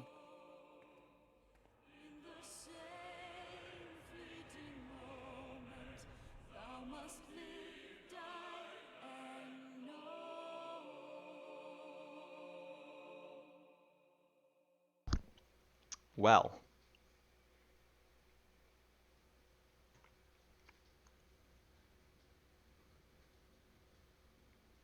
A conjunction has begun to form, an intertwining of your time and mine.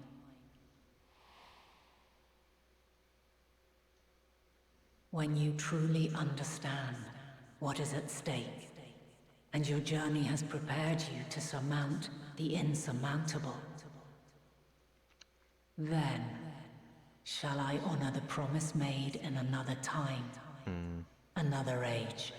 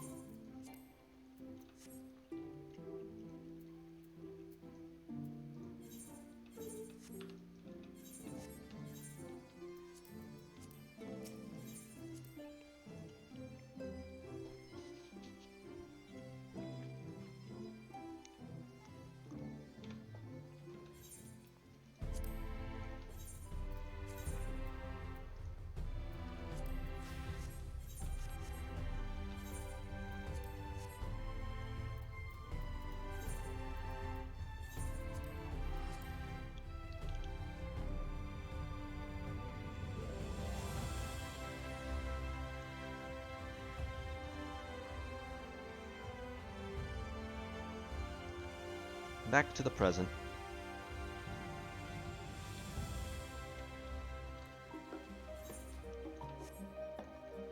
But yeah, that was rather interesting.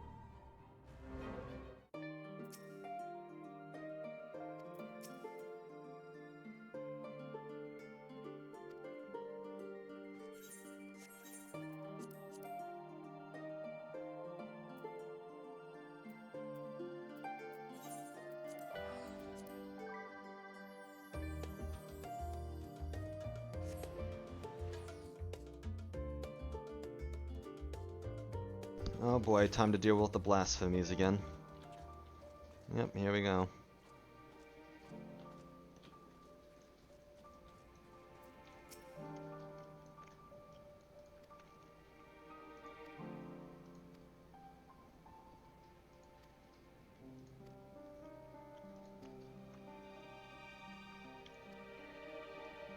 Several cutscenes will... Oh god, no.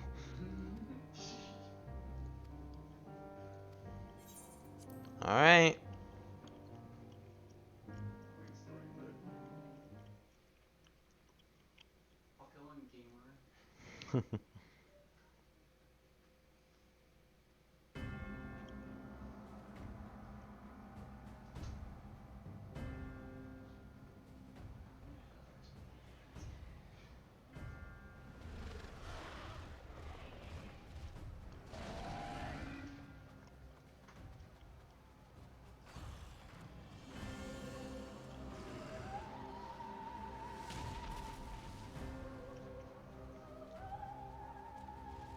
No.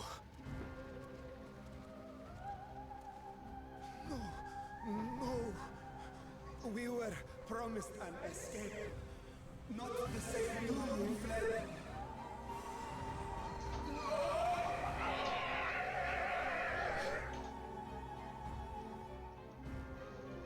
I shall not meet my final days here in this blasted waste.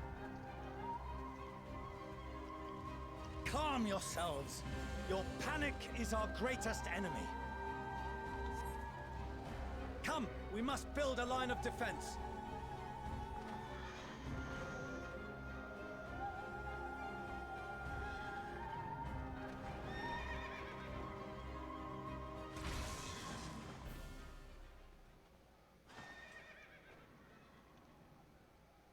How? Leave the fighting to us, Father. You must lead the people to safety.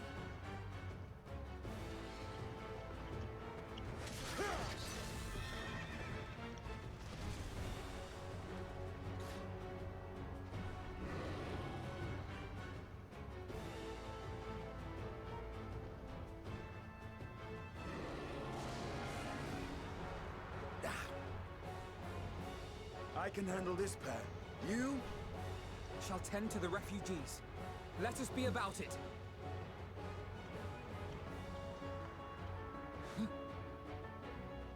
As you wish, my little lord.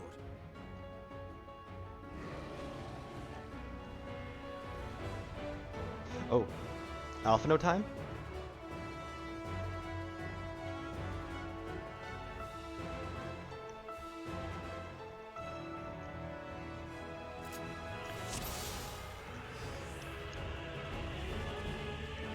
I'll command the beast's attention.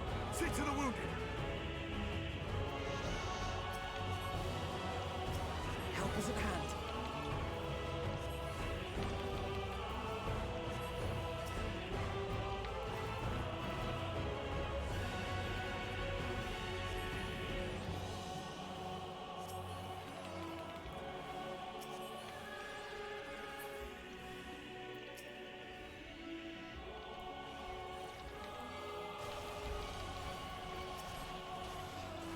Leave it to me.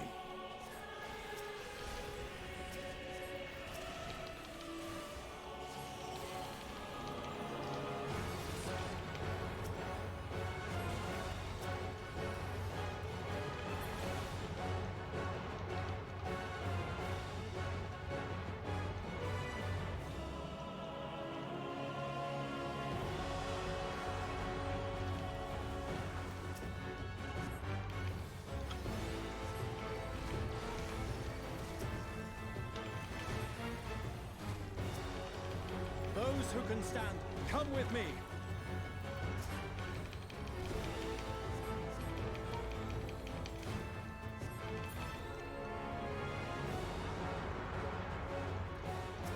Easy now. Deep breaths.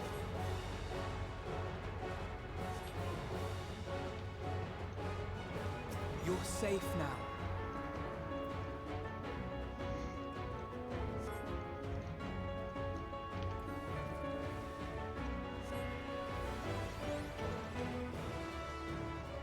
Worry not for the refugees, but for yourself, boy.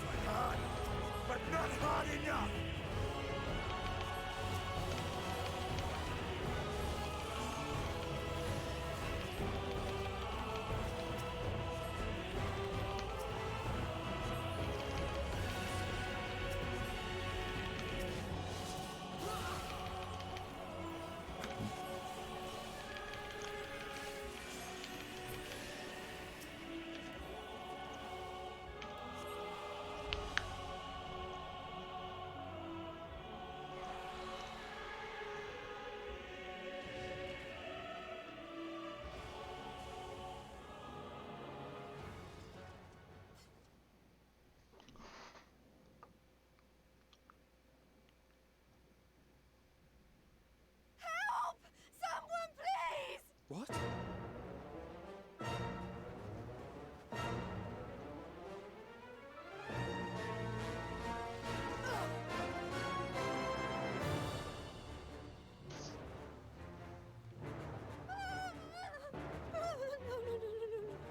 Don't.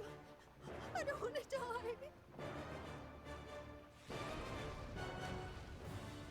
Forward! Let not a single fiend escape!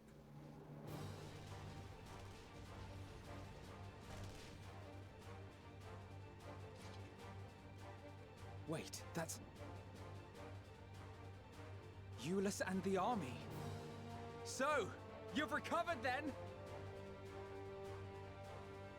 In time enough to be of aid, for once.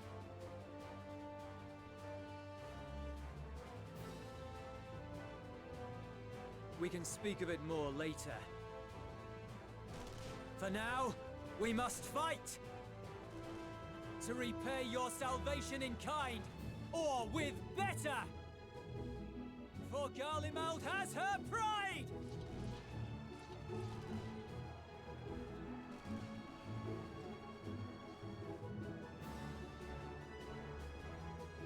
Of that I've no doubt.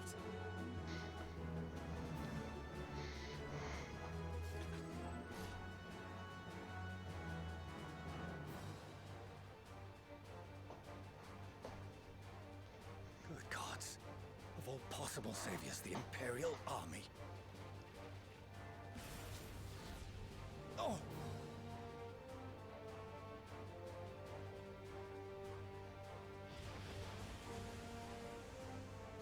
had hoped to take all of them down at once.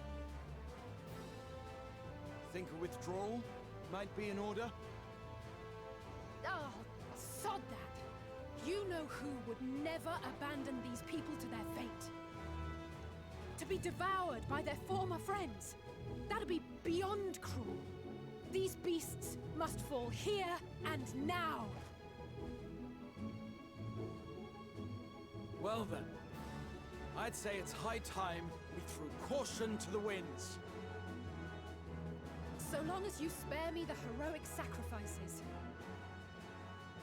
Now, let's go!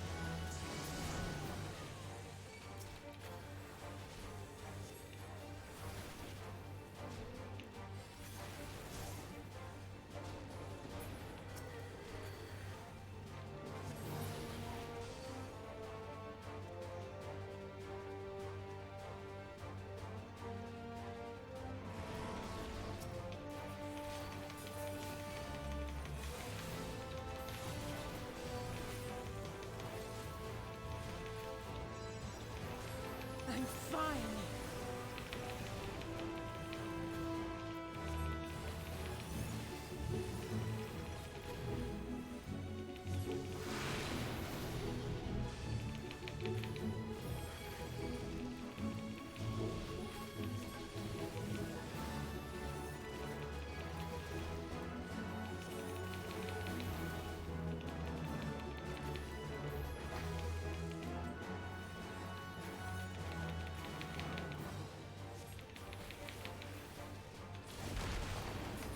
Not today.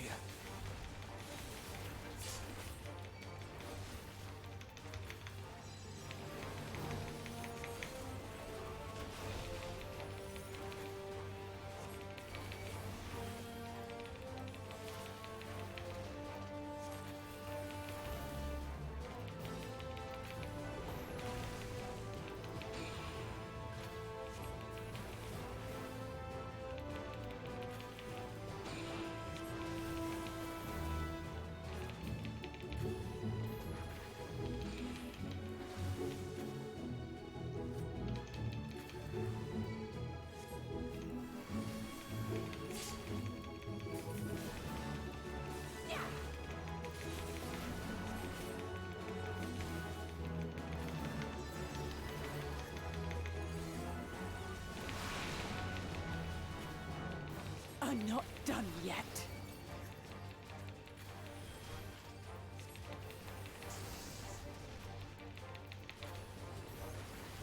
None to worry about.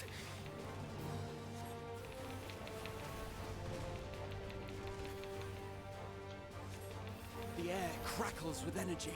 Find cover!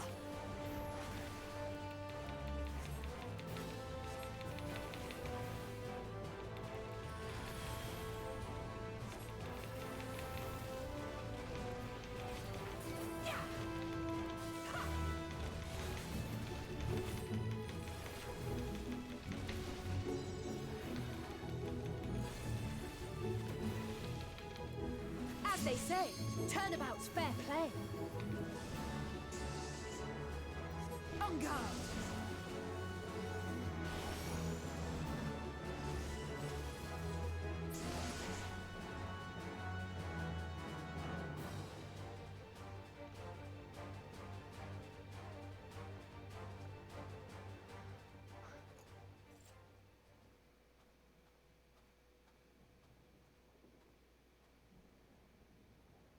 There's not the barest trace of ether. Maybe there really is no way to bring them back.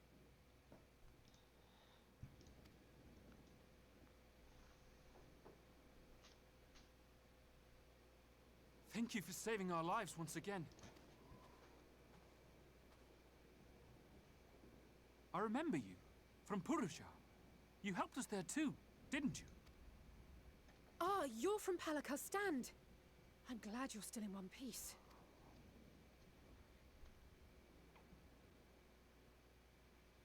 Or you will be, once I see to that injury of yours.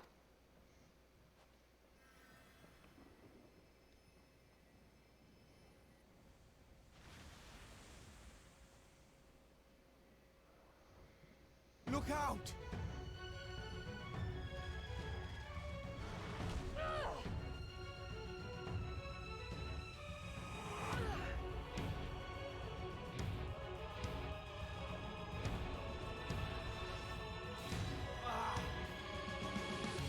And then Graha's the one who does that.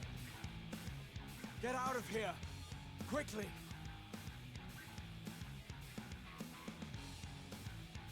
I won't lose them. Not a one. This will be a brighter future. I won't let a madman's apocalypse ruin everything we've fought to achieve!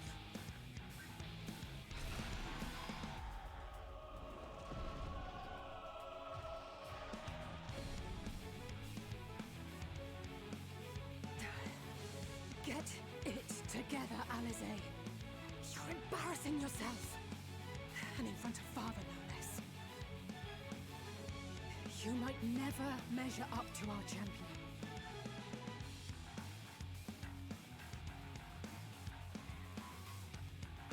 But we ask too much of him as it is.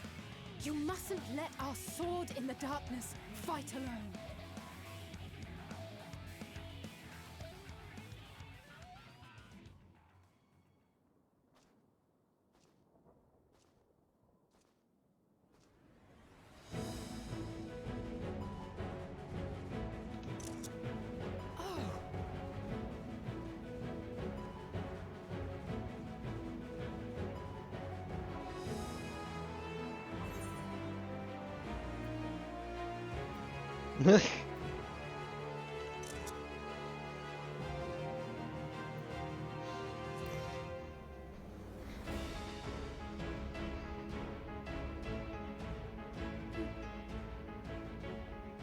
I can look after myself, you know.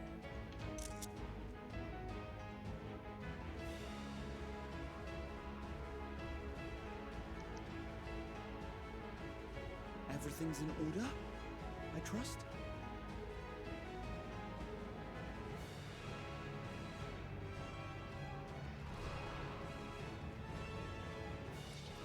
I've had enough of this rabble! Come on!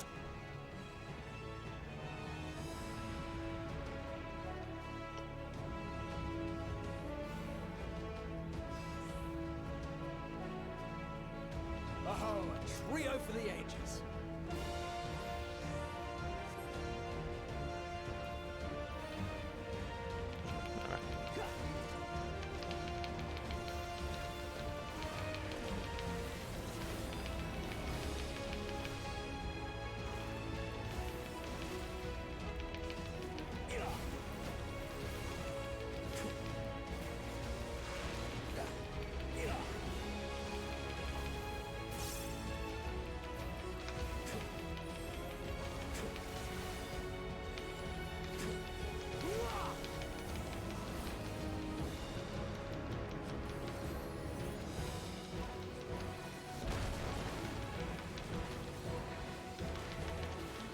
Just the beginning.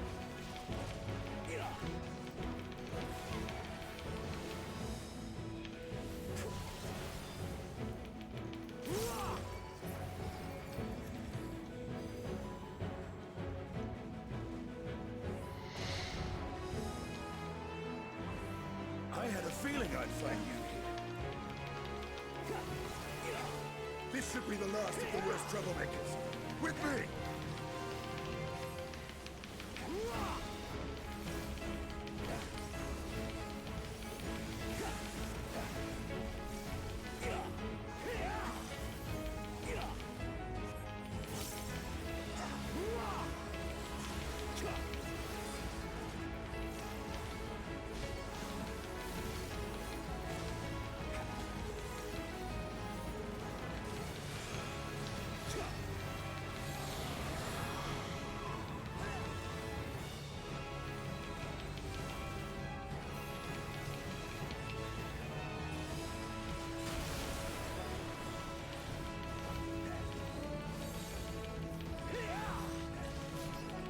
On your feet.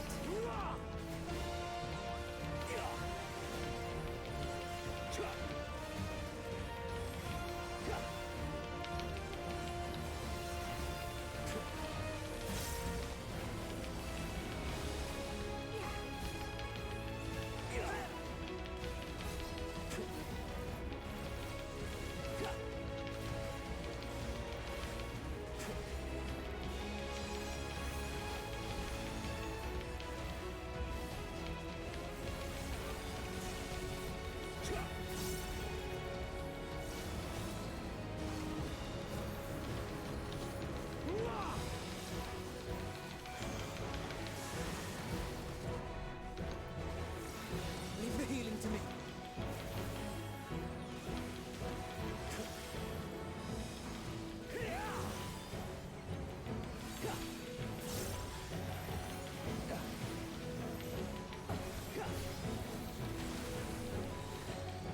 I am in your debt.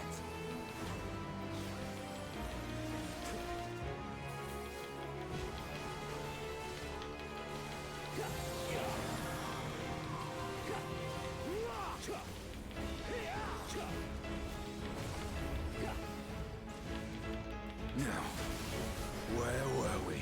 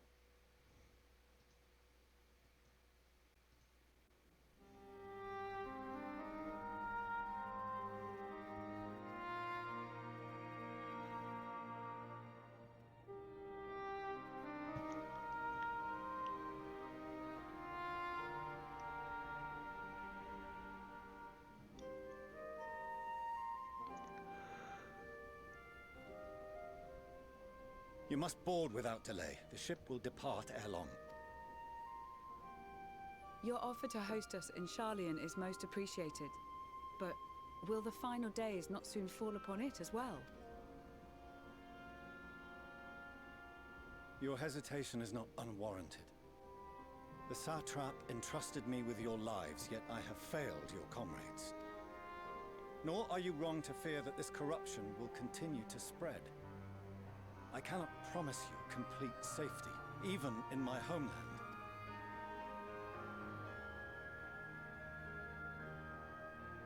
What I can promise is that I will do all in my power to protect you.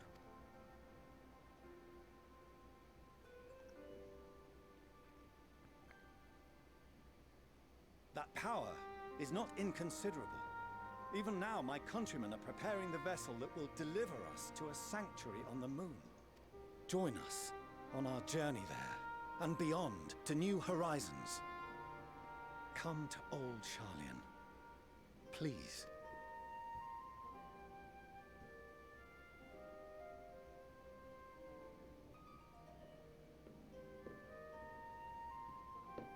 We would be fools to refuse such a generous offer made in earnest.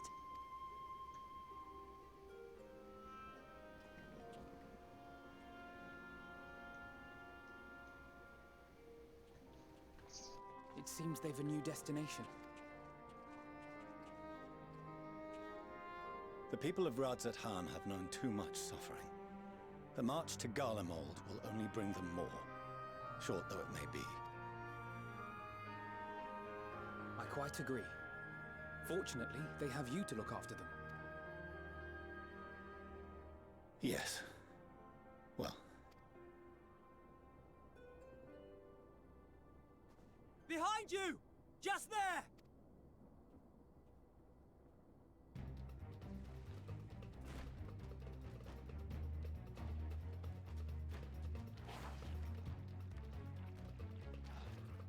More of them.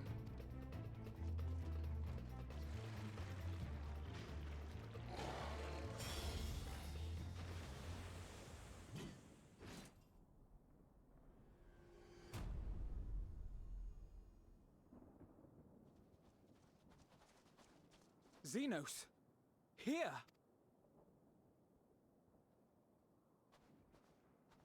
You'll be all right. Hurry to the airship.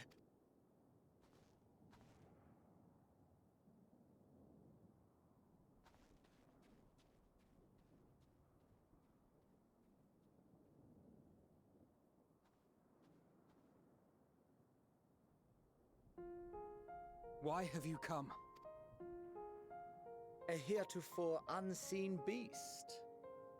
'Twas ripe for the slaying. Poor sport, alas. Unfit to temper my blade. Oh, for the love of... You cannot still be on about a rematch. That is, and has ever been, my sole concern.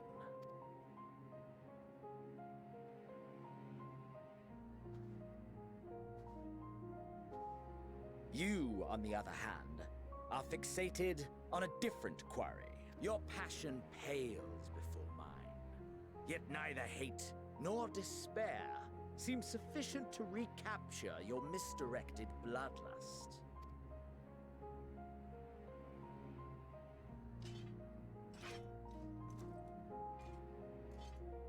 So, I hone my blade, and I wait. That's it. That's all you care about.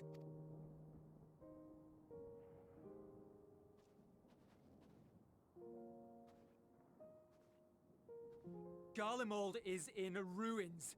Our homeland, the nation you rule, is as good as gone. Along with so many of its people, not just soldiers like us, not only those who fought and killed for power and duty, innocent civilians. Murdered by their own flesh and blood, lost and confused as they breathed their last. While we who survived with our lives and minds intact were left to freeze to death. The Eorzeans tell me all this was your doing! You slaughtered your countrymen! You did! For what? For nothing, in the end. So much wasted effort. You bastard! For your own sake, Eulus, you must control your anger. It will serve no one should it consume you and see you transformed.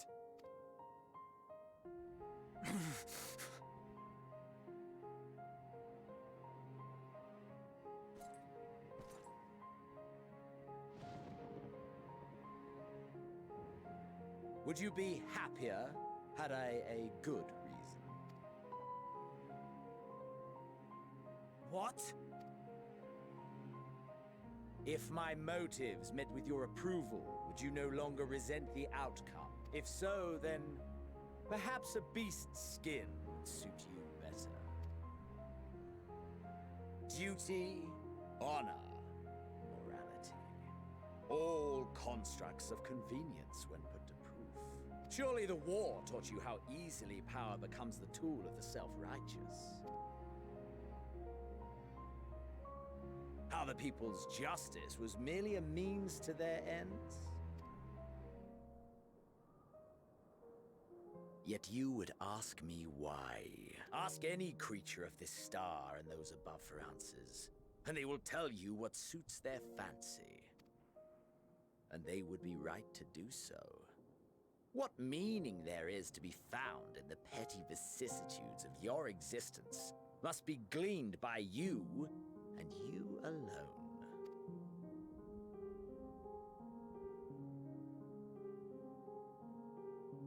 Should you seek it in battle in the fruitless pursuit of my demise, then come.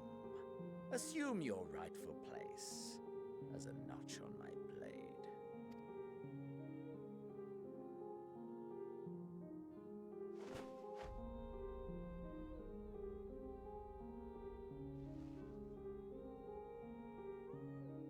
You are a blight on the Garlean race. And there would be no more satisfying way to expunge it than by beating you to death.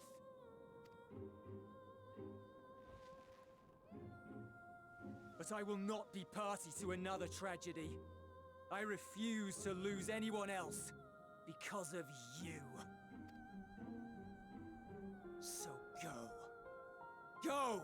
And may we never suffer your madness again!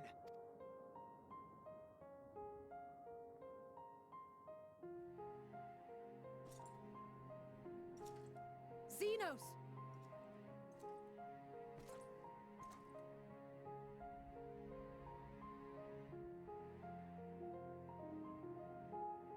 Perhaps you found meaning in living this way.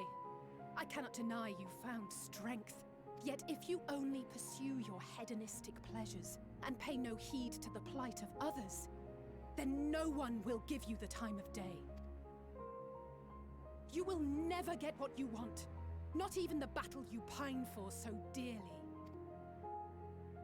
You'll be alone for an eternity, and you'll deserve every agonizing second of it.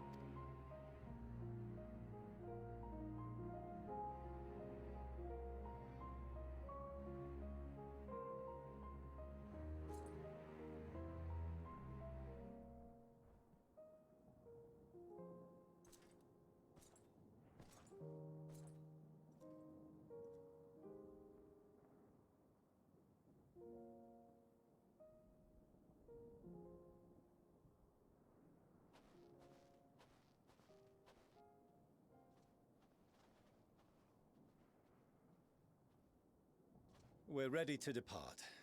The refugee ships will be leaving shortly, but I've asked mine to remain for the time being. There's room enough for you to join me on it, if you wish.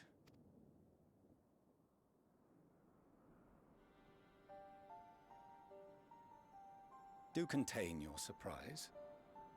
I needn't agree with the Scion's methods or intentions to acknowledge that their deeds are deserving of gratitude. We appreciate the offer. But might I ask why you are delaying your departure? I presume it is not solely for our benefit. I must visit Garlemald ere we return to Sharlayan. Having caused such an uproar, it is only meet that I explain myself to the Ilzabard contingent.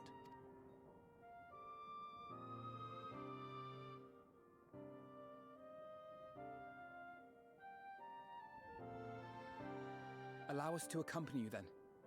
We should be glad to facilitate, given our familiarity with all concerned. If you would like to join as well, Eulus, we can speak of recent events on the way.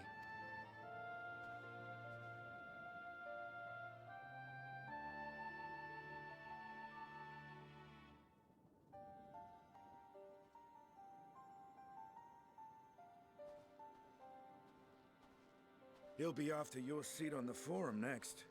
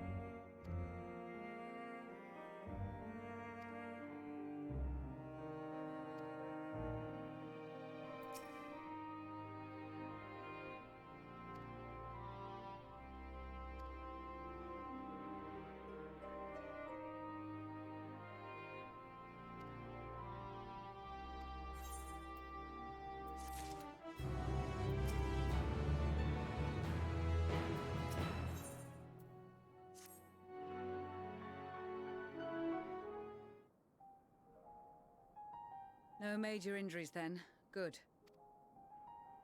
I briefed the recovered soldiers and sent them on their way as quickly as I could, but nevertheless feared they would not make it in time.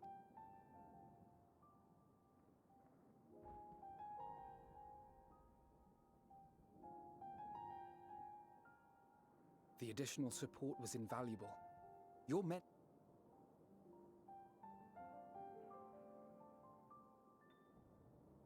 Though not all, I regret to say.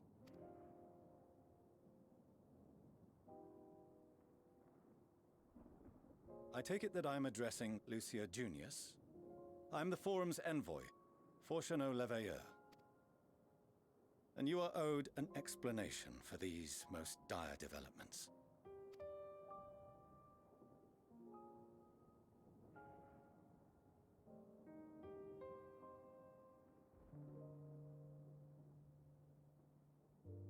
Another trial wrought by the final days. I was beginning to suspect as much. You doubtless feel some consternation having been forced to abandon your original plan. But trust me when I say you were right to send the refugees elsewhere. Beasts have been sighted within the capital. Perhaps it was a stroke of grim fortune that the population was decimated beforehand, as they've yet to appear in any great number, but in time. In any case, Maxima leads the remainder of the contingent in an effort to cull the creatures and evacuate the populace as we speak. Once the airships have taken to the skies, I pray your men can be persuaded to join him. You'll permit us to retain our weapons? I wouldn't have sent you after the Scions were I expecting you to stab them in the back. And I, for one, would not consider past transgressions more relevant than future contributions. Regardless of the circumstances that saw us at odds before, we need men of courage now, more than ever.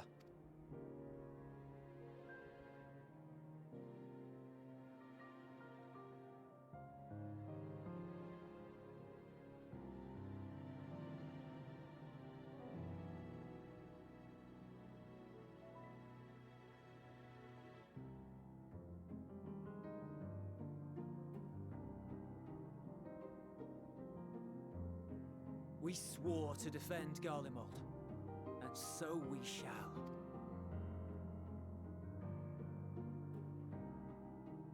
It seems you have everything under control. You will excuse me then, for mine own duties await. A moment, Master Fortuneau.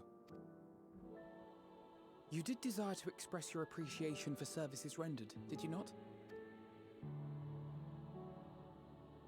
I did. Though if you intend to again ask that Sharlayan alter its course, you will find my gratitude insufficient. 'Tis nothing so onerous. I wish to hear the details of this grand endeavor of yours.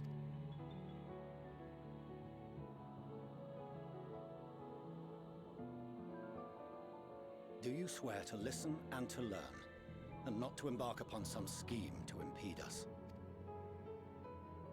I swear.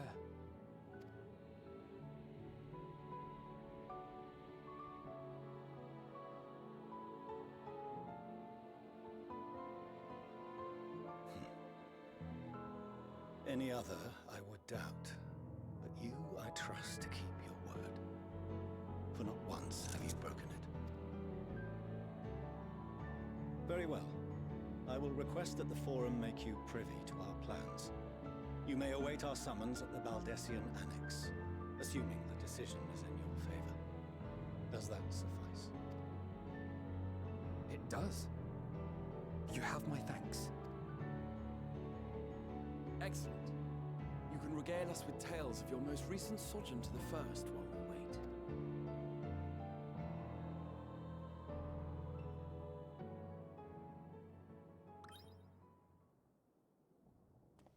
Did you hear something just now?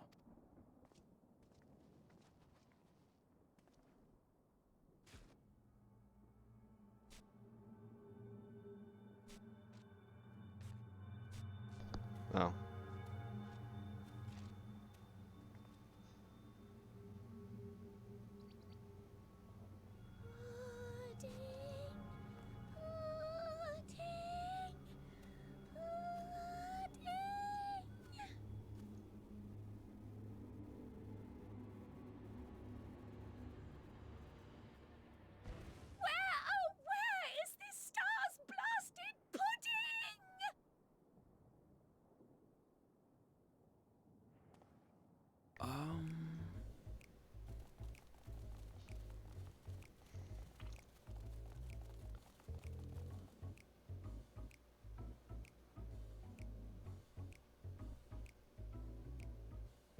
dawn may banish even the darkest night, and to this bitter clime bring warmth and comfort.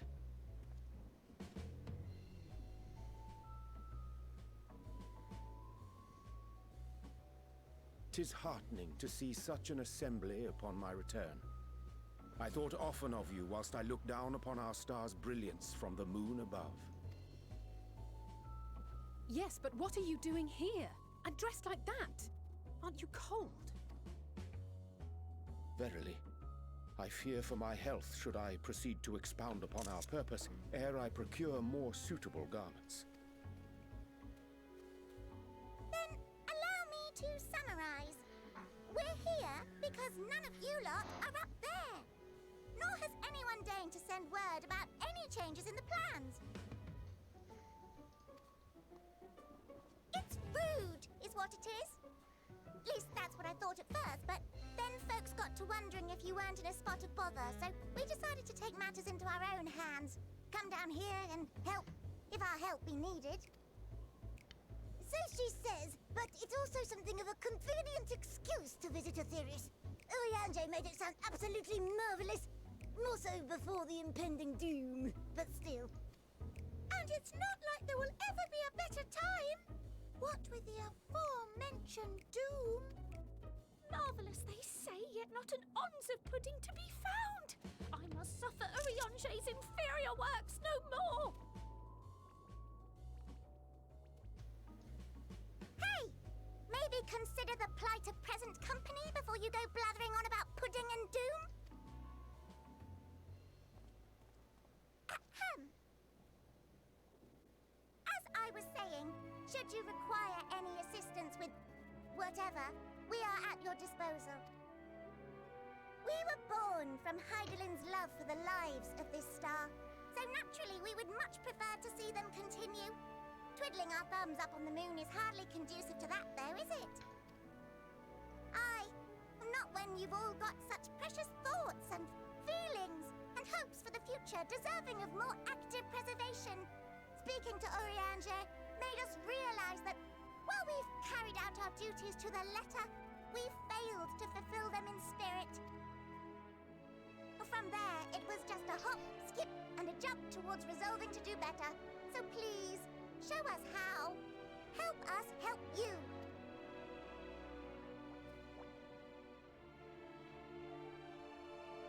Forgive me, but are they... Thy distant collaborators, indeed. Hail, fellow, well met. You'd be a member of the Forum, would you? It's an honor and a pleasure to meet you at last. I'm Livingway, Heidelin's right paw. That last bit is very important. As am I, if I may humbly say so myself. I bid you welcome to our star, Livingway. On behalf of the Forum, I thank you for traveling such a distance to meet us. As you have surmised, preparations for the Exodus have not proceeded as smoothly as we had hoped. I should be happy to personally escort you to our headquarters in Sharlayan, where you may advise us as you deem fit.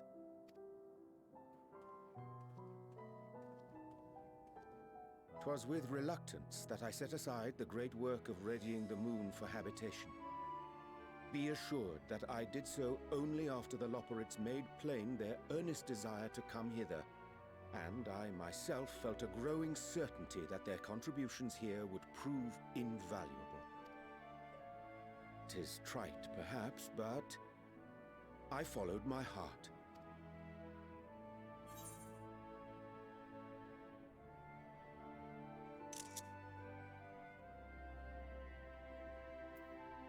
Ha! You can make fun of his pattern of speech.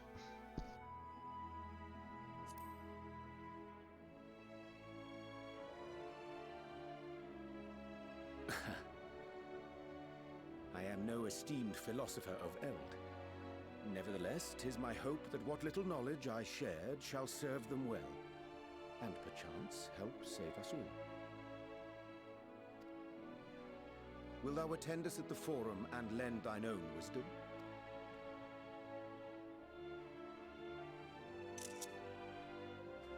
that's all quite settled, can we start moving before Urianger catches his death? Even I'm... Oh, I dare say you'll warm up quickly once you're aboard the airship. Sat shoulder to shoulder with our fur-covered friends.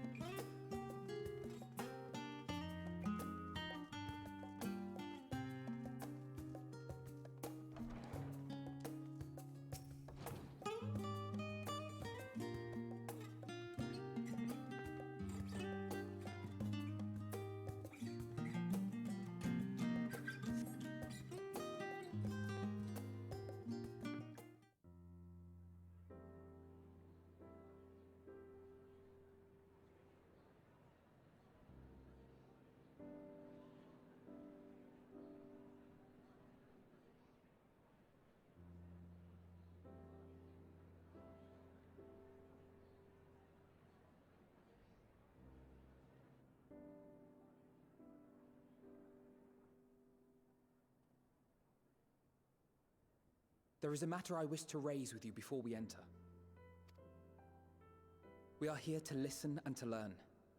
But if the Forum's plans are more or less what I expect, then I should like to make a proposal that will serve our ends. By your leave, of course.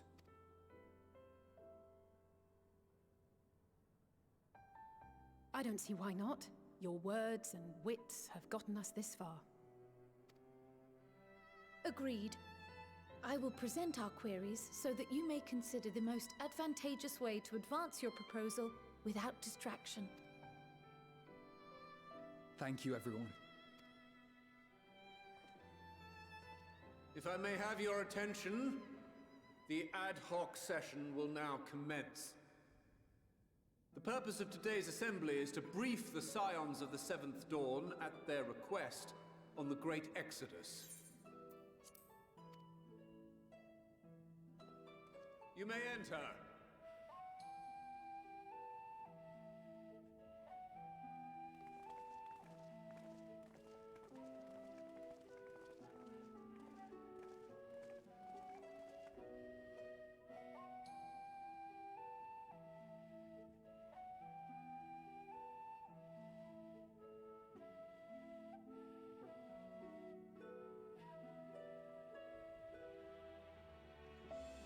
On behalf of the Forum, I commend your heroic actions on the Magna Glaciers. We shall not soon forget your service to us and the people of Radzat-Han. The Satrap, whom we have informed of the refugees' new arrangements, sings your praises as well. As an expression of our gratitude, we will endeavor to answer your questions as fully and openly as we are able. Then let us begin. First, it is the Forum's objective to ferry the life and knowledge of this star to the moon. Am I correct? You are. It is for this purpose that Sharlayan has labored these many long years. We have collected biological samples and scientific records from across the star. When the time comes, they will be moved from their places in Labyrinthos and Numenon and conveyed to safety. Once that critical task has been accomplished, we will begin transporting the Sharlayan citizenry, which has been categorized into groups. The earliest arrivals are to ensure hospitable environs for those who come after. Following our people, we will send those of other nations in turn, beginning with our allies. Radzat-Han was foremost among these, but since the final days have already come to Thavnair, we saw fit to include the refugees with earlier groupings. An ambitious plan. You have accounted for the safety of all nations and tribes, then? As many as we can. And how, pray tell, do you decide who to leave behind? To journey beyond the sky is an unprecedented and immeasurably difficult endeavor. Introducing sources of inevitable conflict would condemn all to certain death.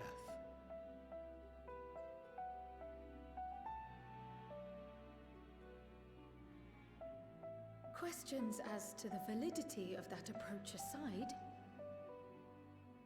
are your plans proceeding apace? We're under the impression that your primary means of celestial transportation is incomplete.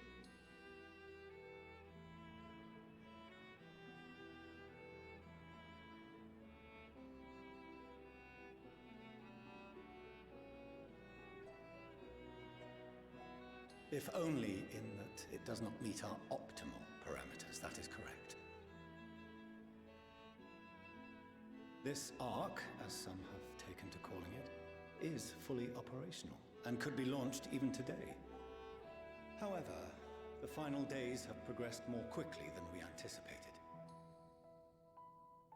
At present, the ship is incapable of attaining speeds sufficient to meet our evacuation targets.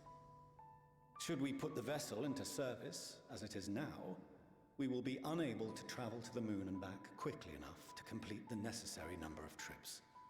Precious lives and knowledge will be lost. Seven hells. Is there anything to be done? The ether burner, the primary means of propulsion once the craft is in the space between stars, is undergoing testing to determine whether it can be made more efficient. Though cargo is being loaded for the initial phase of the Exodus, we are prepared to continue our experimentation up to the day before launch, should it prove necessary.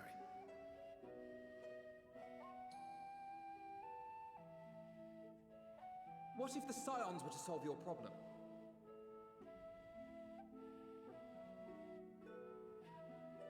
We shall help devise a means to improve the ether burner's efficiency, on 2 conditions. If we succeed, you must allow us to meet with Hydaelyn.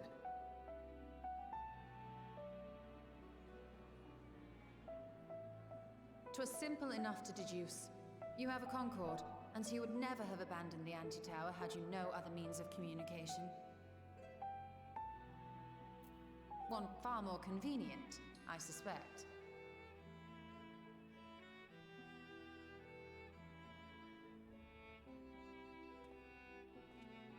The second condition, also to be met upon our success, is that we be permitted to propose another use for your Ark.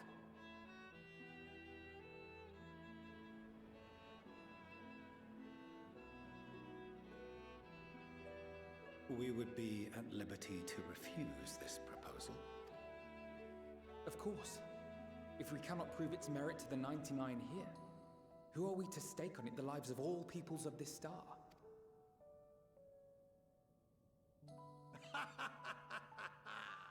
Delightful as always, Master Alfino.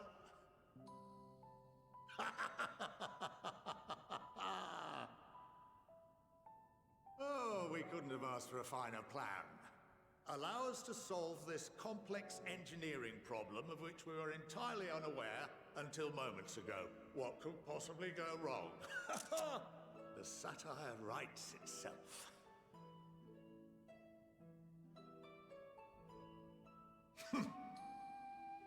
Yet, what field has not benefited from a Yeah, change in I'm perspective? fading a little bit When here we too. are at wit's end, what we need is not the same dry theories recited ad nauseam, but fresh inspiration.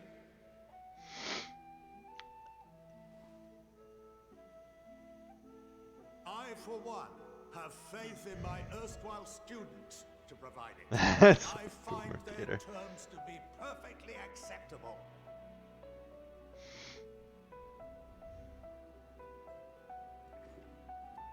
Order! Order! We have no time to waste on debate. I call a vote. All in favor of agreeing to the Scion's terms?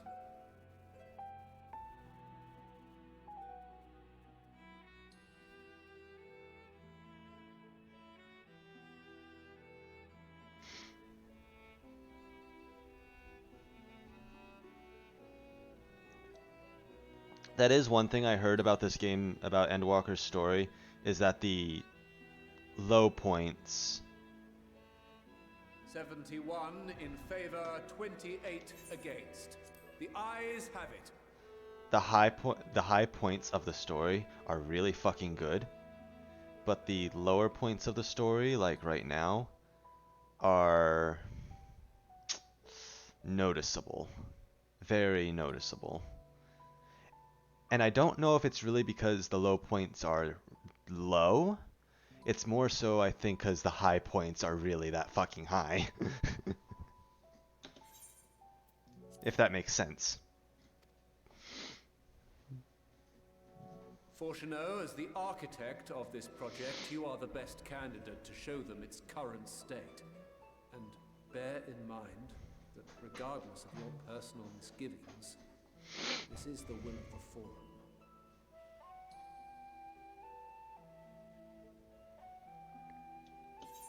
Very well. Hey Sabin, are you still high?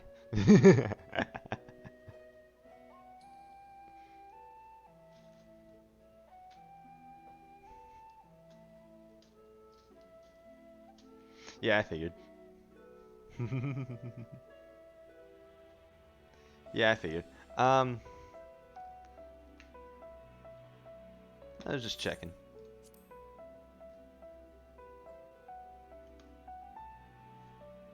call Hey, the I session don't to know a when you close. smoked it. Return to your tasks with urgency. The final days wait for none. Or ate it, however you did it.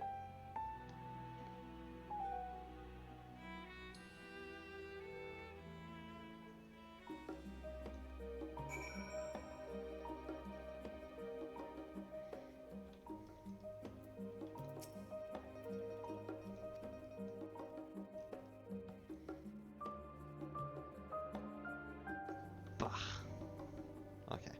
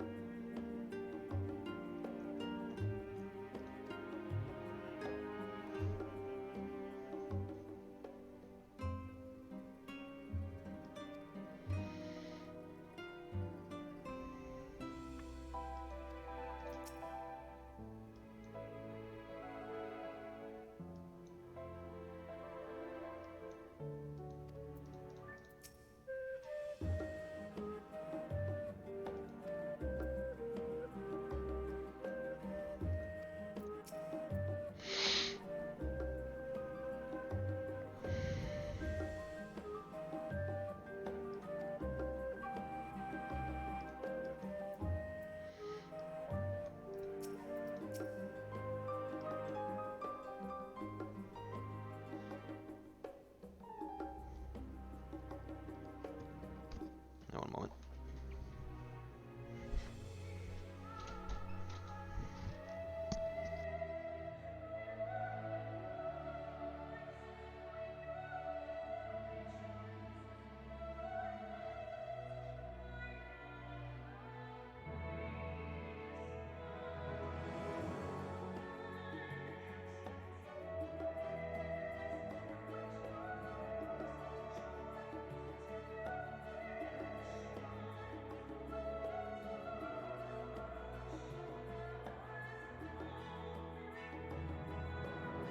I'll be right back.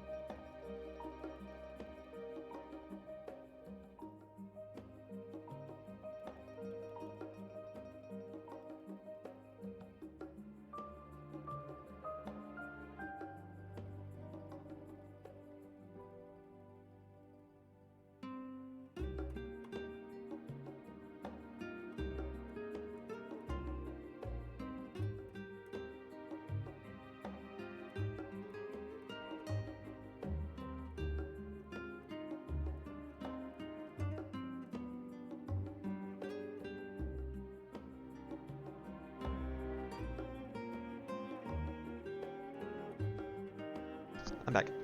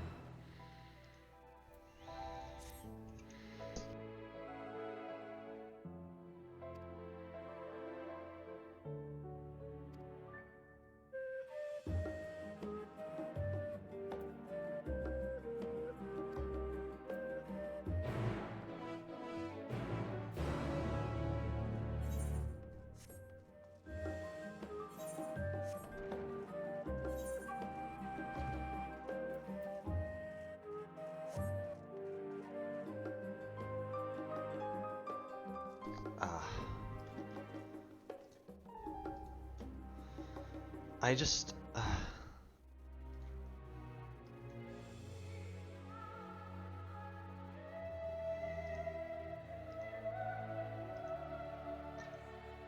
Sorry, I like this song.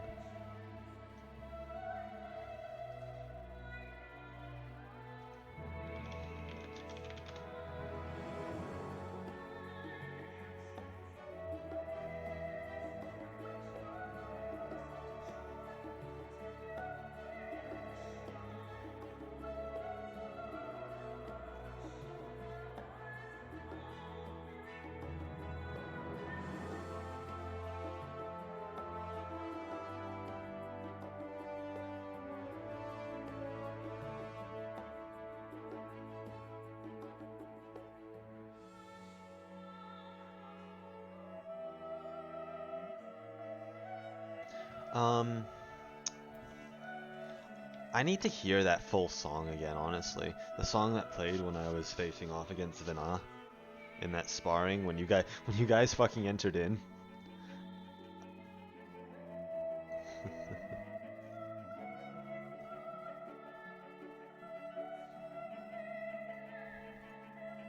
I need to find it.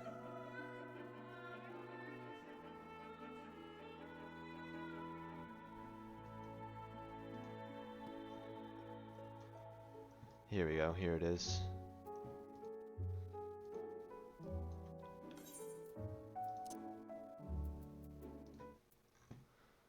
Oh boy.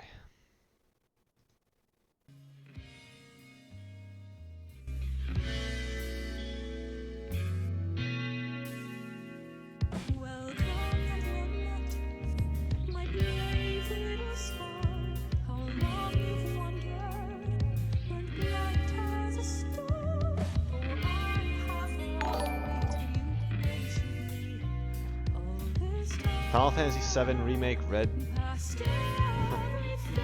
Thank you for the follow. Zach, I don't know when you, when was the last time you,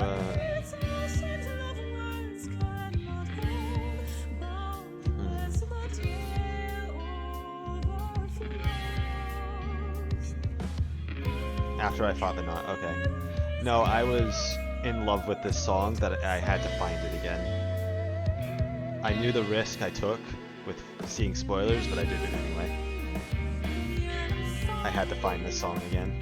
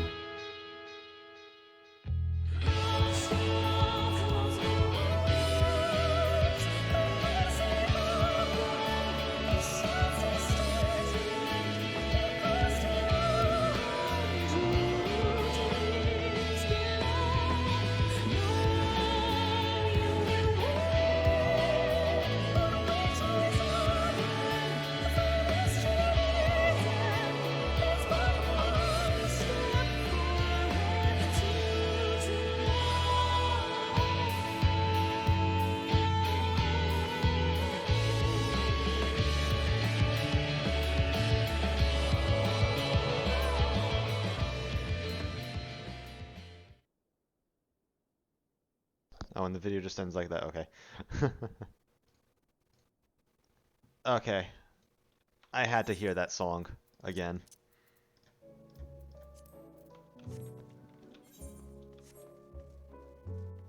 Where are we going? Oh, okay.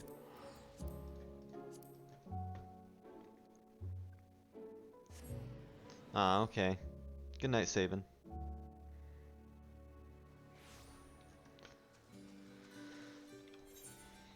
Sleep well.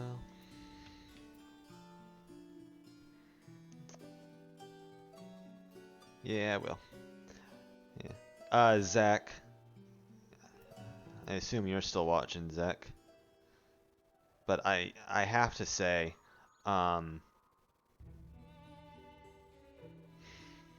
if I do, yeah, I will. Oh shit! Almost dropped my ring.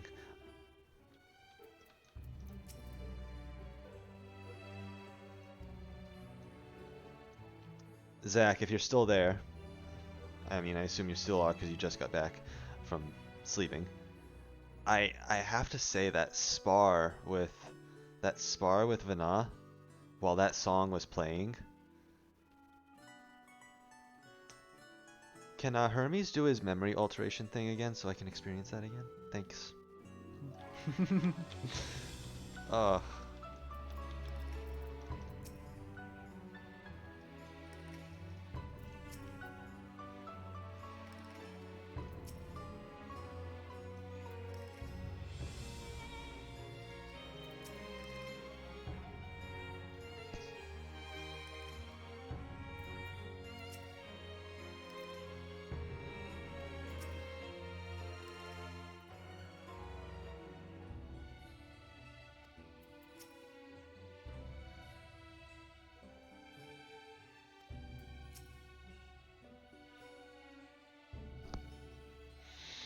I don't have any bots to give you Discords, but I do technically have a Discord.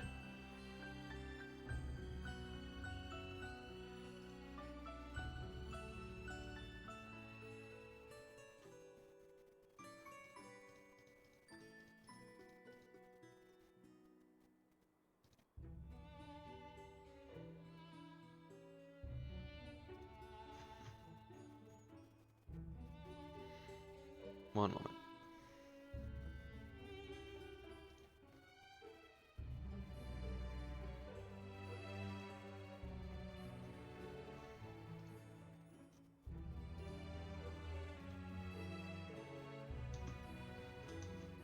It should actually just be in my stream.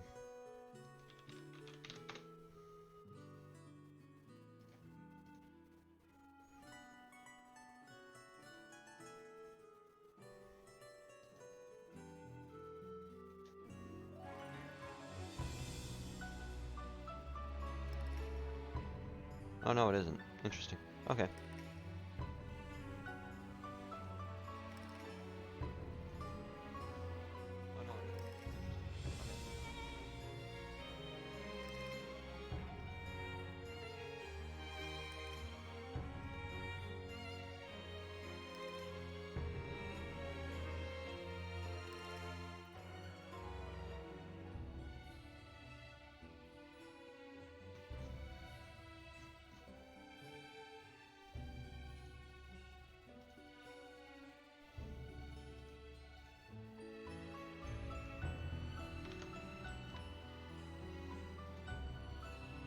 Should be able to join from that.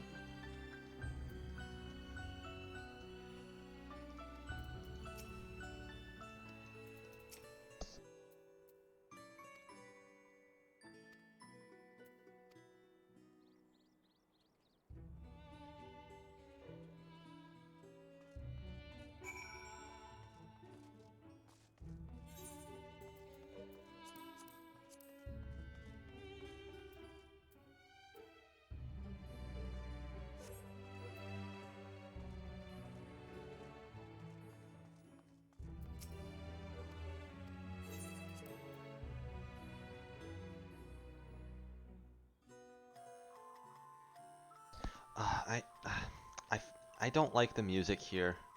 Yeah, I really don't like the music here. I hate to say it, but I really don't like the music here.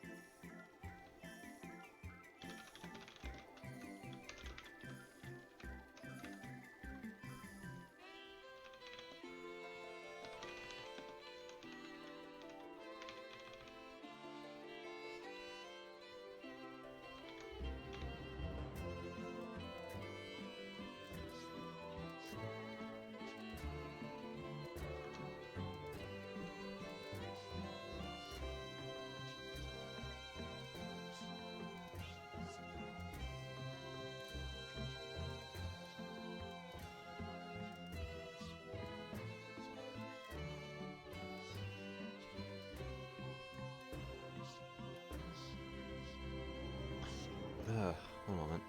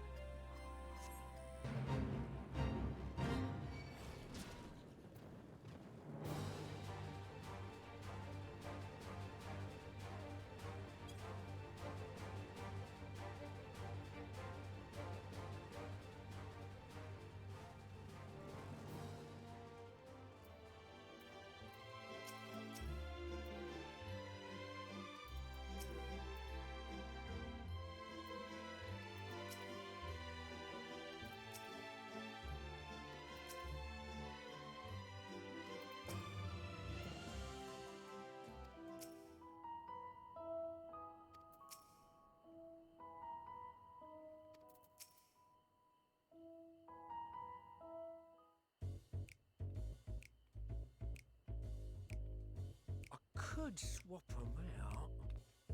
No, been there, done that. Damn near lost my eyebrows. Think, Coco, think! We'd be well on our way to paradise. Visionaries patting themselves on the backs for their grand accomplishments if you'd only think! Yes, that does sound rather lovely. Yeah! I mean, Master Force, you know, what a pleasant surprise. We're not blasting off already, are we? The schedule remains unchanged, for better or worse. Which is why the Forum has elected to accept assistance in resolving the Ether Burner conundrum.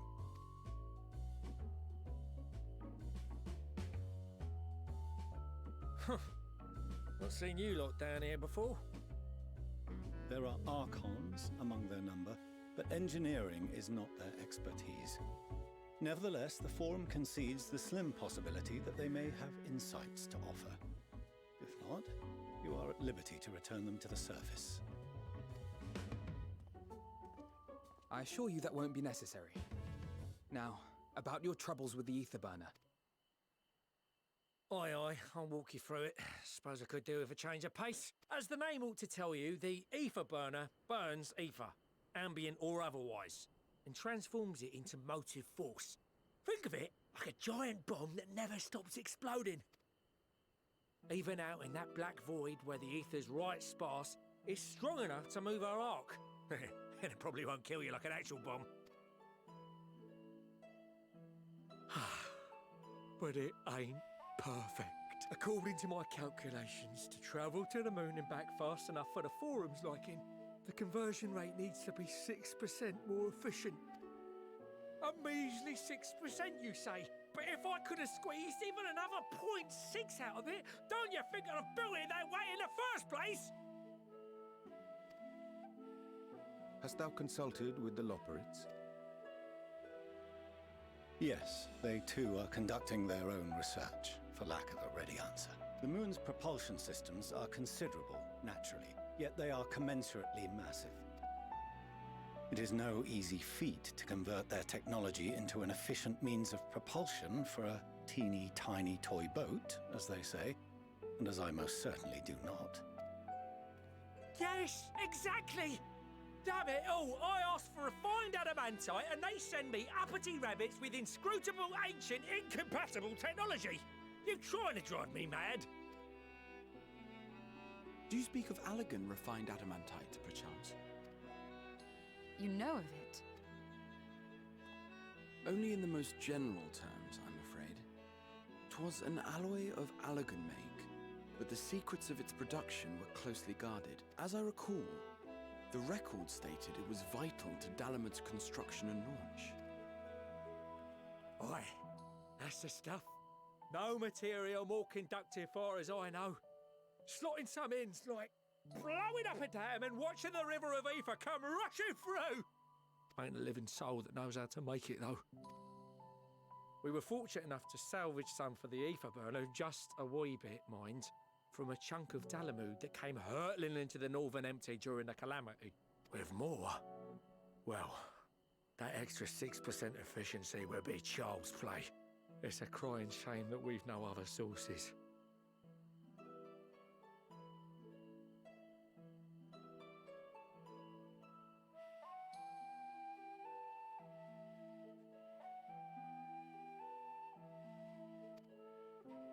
Surely the many shards of Dalamud scattered throughout Eorzea would suffice.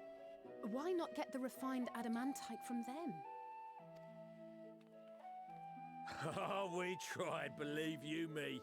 But only a few specialised pieces would have had any in them to begin with.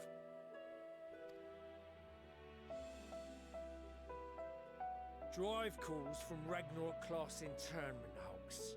Those are the prize bits we really need. According to the Gleaners, getting to them means delving deep into the shards. And the defences are still very operational and very eager to blow them up. It's rough going in there, even for the cream. Not sure they'd make it out alive. Weren't we near that part of the Ragnarok when we went to destroy Bahamut?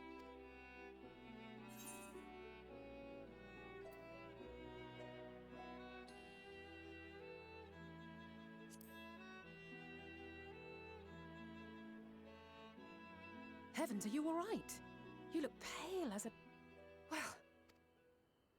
Best put that battle from your mind for now. Deep breaths. There are multiple internment hulks in Eorzea alone, so handling this ourselves may not be the most efficient option. Rather, if we could salvage adamantite from the shards simultaneously... Thancred, is the link shell we established before you went to Garlemald still active? Of course. The floor is yours.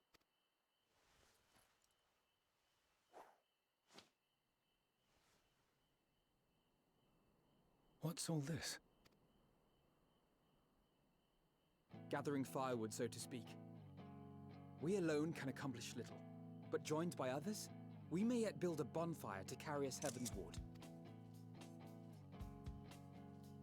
This is Alphino. The Scions have need of you.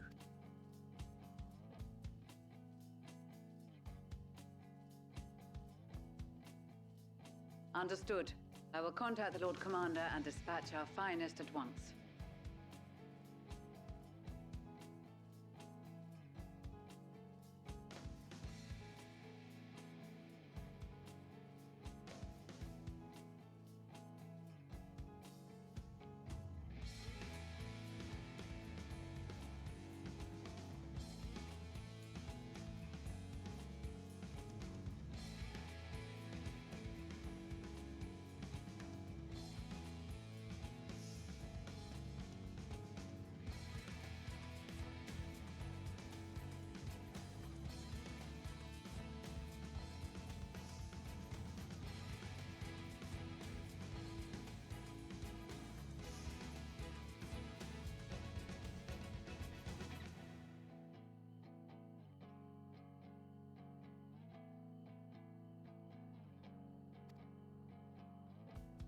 My sisters are somewhat preoccupied with the final days, so I will lead the 12-Sword expedition myself. Are you aware of any other sources of refined adamantite? Logically, such an invaluable alloy would have been utilized solely where absolutely necessary, in components intended to conduct or collect surpassing amounts of ether. Any extant instrumentation or devices would have likely found their way into the hands of etherologists or enthusiasts.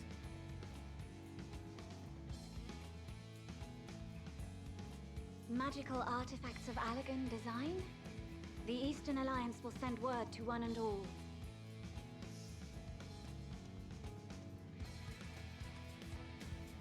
Are there other ways we may offer aid? No shards of the Lesser Moon scar our soil, but our stake in this cause is no less for it. Is there anything in Offord that might be of use to you? What did you say? Oh, you got friends in far places, lad. Anyway, if you're offering, I wouldn't say no to one of those Far Eastern sacred relics. Some of them can hold enough ether to summon a whole damn primal. Combine a source like that with the ether burner, and 3, 2, 1, kaboom! I gather you heard his explosive enthusiasm. Might you secure us a suitable relic? It shall be done.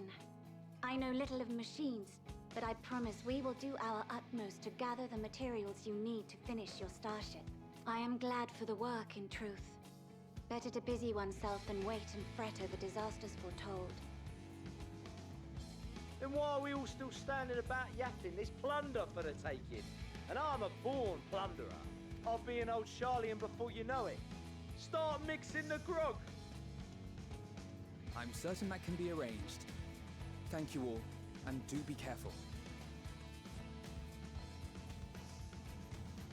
Just like that.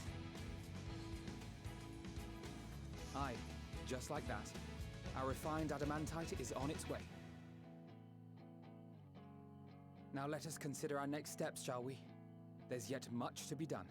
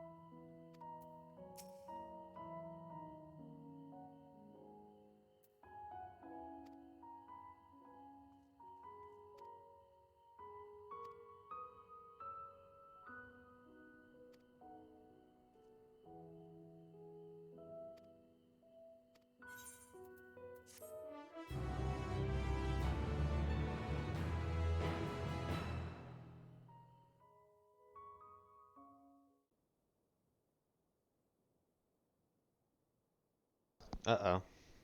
I don't like a meanwhile in.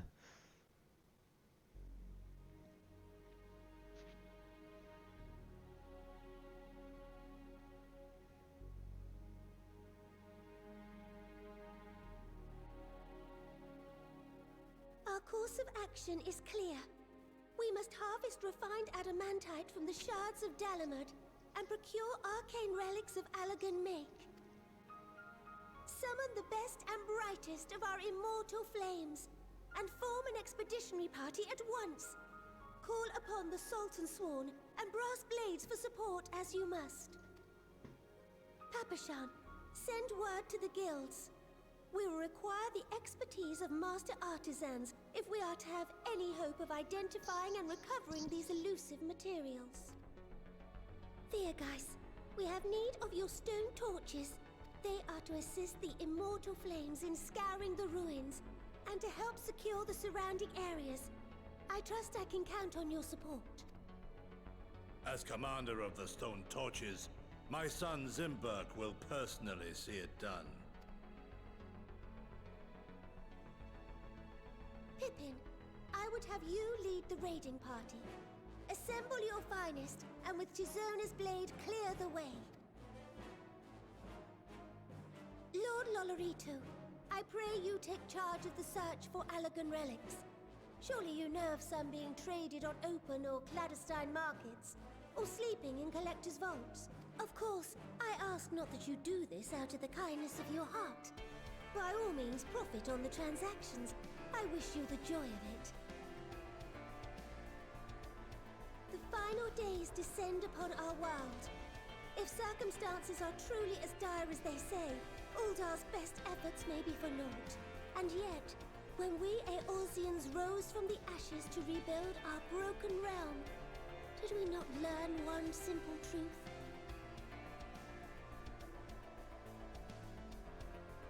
That which seems all but impossible to overcome alone may yet be possible if we stand together.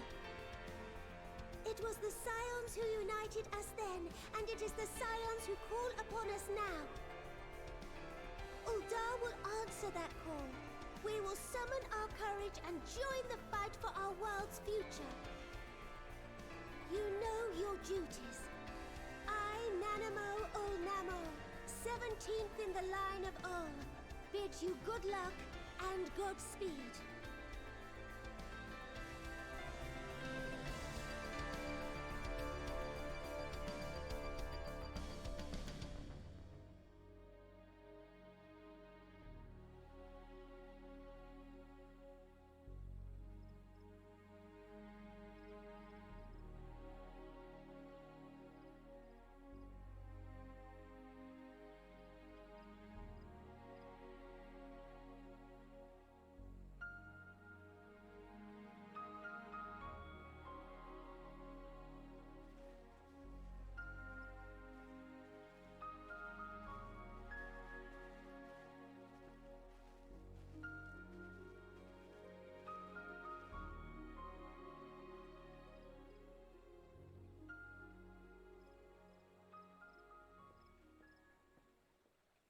We fielded a goodly number, but our ranks are heavy with healers, and an abundance of restorative magics will be of little help in destroying Dalamud's defenses. Still, it has ever been thus with Gridania. We must steel ourselves for a protracted engagement.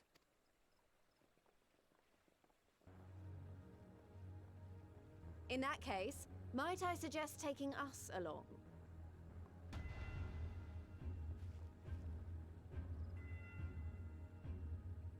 Commander Hext, what are you doing here? None of the shards in Girabania are big enough to hold an internment hulk. So we said to ourselves, why not lend our neighbors a hand? We thought you might be short on people with a talent for breaking things. While it pains me to admit it, you are right. Our deficiencies so plain to see. It might have been a lifetime ago, but I was once one of the Scions assigned to the Shroud. I know this forest well. I know your people. And I know we will be stronger if we fight this fight together.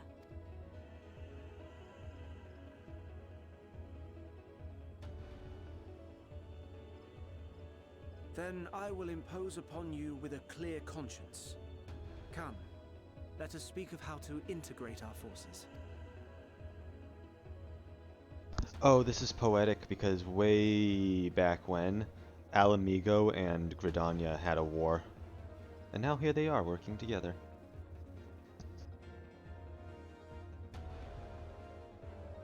I won't let it all be for nothing. I promise you, Papalimo.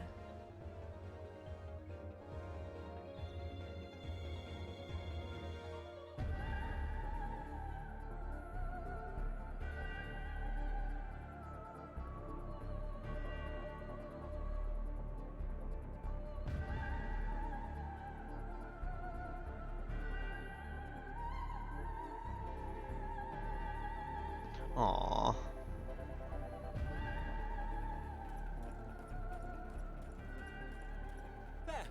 There you are. We've no time to waste, brother. Everyone has already... Ah.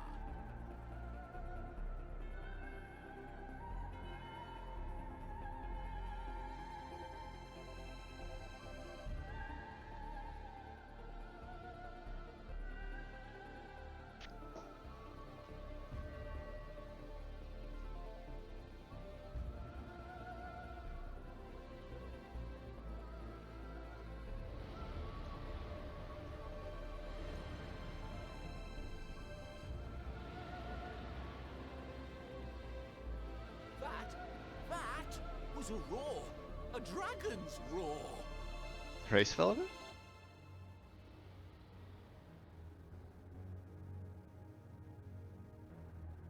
Vitra? Racefelder?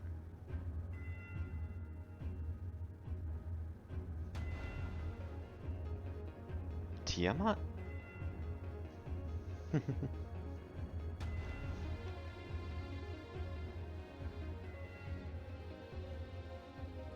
And so, in summation, the Eastern Alliance, as well as the Honorable Lord Lolorito himself, reached out to me for assistance in procuring these treasures of the divine, and I, in turn, do beseech the Confederacy for aid.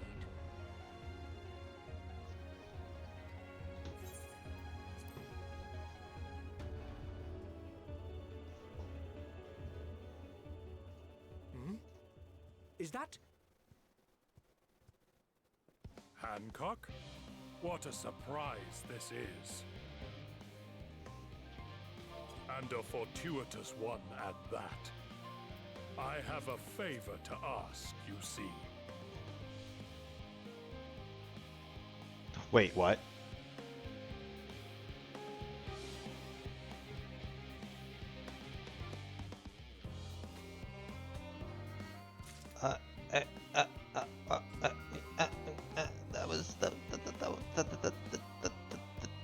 That was Siriu.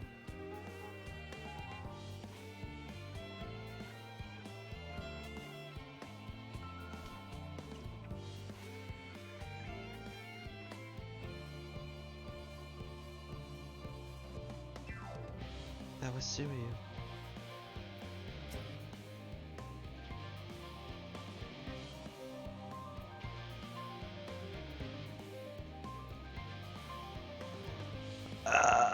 Okay.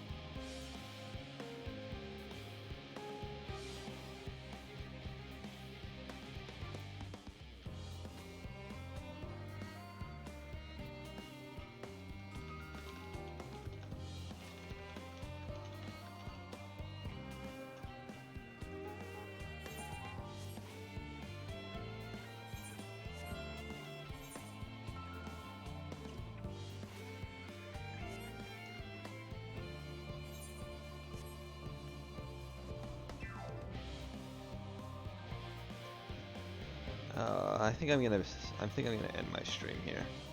We've been going for 7 hours. It's already 3 a.m.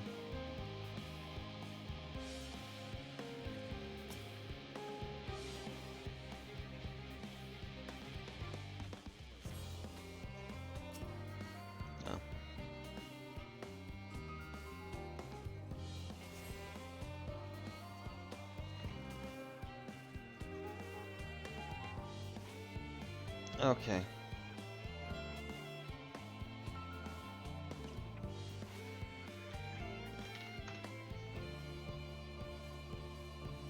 With this, I'm ending my stream.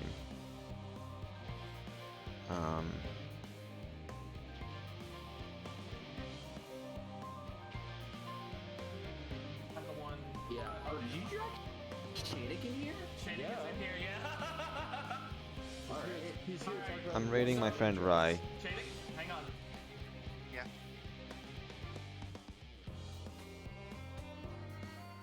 Maybe? Dear God, okay. Yep. Oh no, he's not really gonna be streaming for another 4 hours. Never mind. I think I might just end my stream without a raid. Oh well, right. I'm heading off. Good night.